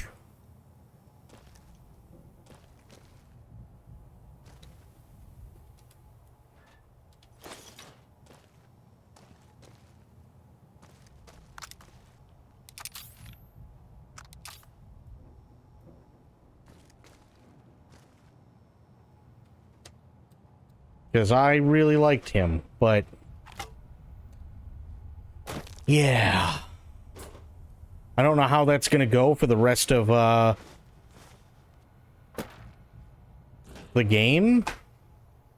But, to be fair, next week is going to start getting closer to being busy. So... might as well enjoy Fallout while we can, because we've got Cairn on the way. Well, let me check. Hang on. Because I listed stuff off earlier. I've got on the way for games. Cairn.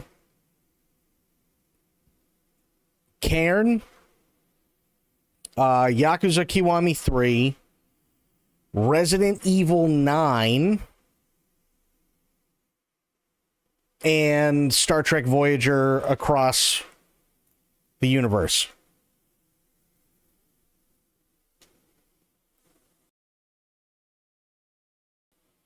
So yeah, there's quite a few things coming up, like really quick, really quick.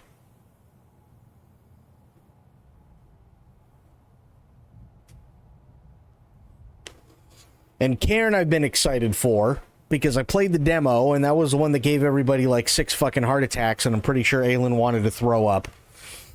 So I'm excited for that one. And then there's, I think the next one that comes out is, I want to say it's Star Trek Voyager, which will be fun. And then it's Yakuza Kiwami 3. And then after that, it's RE9. The hell is wrong? Well, okay. Have you ever seen Cairn at all?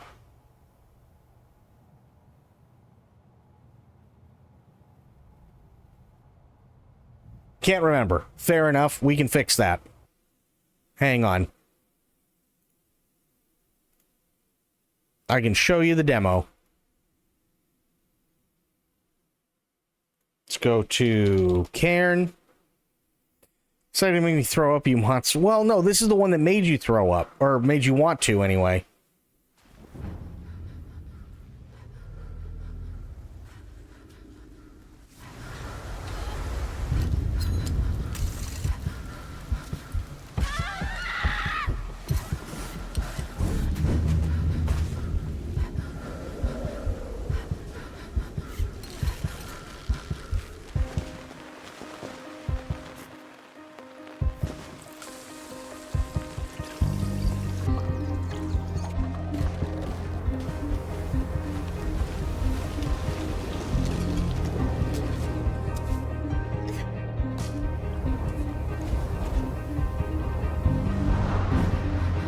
So here's the fun thing about Cairn.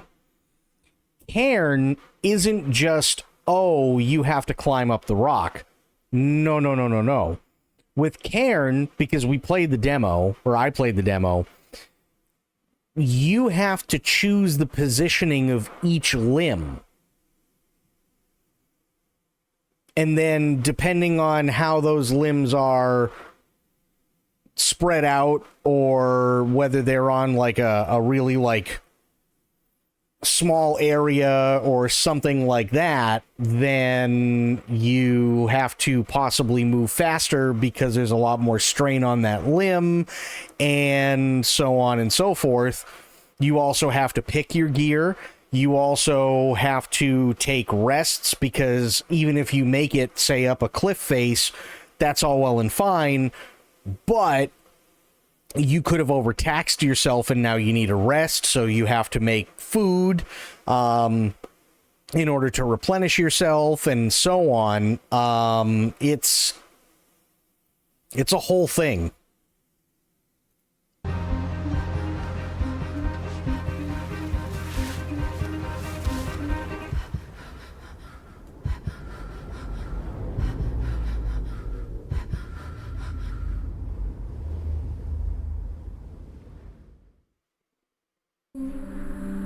This is gonna be a real fun game. I'm gonna have so much fun with this. Like, we did not know going into this game how like stressful it was gonna be.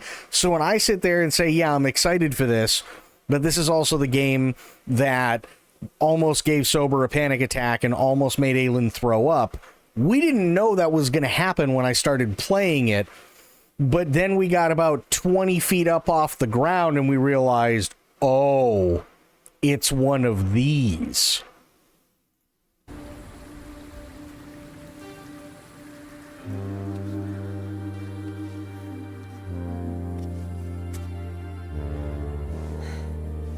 Hey! Hey, wait for me! Whew. I'm Marco. Nice to meet you. Wait a minute. You're Ava, right? I mean, the Ava?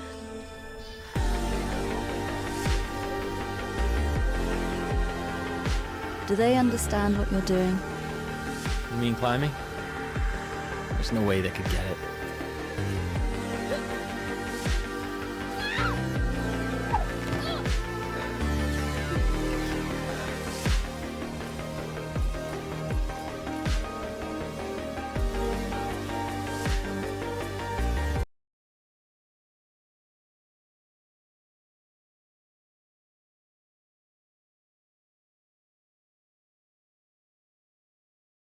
I guess it helps if I'm not muted. So that's the other thing too, right? Is like you have to bandage yourself up, right? So if you put too much pressure on using your fingers, right, to hang from a spot, your fingers and your hands will get cut up. If you're relying too much on your feet to do a lot of the heavy lifting, your toes and your feet will get cut up, and like all this, like it's really complicated.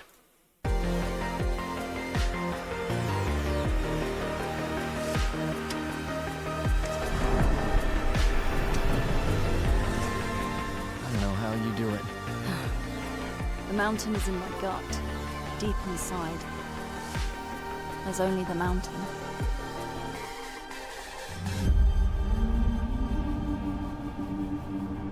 Yeah, I'm super excited for this game. Super excited. This comes out very, very, very soon. This is on the 27th, if I believe. Do I remember correctly? Let me see. 29th. Okay, so 29th, so 5 days from now, so Thursday. Climb time, prime time. There's Sober. What's going on, buddy? How you doing? Yeah, I'm super fucking excited for this. Super excited. I was just showing Crit what this was.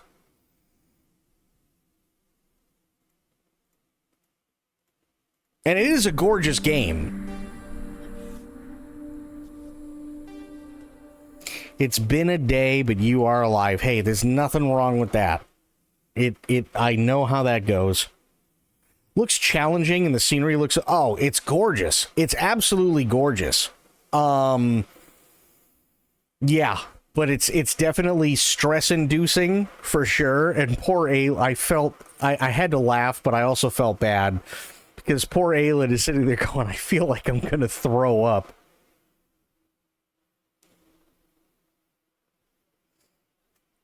It is absurdly fun to watch. Oh, God, yeah.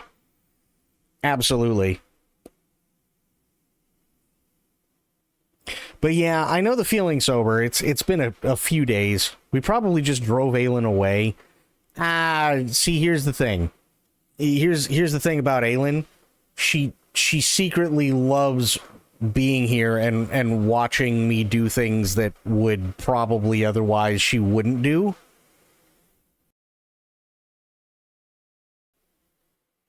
Be aware that if she slips, she shrieks like a banshee all the way down. It's true.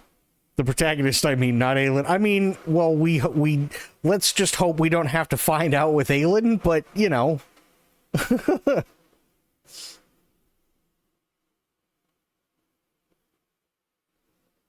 So, yeah. Yes, please, let's not. Mm-hmm.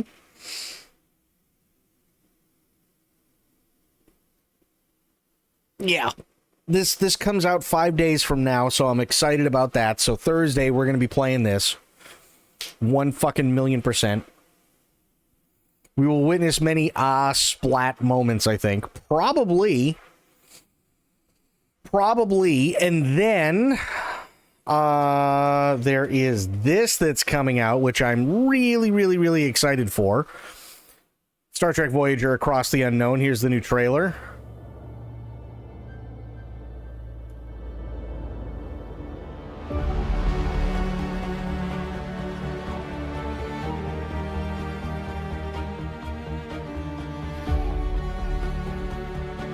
Yes.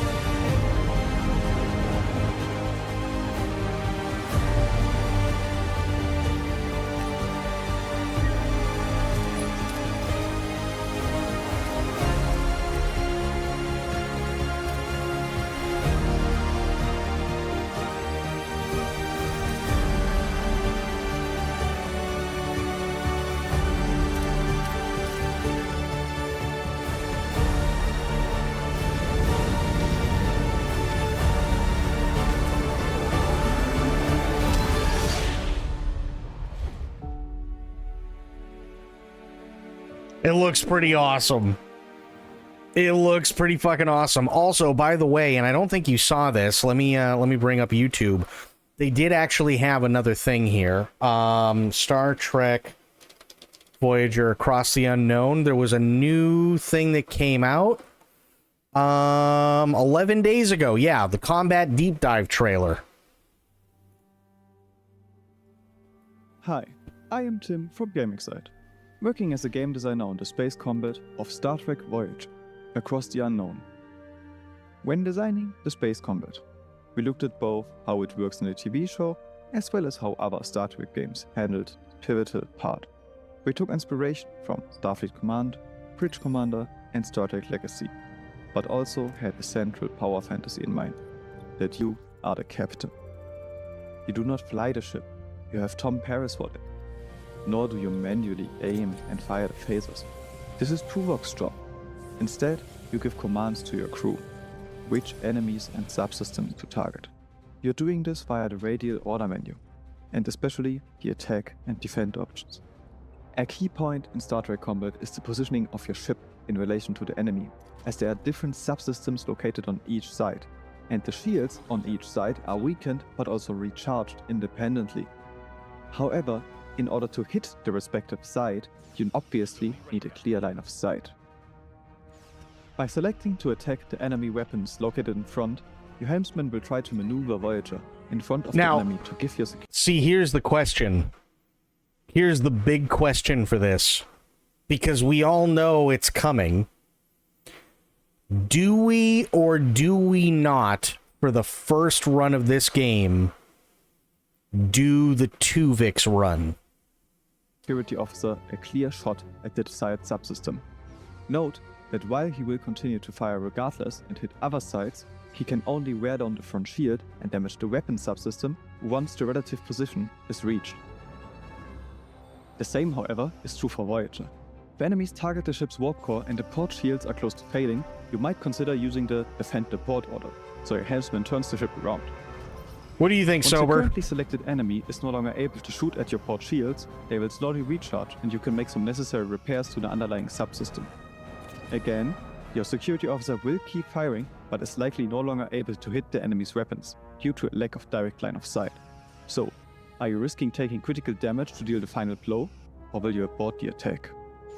You're probably going to do that as your While second. Taser fire has a certain bleed-through ratio to deal damage even through shields, torpedoes can only deal devastating damage to the hull once shields are down. As timing is key to hit the correct side, and supplies limited, you need to order firing torpedoes manually. Other parts of the rail menu involve the option to flee combat, which is only available once either enemy's warp engines are disabled, or if your cloaking device is ready, only if you have one. As Cloaking device? Holy shit. So you can find and get and use a cloaking device, which is cool. And I have no idea what you... Okay, so they're in Star Trek Voyager.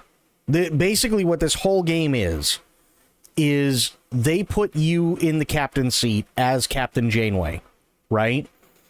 But you get to do the journey from the first episode all the way through the entire voyage home.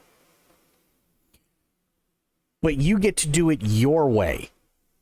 So there are definitely going to be like decision points that you like when we watch the show that Janeway has to make. There are decisions she's got to make for the best, what's best for her crew, right?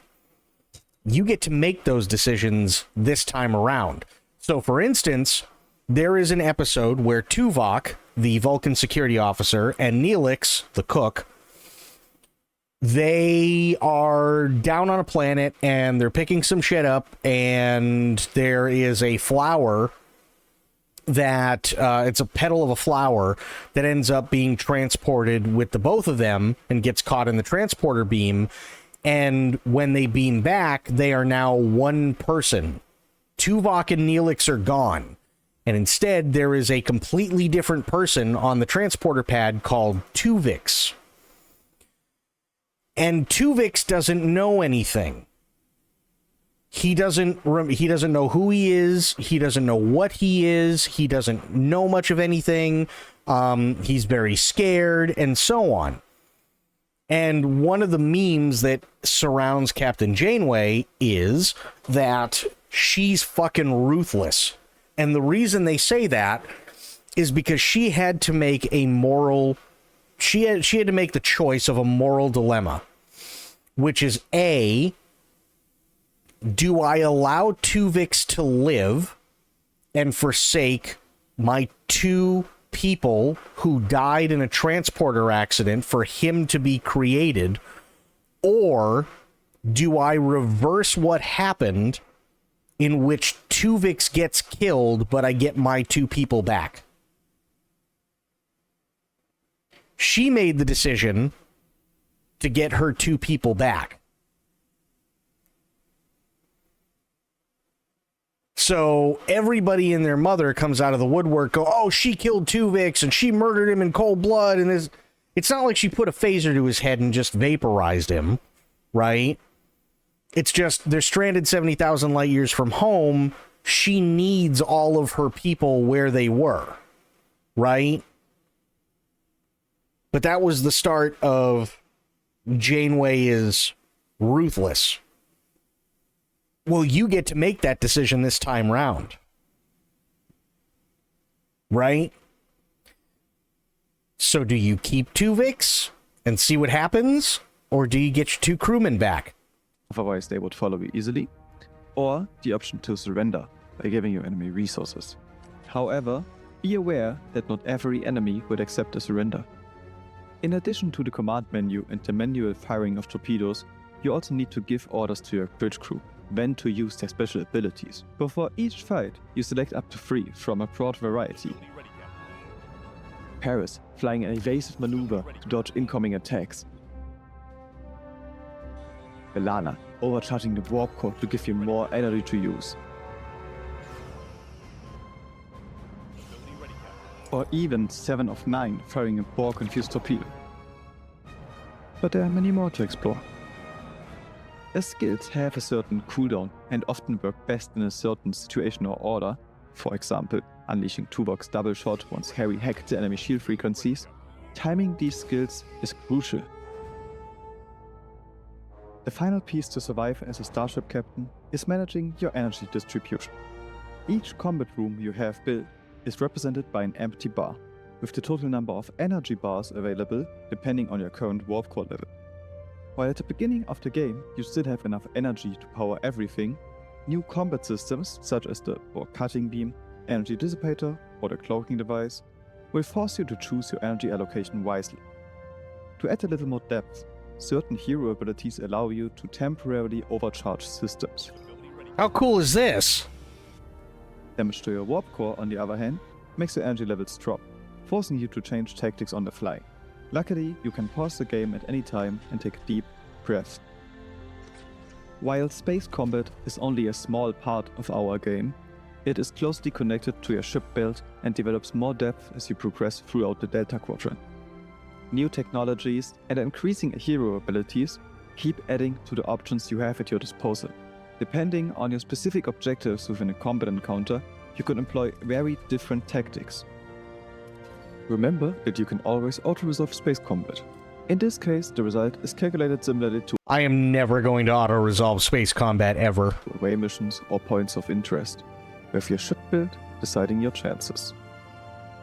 We hope this video has given you a better understanding of some of the inner workings and design choices for space combat, and hope to see you in the Delta Quadrant soon. Well, and see, here's the thing. That's just for combat. Right? That's literally just for combat. You still have,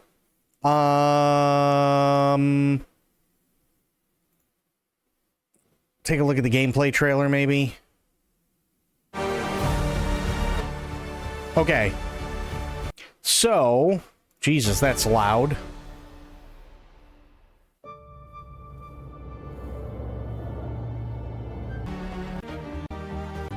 Okay, so you have to go to, when you go to new systems, you got all these different planets and points of interest that you can go to and scan. However, you also have to worry about how much deuterium you're using, so your fuel, basically, stuff like that. And then, if it'll show it, oh, yes, they have it.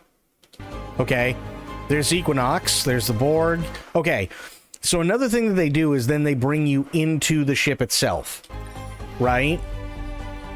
This whole rebuild thing is at the very, very beginning. If you remember, Voyager was severely damaged and they had to kind of make repairs on the fly.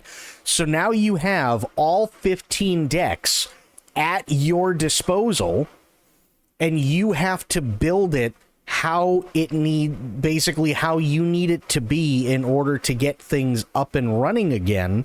And then as you fight, or you have deuterium problems, or you have crew problems, or whatever, and solely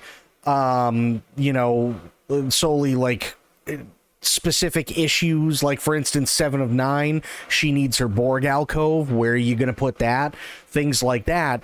you have to transfer power to different places. You have to make sure that there are different rooms up and running. You have to research different stuff and so on as you go along throughout the 7 years that it took to get Voyager home.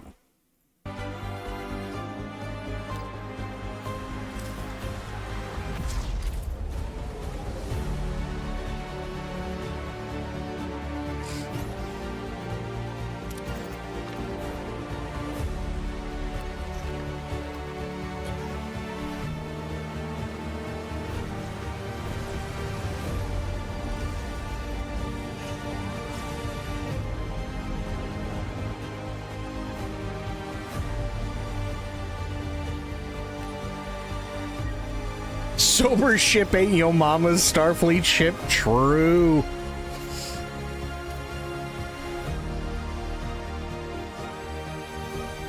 Oh, there you go. Look at that. There's Tuvix.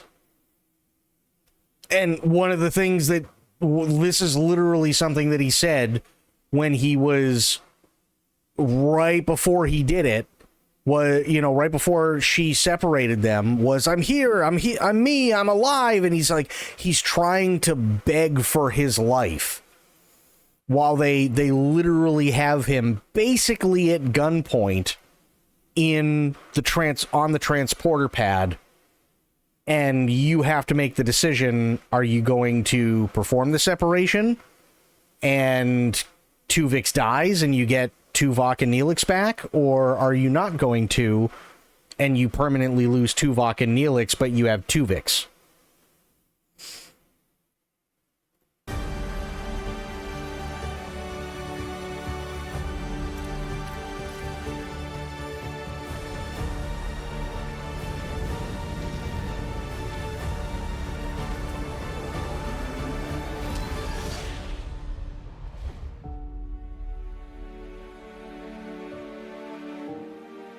I am super stoked for this one. I really, really am.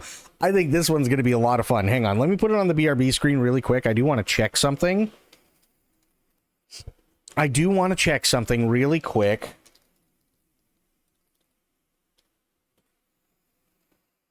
Ooh, interesting. Interesting. Okay. Uh-huh. Okay. I'm digging it.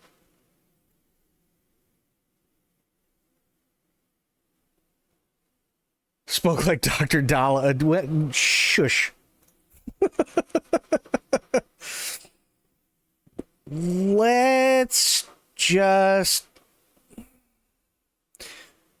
Let's just say there may be a surprise when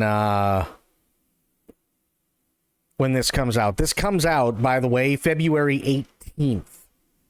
So let's just say there may be a surprise on February 18th when this comes out, because I want this so bad.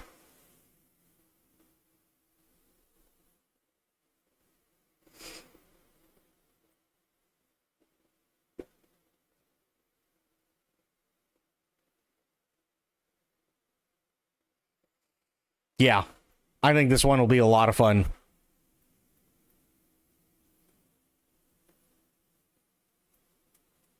And I wonder if they're going to allow for mods.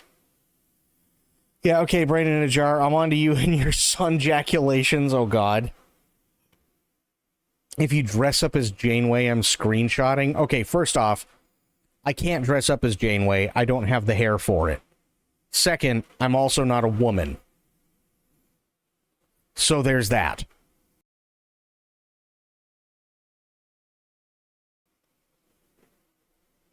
Right?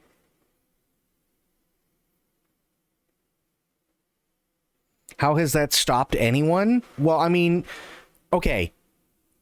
Again, Janeway has the hair. Janeway is also a redhead. I neither have the hair nor am I a redhead. So that's two things right there. Two, I don't have the equipment needed to represent myself accurately as a woman. No, I'm not getting fake boobs.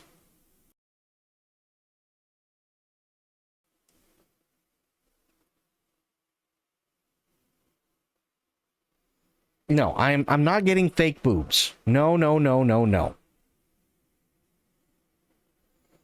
Shadow's more of a 7 of 9. God. Trust me, if I was 7 of 9. Whoo. Anyway.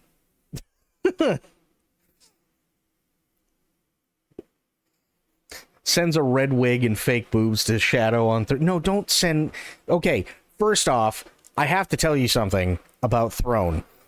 I can't show it on stream because it's really fucking funny. But the toothpicks that you sent me, right? If you type in Natura Pine, which is the company that makes these toothpicks, right? It's one of the only ways you can actually find them on Throne. If you type that in, it takes Natura and turns it into natural. Let's just say there are some toys that are advertised as feeling quite natural.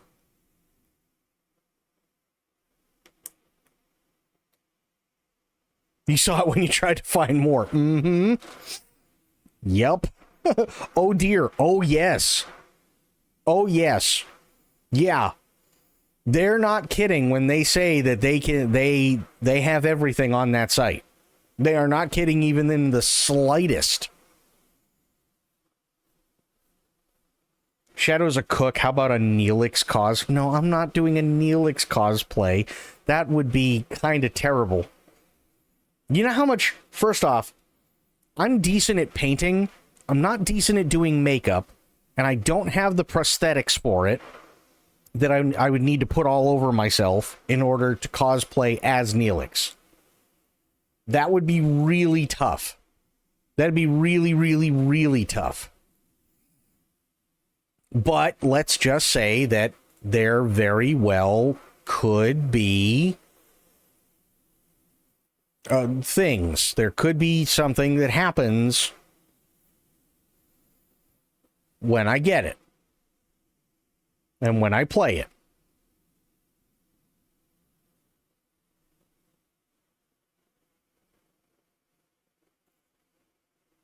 Just saying. So Janeway and 7 of 9 is looking more like... That's not what I said even remotely. No. That I didn't... not once did I say that, ever. Nope.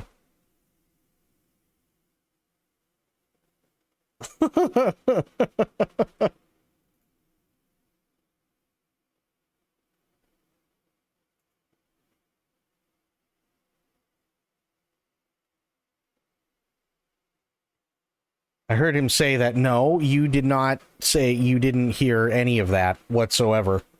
Nope. Not even remotely. Nope, nope, nope.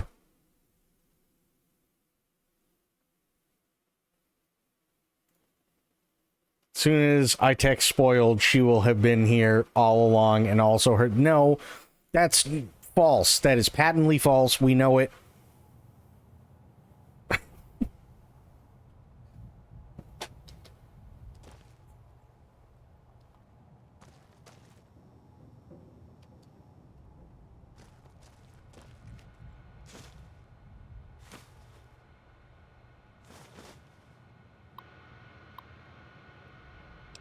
Okay, retrieve student records, retrieve Betsy Bright's records. We know she's a degenerate.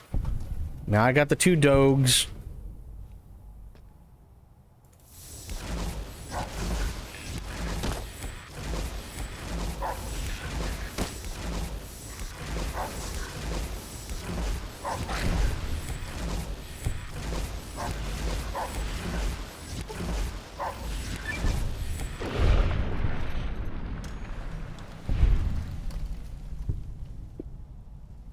Yeah, they're both not the easiest.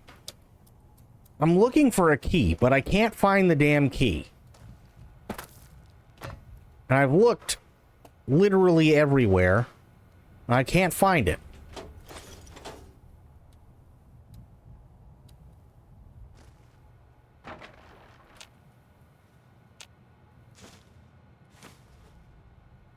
Those are really big fucking golf balls. Holy shit.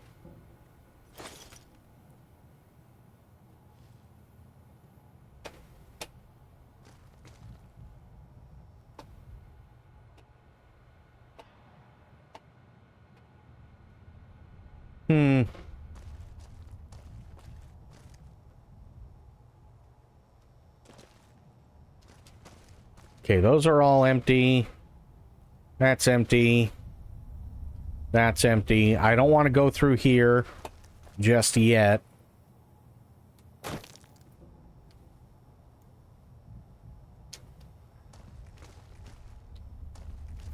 No, I haven't met any of the appliances yet. I'm trying to get through this area because I need a key to get to the kennel area.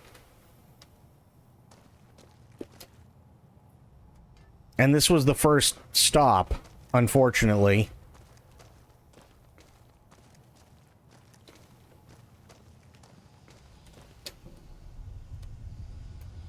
Yeah, no. I know where they are. It's more that I needed to get the personality tapes. So I didn't have any of the personality tapes.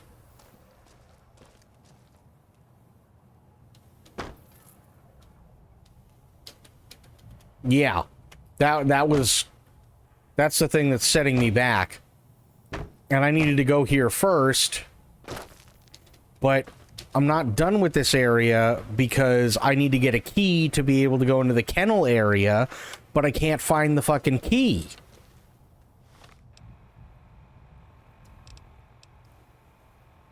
Exit testing area, and then find the key to the X8 kennels. Sonic emitter EM pulse wave upgrade required. Which, okay.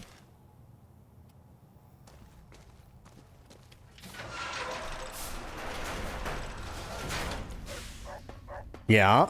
So I exited the testing area, which is fine.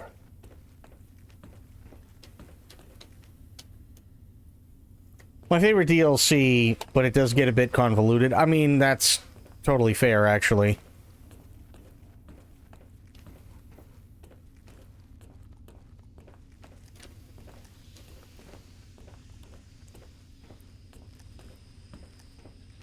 And there's nothing over here that I know of.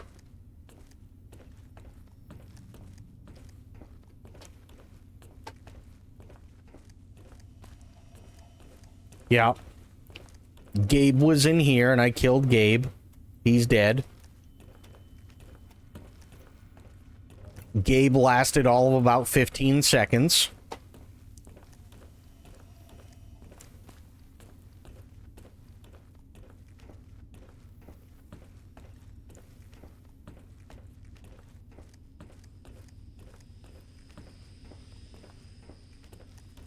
Have to go back to the sink to upgrade? Really? That sucks. Like a lot.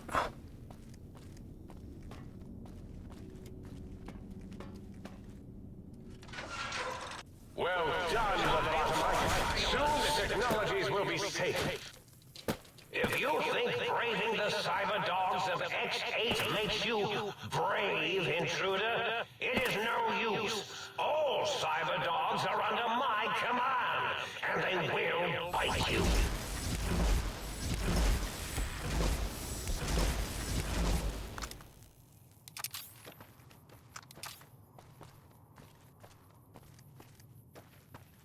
Please avoid Boomtown for the foreseeable future until weapon testing is resolved.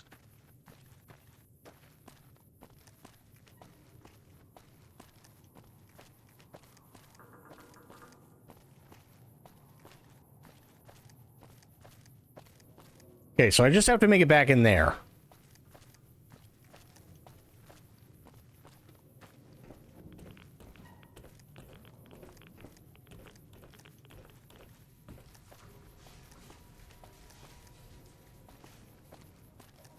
which might be easier said than done. I don't know.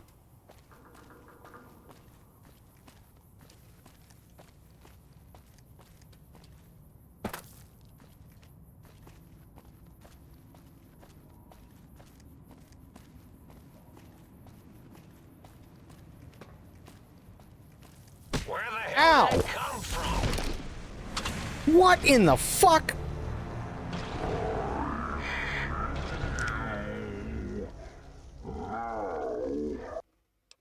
Well done, Lobotomite. Soon the technologies will be safe. You won't escape me. I can't believe that just happened. Dogs of X8 makes you brave, intruder. It is no use. All cyber dogs are under my command, and they will bite you. I honestly can't believe that just happened. That's kind of insane.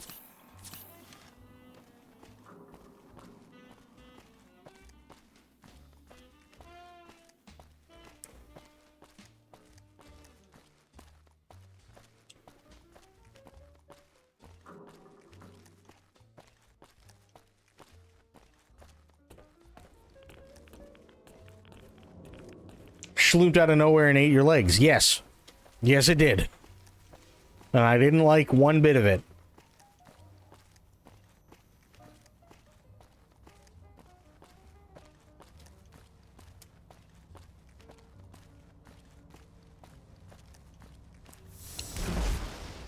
I don't trust anything now. I'm gonna save.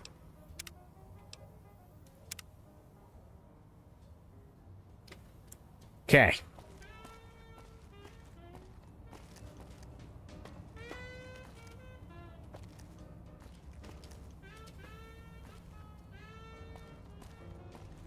Weird.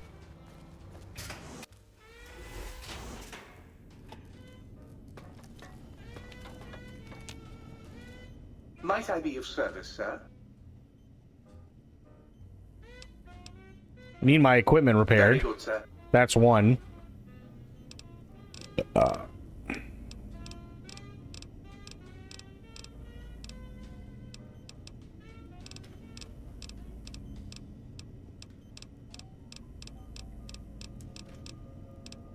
Where is it?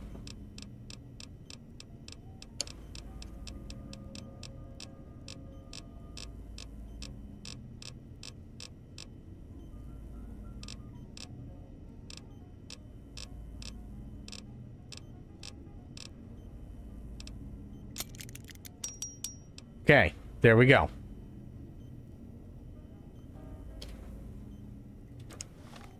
There. How do I only have 1,500 caps? That's horse shit. Might I be of service, sir?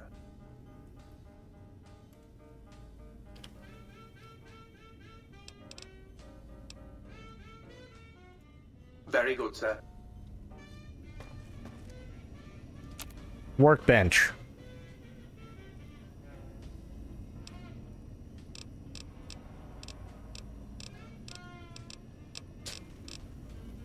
So where am I upgrading this thing, Blue?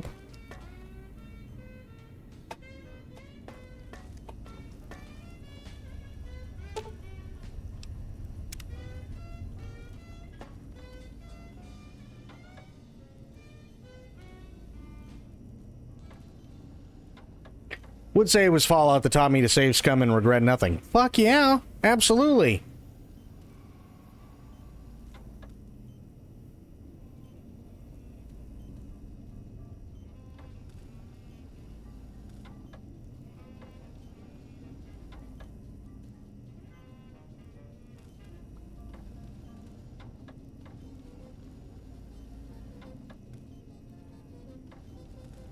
The jukebox.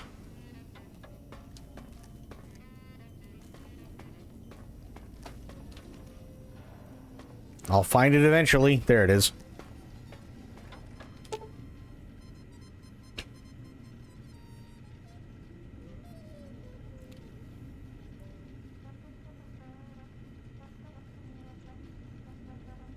Okay, now what?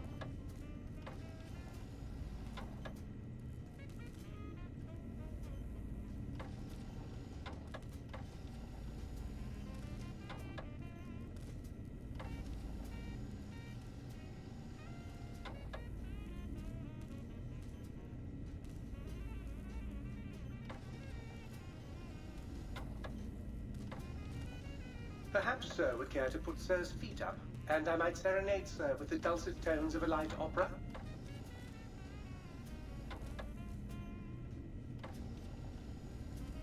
I have no idea where Higgs Village is.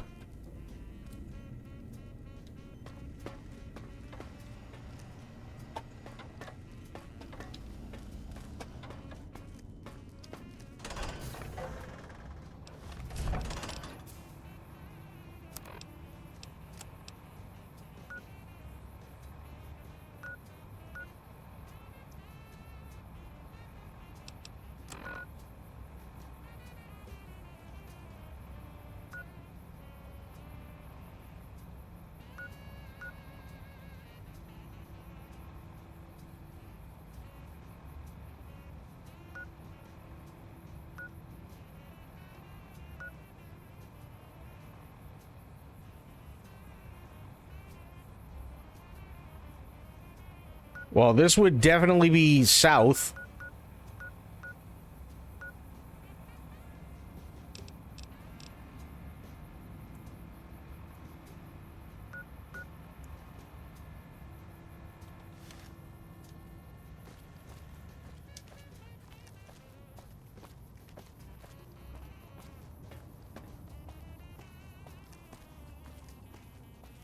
The what? The trail before the circle? Huh?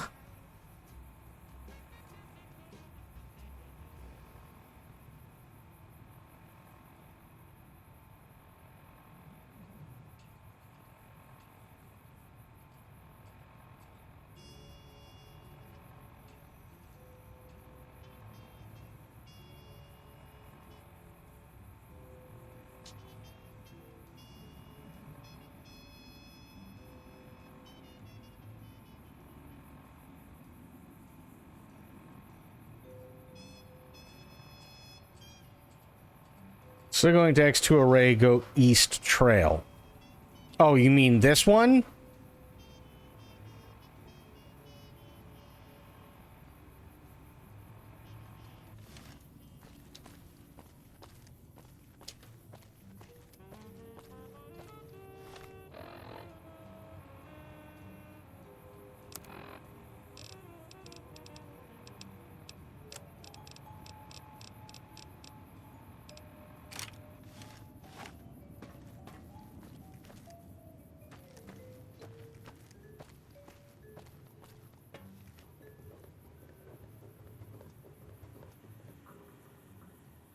What you gonna do, huh?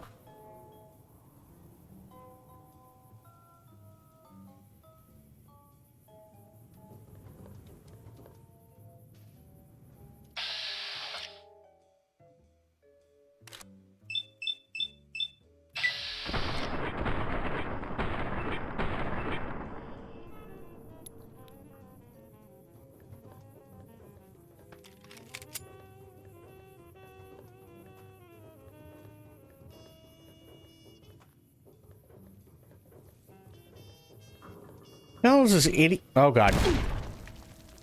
Really glad I saw that. What the hell is this idiot gonna do? Where the fuck is he go? Okay, well, he's going that way, I guess.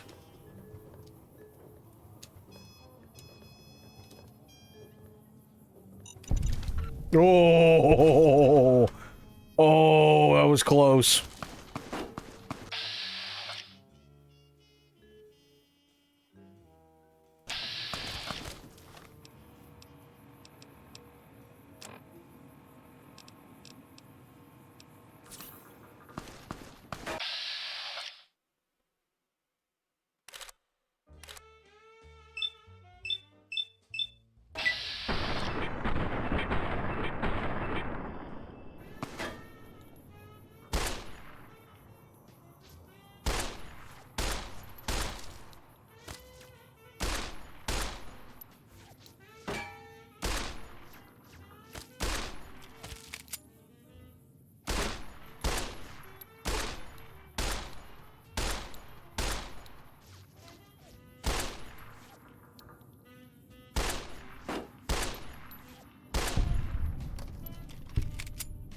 That's a lot of dudes.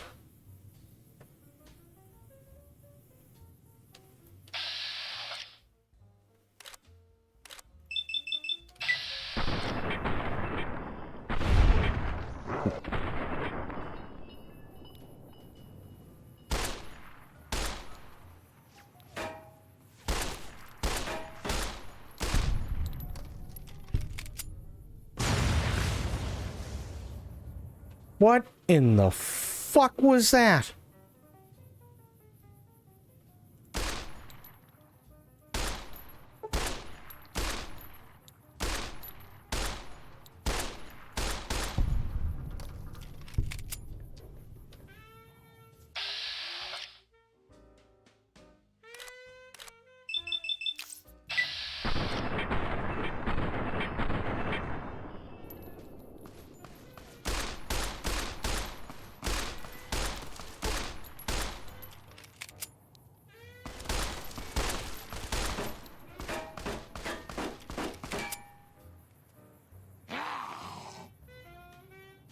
Snarl.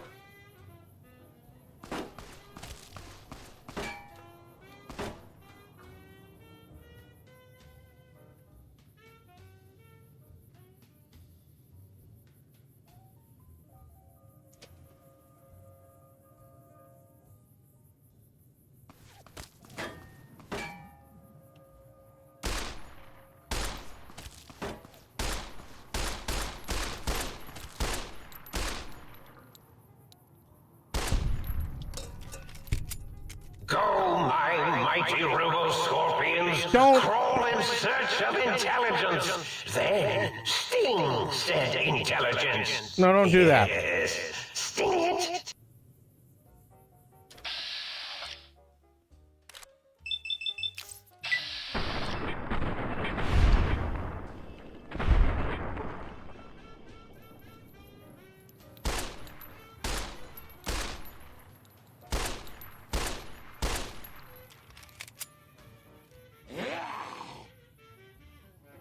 Roar.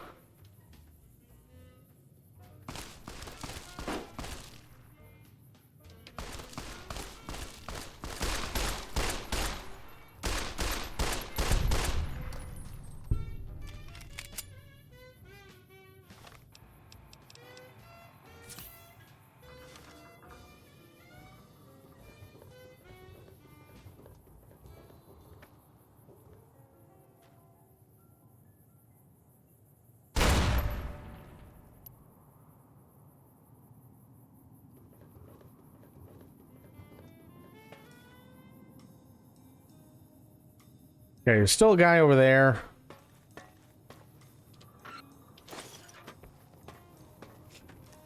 Ooh, I burped.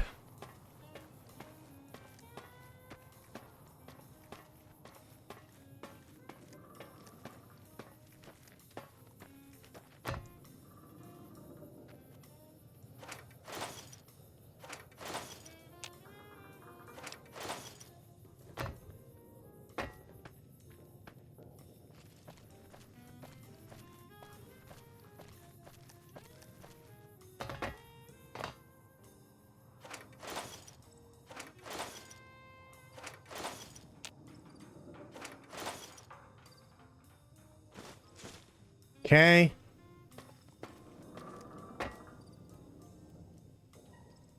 Let me up.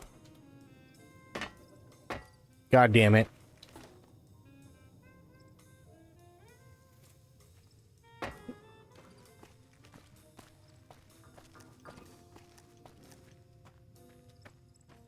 I am lay hidden.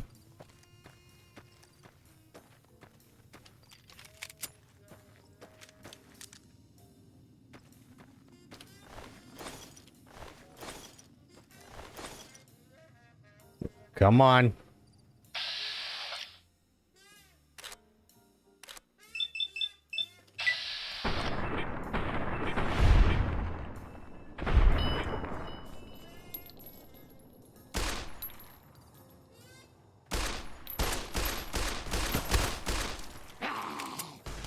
All right, dickhead.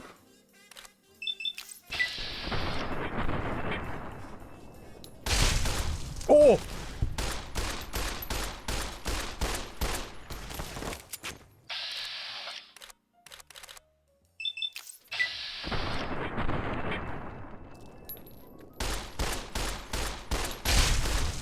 Jesus!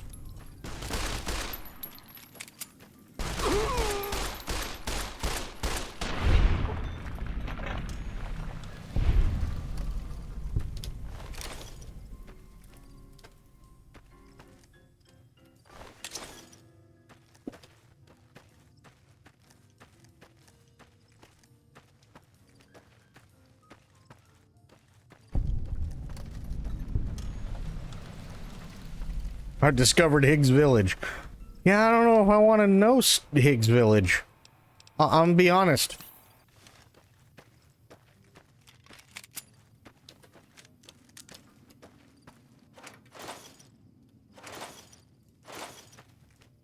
Big mountain.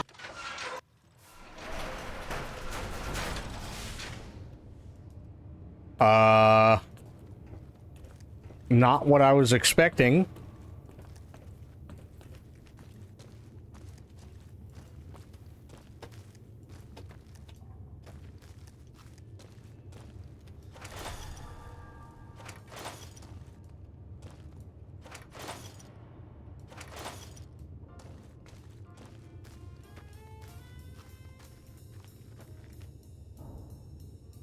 No, not what I was expecting at all.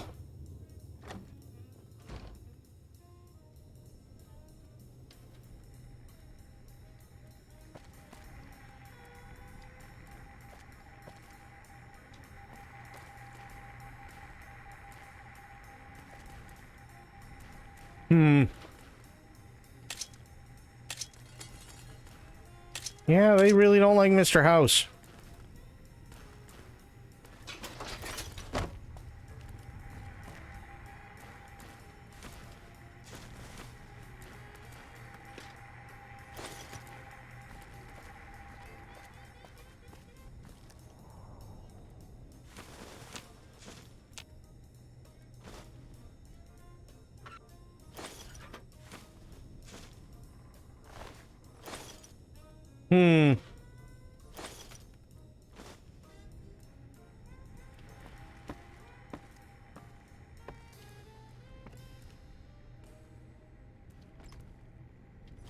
It's a lot of dead Securitrons.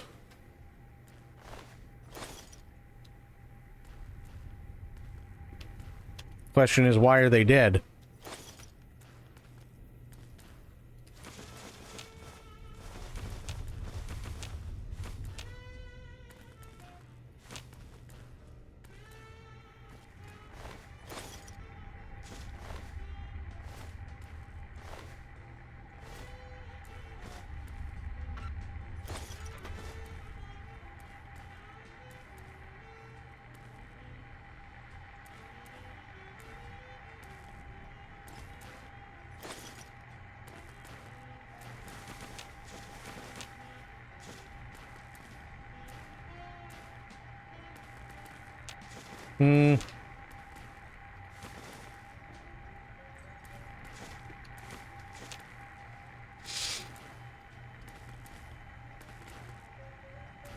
Audio sample giant tarantula.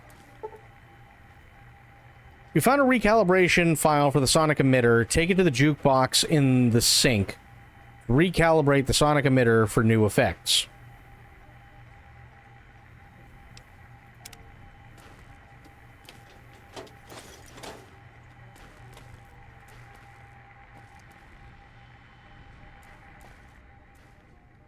Okay. Not that that helped me at all.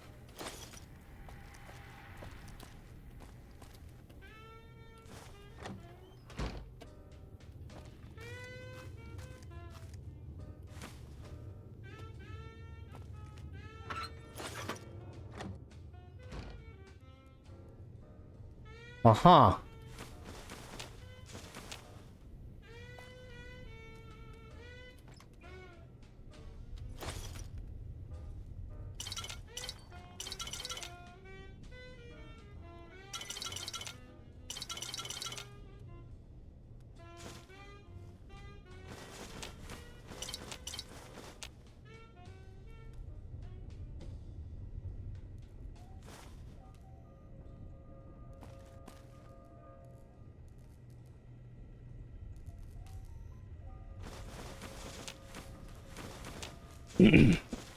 Take all of the books.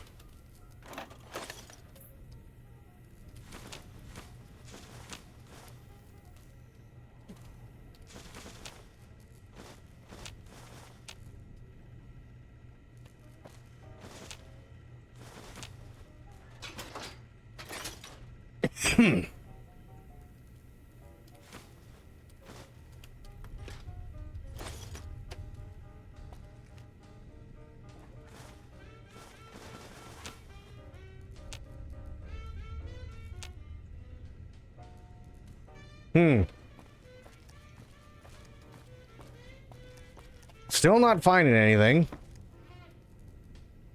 Maybe it'll be in that room? Hopefully? I don't know.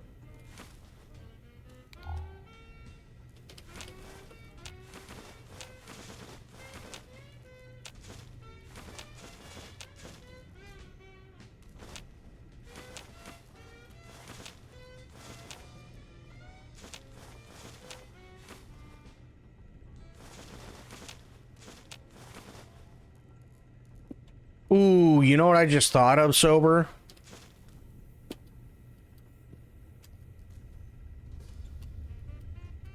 I just thought of this. What if in the Voyager game we are able to just kill Seska outright?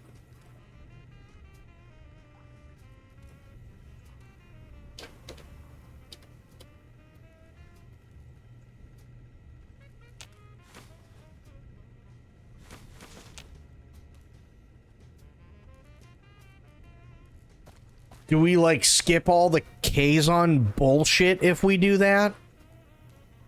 Because that would be amazing. Dr. Klein's glove. Interesting.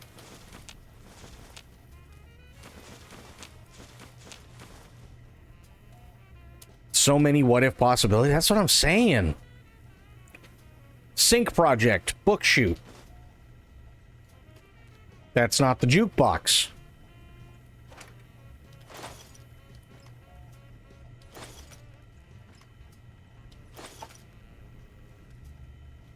I can't wait. I'm really, really excited for that one. I really want to see how it actually, like, plays out.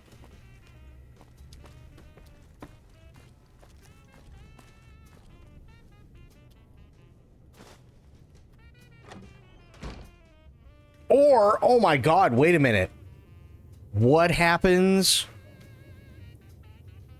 Granted, this is later on. But what happens if we just allow Janeway and Paris to continue fucking as lizards?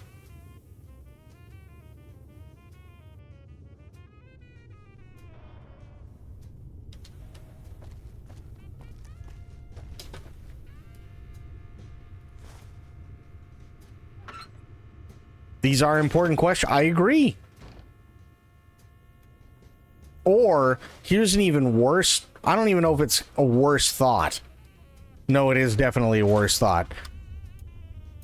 What if something we do doesn't allow us to come into contact with the Borg, or find out that there is the threat of species 8472, therefore, we never meet 7 of 9 whatsoever?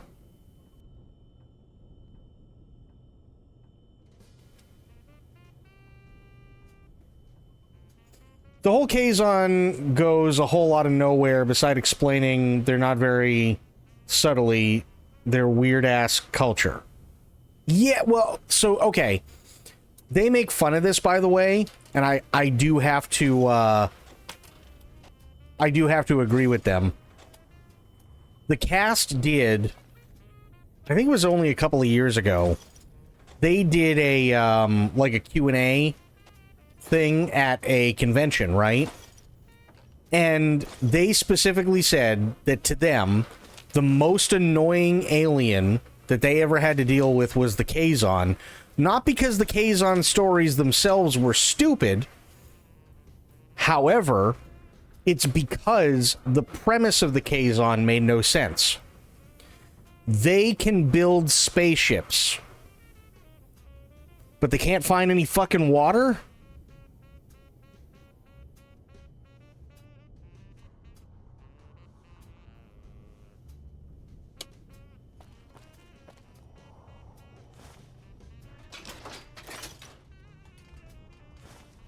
They can go faster than the speed of light, but somehow they can't find water?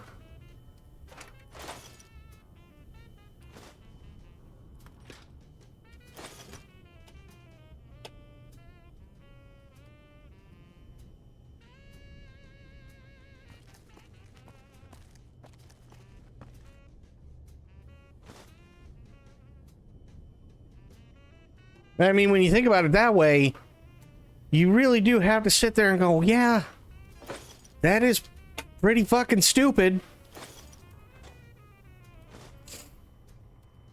Maybe Neelix becomes captain. Oh, dear God, I hope not.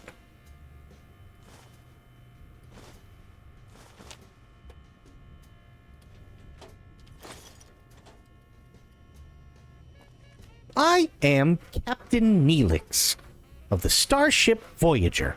How can I help you?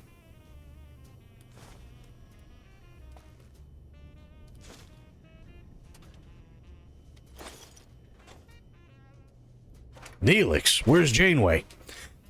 Captain Janeway suffered an unfortunate accident, and we have been without a captain since, and since the morale of the crew was low, I thought maybe it would be best if I took over as captain. Maybe Torres shits in a warp coil. Oh, God. Oh, my God. Holy fuck. Think of it this way. This is episode 2, by the way. Like, again, there's so many what ifs. Episode 2. Torres isn't even chief engineer yet. Right? But think about it. How is it that she ends up becoming chief engineer? She punches Carrie in the nose. And then Chakotay has to talk to her. And then she ends up going to talk to Janeway about this whole thing. And then Janeway finally relents and talks to Chakotay and is like... And Chakotay goes, listen, Captain, you wanted both crews to work together, but right now we're being treated like second-class citizens. She's like, you know what? You're right. Like, what happens if you change how that shit went? Think about that.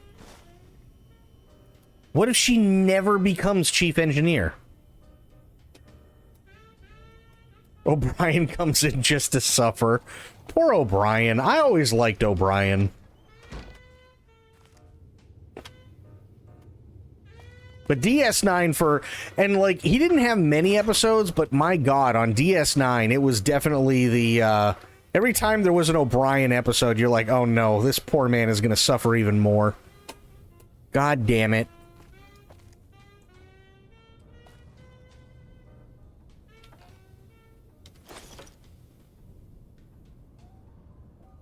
I think everybody loved Miles O'Brien. He's just a cool dude. Oh, fucking how cool would that be, though? Think about this. What if this game actually does really, really, really well, and they come out with a game that is literally the same thing, but for Deep Space Nine?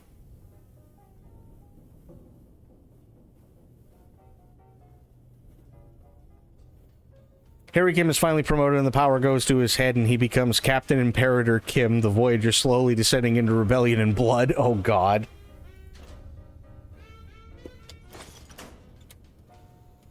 How cool would that fucking be, though? Like, the game does well enough and they're able to make another game exactly like it, but it's Deep Space Nine?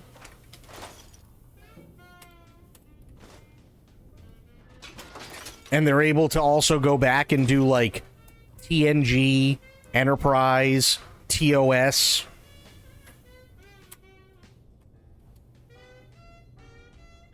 How cool would that be?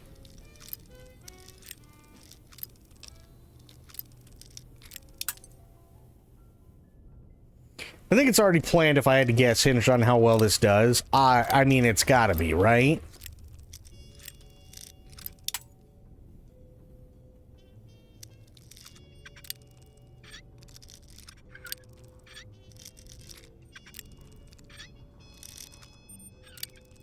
Like, imagine being able to be like, you know what?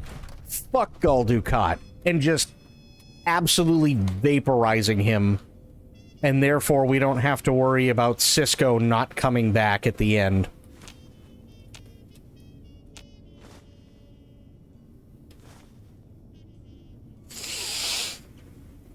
You can't tell me they spent all this time planning and building this game and didn't think we could do this with the other... Oh, I know! I'd be incredibly excited. Incredibly excited. And, let's say, just for the sake of argument, because TNG has had some actually, like, pretty decent games in the past, right? And, I mean, nothing, like, new, but they've had some pretty decent games in the past. DS9, unfortunately, kind of got stuck with crap games. The ideas were really good, but the games themselves were kind of junk. So, ooh, if they made a DS9 one, I'd have half of what was needed. If I can make happen what I want to happen for Voyager, the only clue I'm going to give you, by the way, is this one. If I can make happen what I want to happen for Voyager, I will have half of what is needed if and when Deep Space Nine comes out.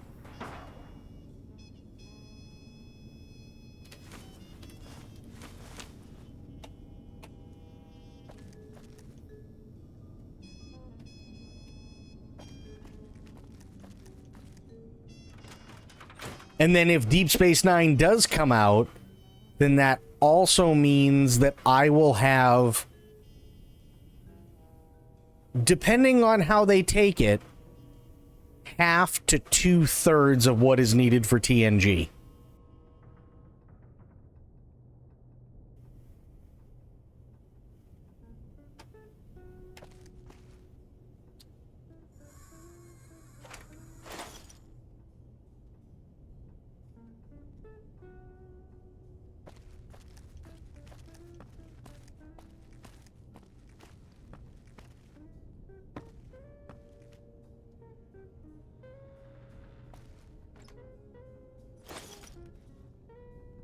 The hell is that?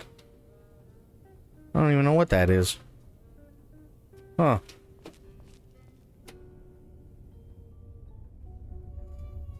I just, oh, that'd be so awesome.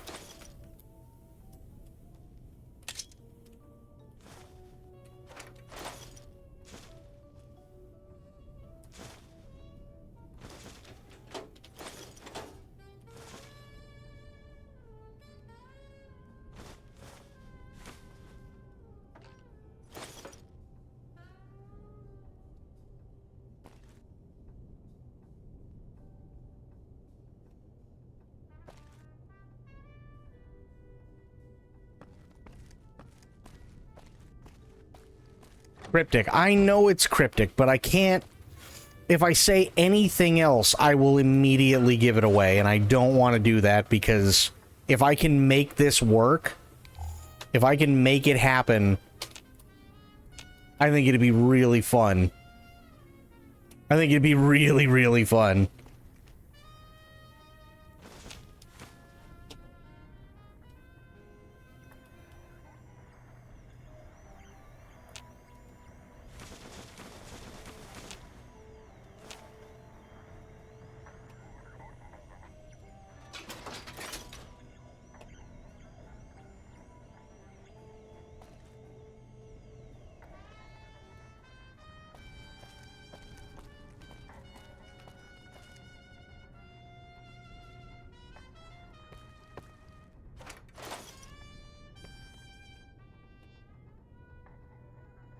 Your testicle privileges are gone. What?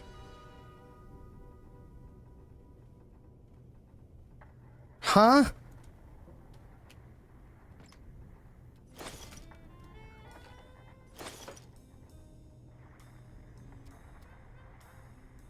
If I go silent, it's because I am Trey pooped today. No, that's totally fine. Don't worry about it, because we've got roughly about half an hour left anyway, so don't feel too bad.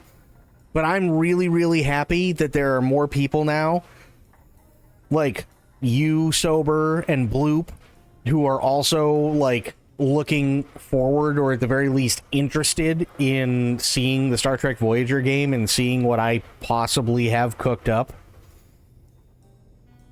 Oh, I think it'll be a lot of fun.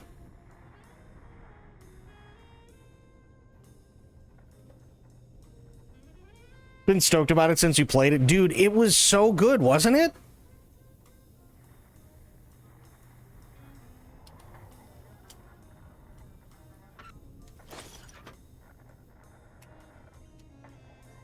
I was actually like... 3 things get me moist. Why I read that out loud, I don't know. 40K Star Trek and Star Wars, fair.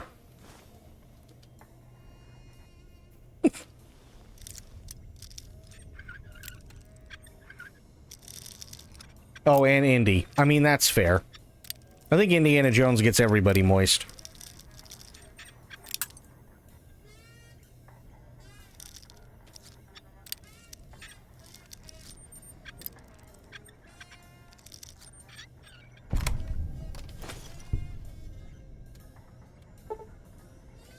Found a recalibration file for the sonic emitter. Take it to the jukebox in the sink to recalibrate the sonic emitter for new. Finally.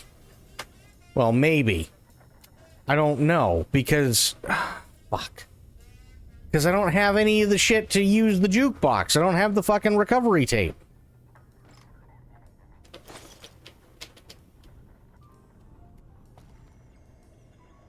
They keep wanting me to go and do the thing in the jukebox, but I can't, because I don't have a recovery tape. Finally. Holy shit.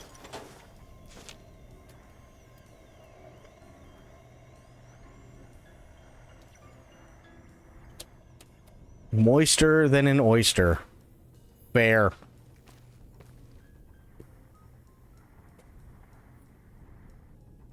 Totally fair. Oh, did I miss this? Yes, I did. Yeah, I'm super stoked about Voyager. And here's the other thing, too. Voyager had really only one game. Voyager had Elite Force, which was really good. But Elite Force 2 was not Voyager. That was on the Enterprise E. And yeah, that was pretty much it. I mean, it was showcased in a couple of other games, but it was like Star Trek Legacy, right? Where it's like you fly Voyager around a little bit and everything, but it never really ever got the love that TNG did. Hell, even Deep Space Nine, which was the bastard child, right? Got almost no love. And they got more games than Voyager. I mean, granted, those games were kind of crap, but still.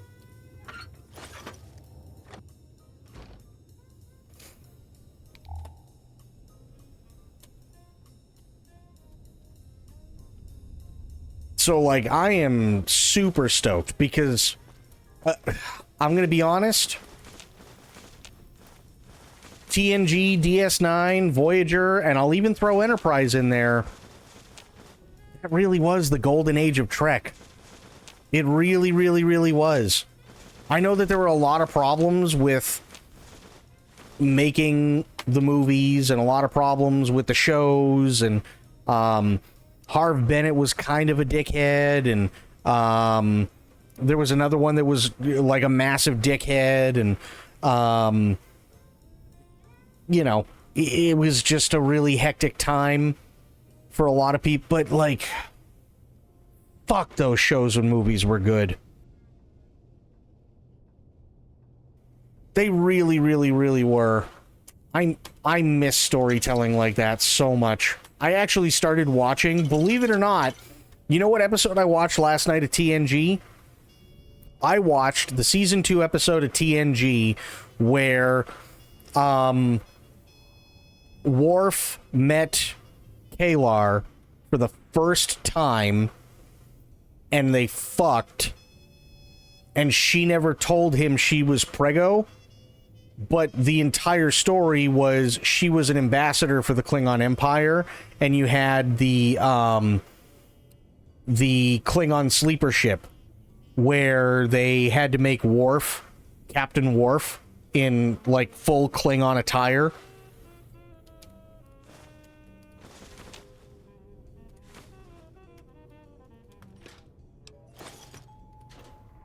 So this was pre-shithead Alexander.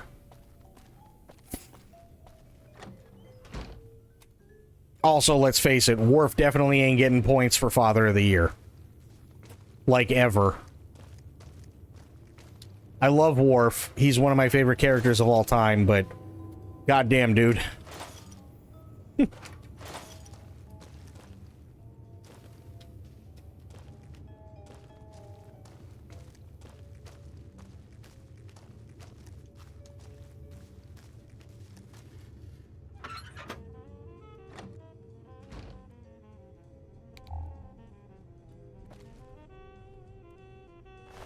Oh, wait, I've already been in here. Oh, shit, did I do all of them? I guess so. Okay.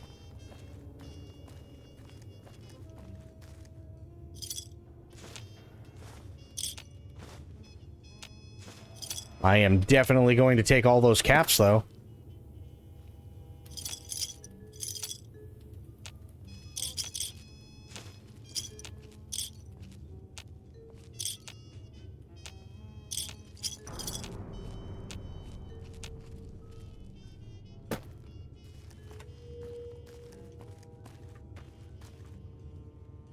I'm just saying, like, oh, it's gonna be so cool.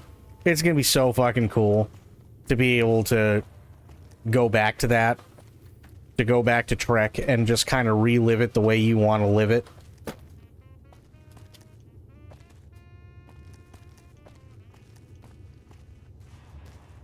I am so fucking stoked for that.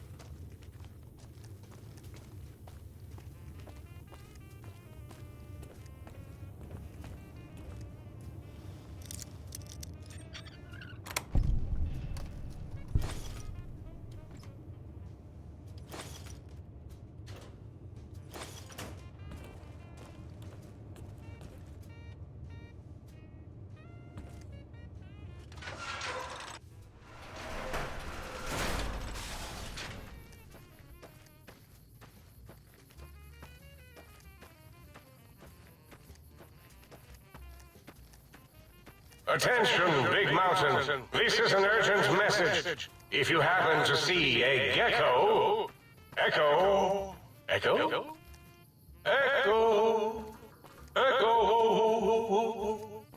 Echo...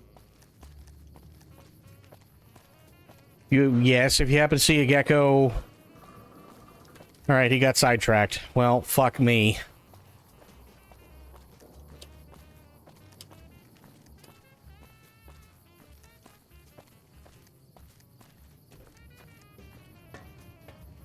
Brains tend to get distracted, that's true. That is true.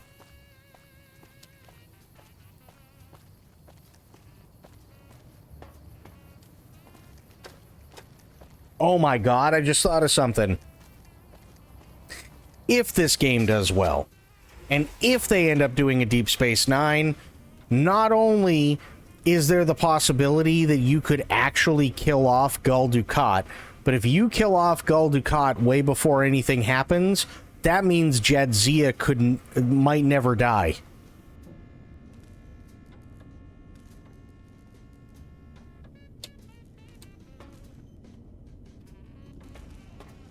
If I had to guess, they will do TNG now. Oh, I mean, how can you not? But I would really prefer that they do DS9 first. Ooh, yeah, dig that sweet music. Damn, it's good to be back online. What's your purpose here? Dig, I'm an acoustical wizard kid. Old Doc Mo used me to prototype his sonic weapon designs. Get me a good sample base to work from, and I can whip up a wave that makes Jericho look like a kazoo. Can you do anything like that for me? Got yourself a sonic emitter, don't you? Thought so. Bring that old thing on in here and bring me some sound samples and I'll make that baby sing. Or scream, if that's what you want. You know what would be a sick version of this type of game? Quantum Leap.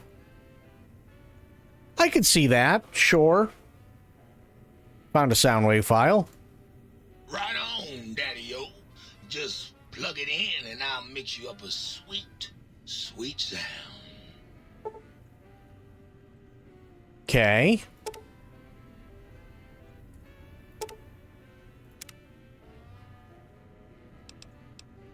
Right on, Daddy. Let's spin some grooves.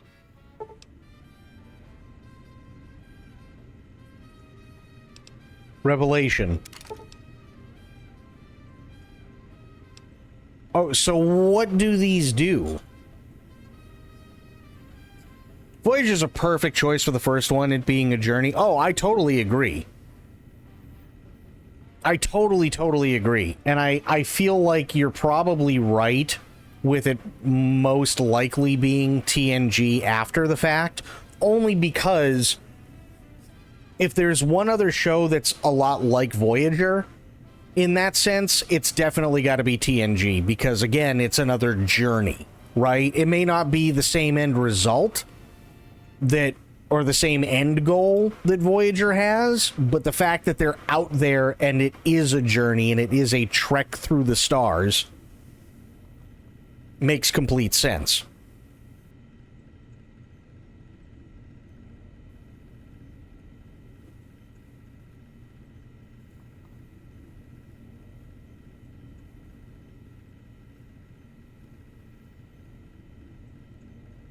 Can't easily do Enterprise, much as I have a soft spot for it. Why couldn't you?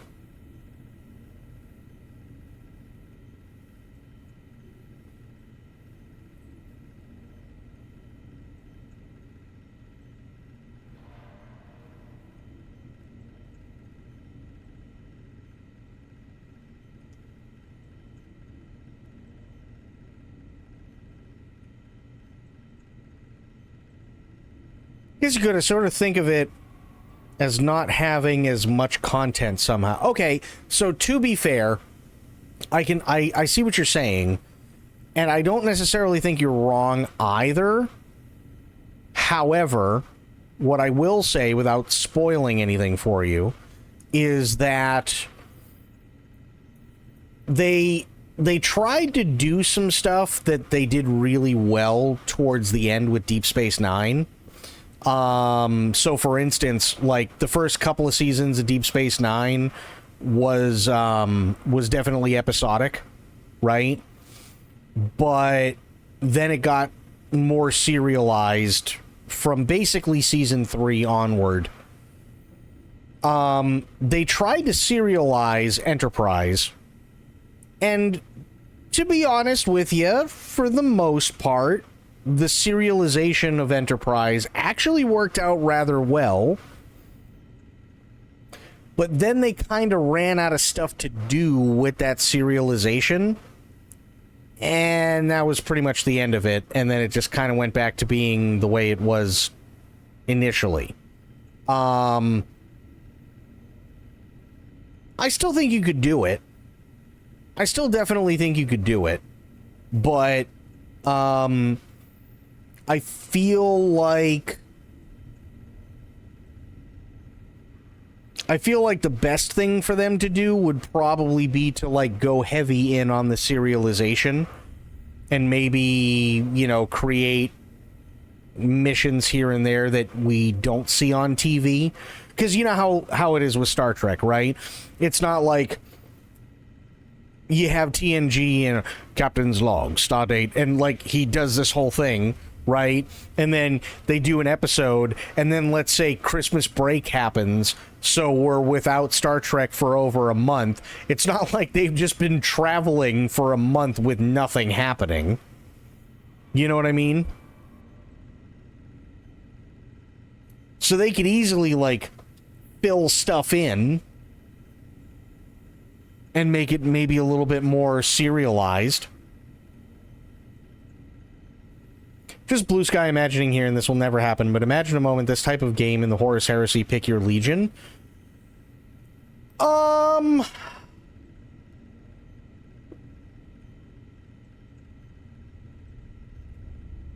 Okay, so here's what I think would be fun for Horus Heresy. I think what would be really fun is if they did, and again, I know this one will never happen, but I think what would be really, really fun is if what they did is they went, okay, here is your 18 legions. Pick your legion. You can go back. Tarantula is the best. Okay. Has a chance to insta-kill. Nice. Here's what I think would be awesome. I'd like to meet the man who's got no blues to sing. They decide, okay, pick your legion, and then you get to pick your legion. Great. From then on out, it plays like Space Marine 2, but you are playing the battles leading up to the Drop Site Massacre and Istvan 5, and then you get the story stuff that happens, right? And then you have the aftermath all the way up to the Siege of Terra. So you have like all the big stuff for each legion. But, and I think this might be kind of cool, what they could do is for, I want to say it's the World Eaters, they switch it a little bit.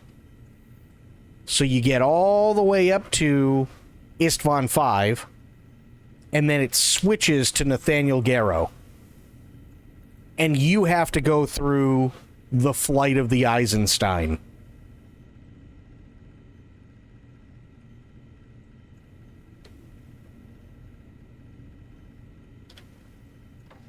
That would be cool as fuck.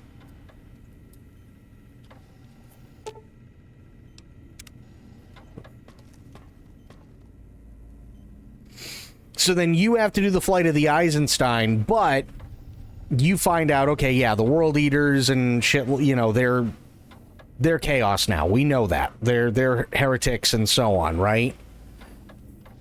But specifically because it's Nathaniel Garrow, you get to go through Garrow's journey with the, you know, with collecting the Knights Errant, which eventually turns into the Grey Knights. That would be fucking sick.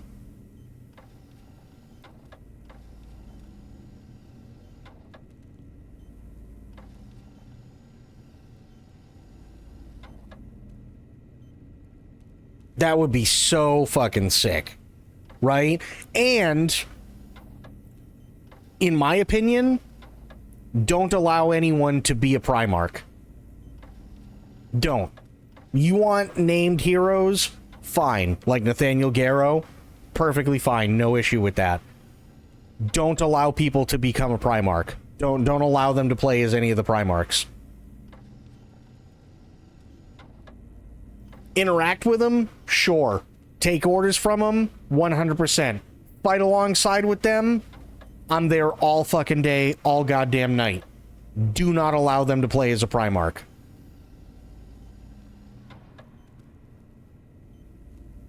They're way cooler when they're remote and deeply beyond human. Yes. Abso-fucking-lutely. Right? Playing would dilute it. It would, I think. I think it would, right? Like, we can all sit there and we can go, oh, yeah, you know, I mean, Vulcan's the nicest of all the Primarchs and this, that, and the other thing. And he's a really cool guy, but, you know, most people also forget, oh, yeah, well, he is also the Primarch that decided he was going to burn an Eldar child alive. Or do we really, really want to go through the whole thing of Fulgrim becoming the demon prince of Slaanesh and like all that stuff? Do we really want to go? No, I don't think we want to go that route. Right? It'd be more than enough being Nathaniel Garrow and seeing, I can never remember her name, I think it's Mercedes Olaton, who ends up doing the feces finger painting on the Eisenstein. That would be more than enough and dark enough to be like, oh shit. Playing as Angron? Okay, fine. Watching Angron do the corn thing from half a battlefield away, holy shit, better, right? That's wrong. Why? What do you mean, Bloop? Like doing the whole Fulgrim thing? The reason why is because Fulgrim is he's kind of a one-trick pony in a lot of ways. So for instance, it's a cool concept where you have a Primarch that is obsessed with perfection in literally anything and everything that they do, whether it's martial perfection, whether it's artistic perfection, whether it's even something like manners, right? He demands perfection in every aspect of everything from his Space Marines. So they are supposed to be even nicer than the Salamanders. They're supposed to be even deadlier than the Dark Angels or the Space Wolves. They're supposed to be even more stealthy than the Alpha Legion. They're supposed, like, the problem is that when everything is perfect, you just become a one-trick pony. And it's his drive and obsession with perfection that turned him into the Demon Prince of Slaanesh to begin with. So even though it makes for an interesting story from an outsider's perspective, if you had to play it as a game, it would be really boring.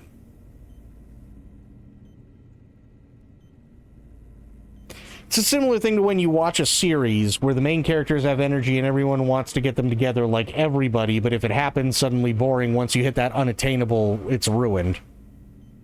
I meant burning an Eldar child alive. Oh, okay. So the burning an Eldar child alive thing.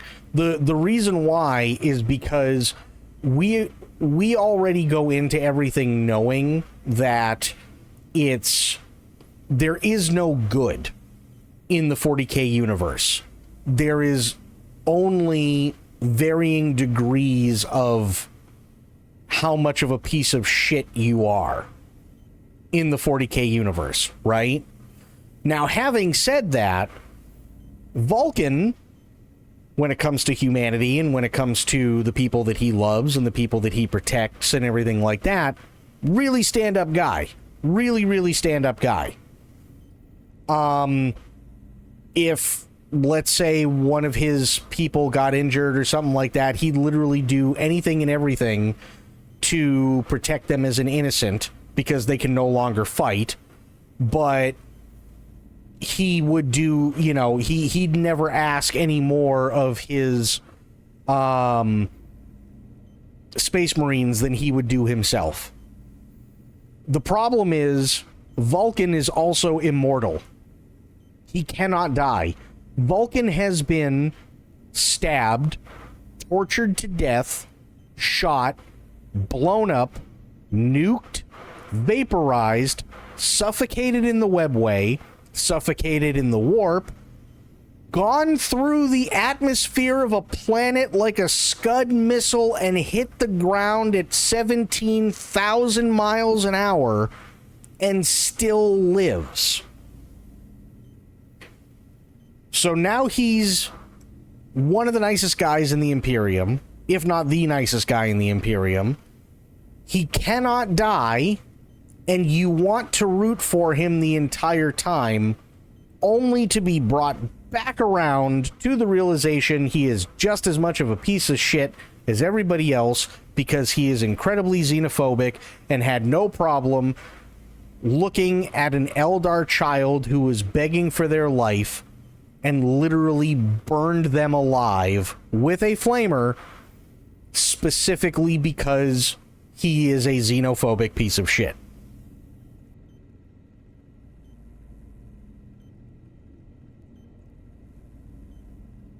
You don't need to be reminded of that.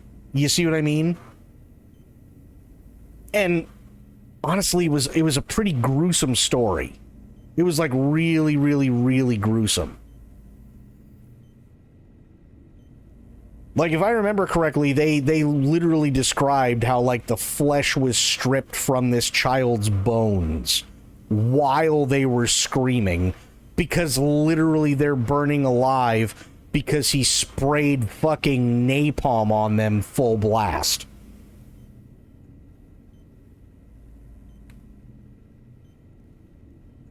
And again, this is literally supposed to be like the nicest guy in the Imperium. Like, you expect shit like that from, say, Angron or Peter Turbo. Or, hell, you could probably get it from Lionel Johnson. Or you could get it from Lemon Rust. Or, you know, like, a bunch of the others. Vulcan, not so much. So it's a very... And he doesn't... The whole thing is, Vulcan doesn't feel bad about it. Right? It'd be one thing if Vulcan was ordered to do it, and he had to, and so on, and then, like, he felt bad. But he doesn't. He just looks at it as, oh, well, they're space elf shit. They're space elf scum. They don't deserve to live. Doesn't matter whether they're innocent or not. Doesn't matter whether they're holding a pistol at me, you know, whether they're pointing a pistol at me, or they're, you know, just throwing rocks, just trying to get away because they know that I'm here to kill them. They're just a piece of shit. They deserve to die.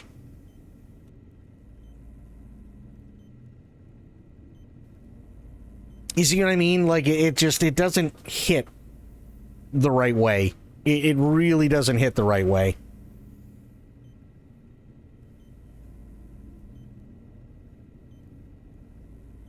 Or, and here's another reason why you don't want to play a Primarch. You wouldn't want anybody to be able to play a Primarch. Does anybody really, really, really want to play Robot Girly Man and have to sit there and do taxes for 90% of the game?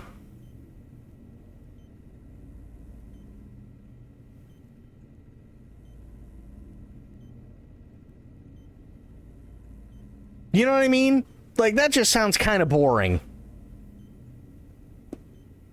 Here's Robot Girly Man, and then Robot Girly Man sits there and does taxes for 90% of the game until he finally gets called into going to war, and he ends up going to war, and you fight, and then there's a cutscene where he gets mortally wounded, and then he sits in a chamber seconds away from death for 10,000 years, and then he pops out of the chamber because really hot goth mommy space elf decided that she needed to help him, and he went, awesome, you're my fucking girlfriend now. And then for about 2 hours you get to play as him just laying waste to absolutely everything, and then he and hot goth girlfriend space elf mommy go back to doing taxes.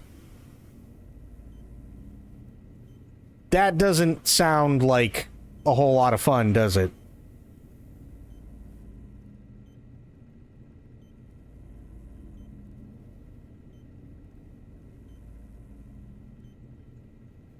You know what I mean? Like, or here's another one. Here's another one. And I know Sober is going to agree with me on this. Would anybody really want to play Ferrus Manus? Like, Ferrus Manus is not a bad guy. He's not like a terrible Primarch whatsoever. But the problem is, Ferrus Manus would be dead probably about a third of the way through the game. You wouldn't be able to play him anymore. Why? It's actually pretty simple. The reason why is because as soon as everything kicked off in the Horus Heresy on Isfan 5, Ferrus Manus was the first one dead. They lobbed his head clean off. And, like, he's dead. There ain't no coming back. He was decapitated. So much so that at the end of the Horus Heresy, the Emperor gets to where Horus is on Horus's ship, and Ferrus Manus's skull is sitting on the bookshelf. just as a trophy. So Ferrus Manus is, in fact, dead. No bringing his ass back.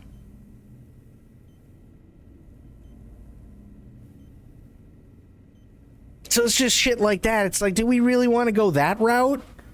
Or do you want to play, I don't know, maybe a lieutenant or a captain in one of those legions, and you get to do all the really cool shit that you hear in all the stories during the Horus Heresy? Like you can do the battle at Calth, you can do the drop site massacre and be one of the few salamanders that make it off the planet. You can do all this cool shit. You can be one of the world eaters, like Nathaniel Garrow, who escapes to go warn the Emperor, right? Hell, you could be one of the people who ends up becoming one of the loyalist successor chapters for a traitor legion, right? Stuff like that. That's cool. But you don't want to go the Primarch route. Because again, they are so disconnected. Like, what's the best way to put this? Okay, you have humans, right? Humans grow up, they live, they fuck, they eat, they sleep, they die. Just like every other human. Space Marines don't do that. They don't fuck. They fight a lot. If they never get injured, they are essentially immortal and will live forever, for the most part. But literally, they don't know anything about being a regular human. Then you have the Primarchs, who are quite literally immortal, unless they get injured or, in like Ferrus Manus' case, decapitated. So they are at least twice removed from being able to understand what humanity is in terms of actually being a human.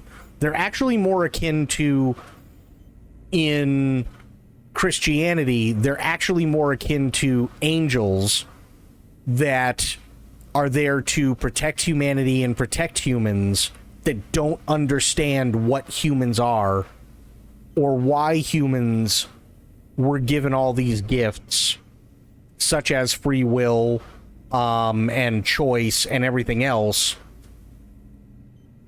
whereas the angels themselves don't have any choice. They are mandated to protect humans, right? That's how far removed Primarchs and Space Marines are from actual humans.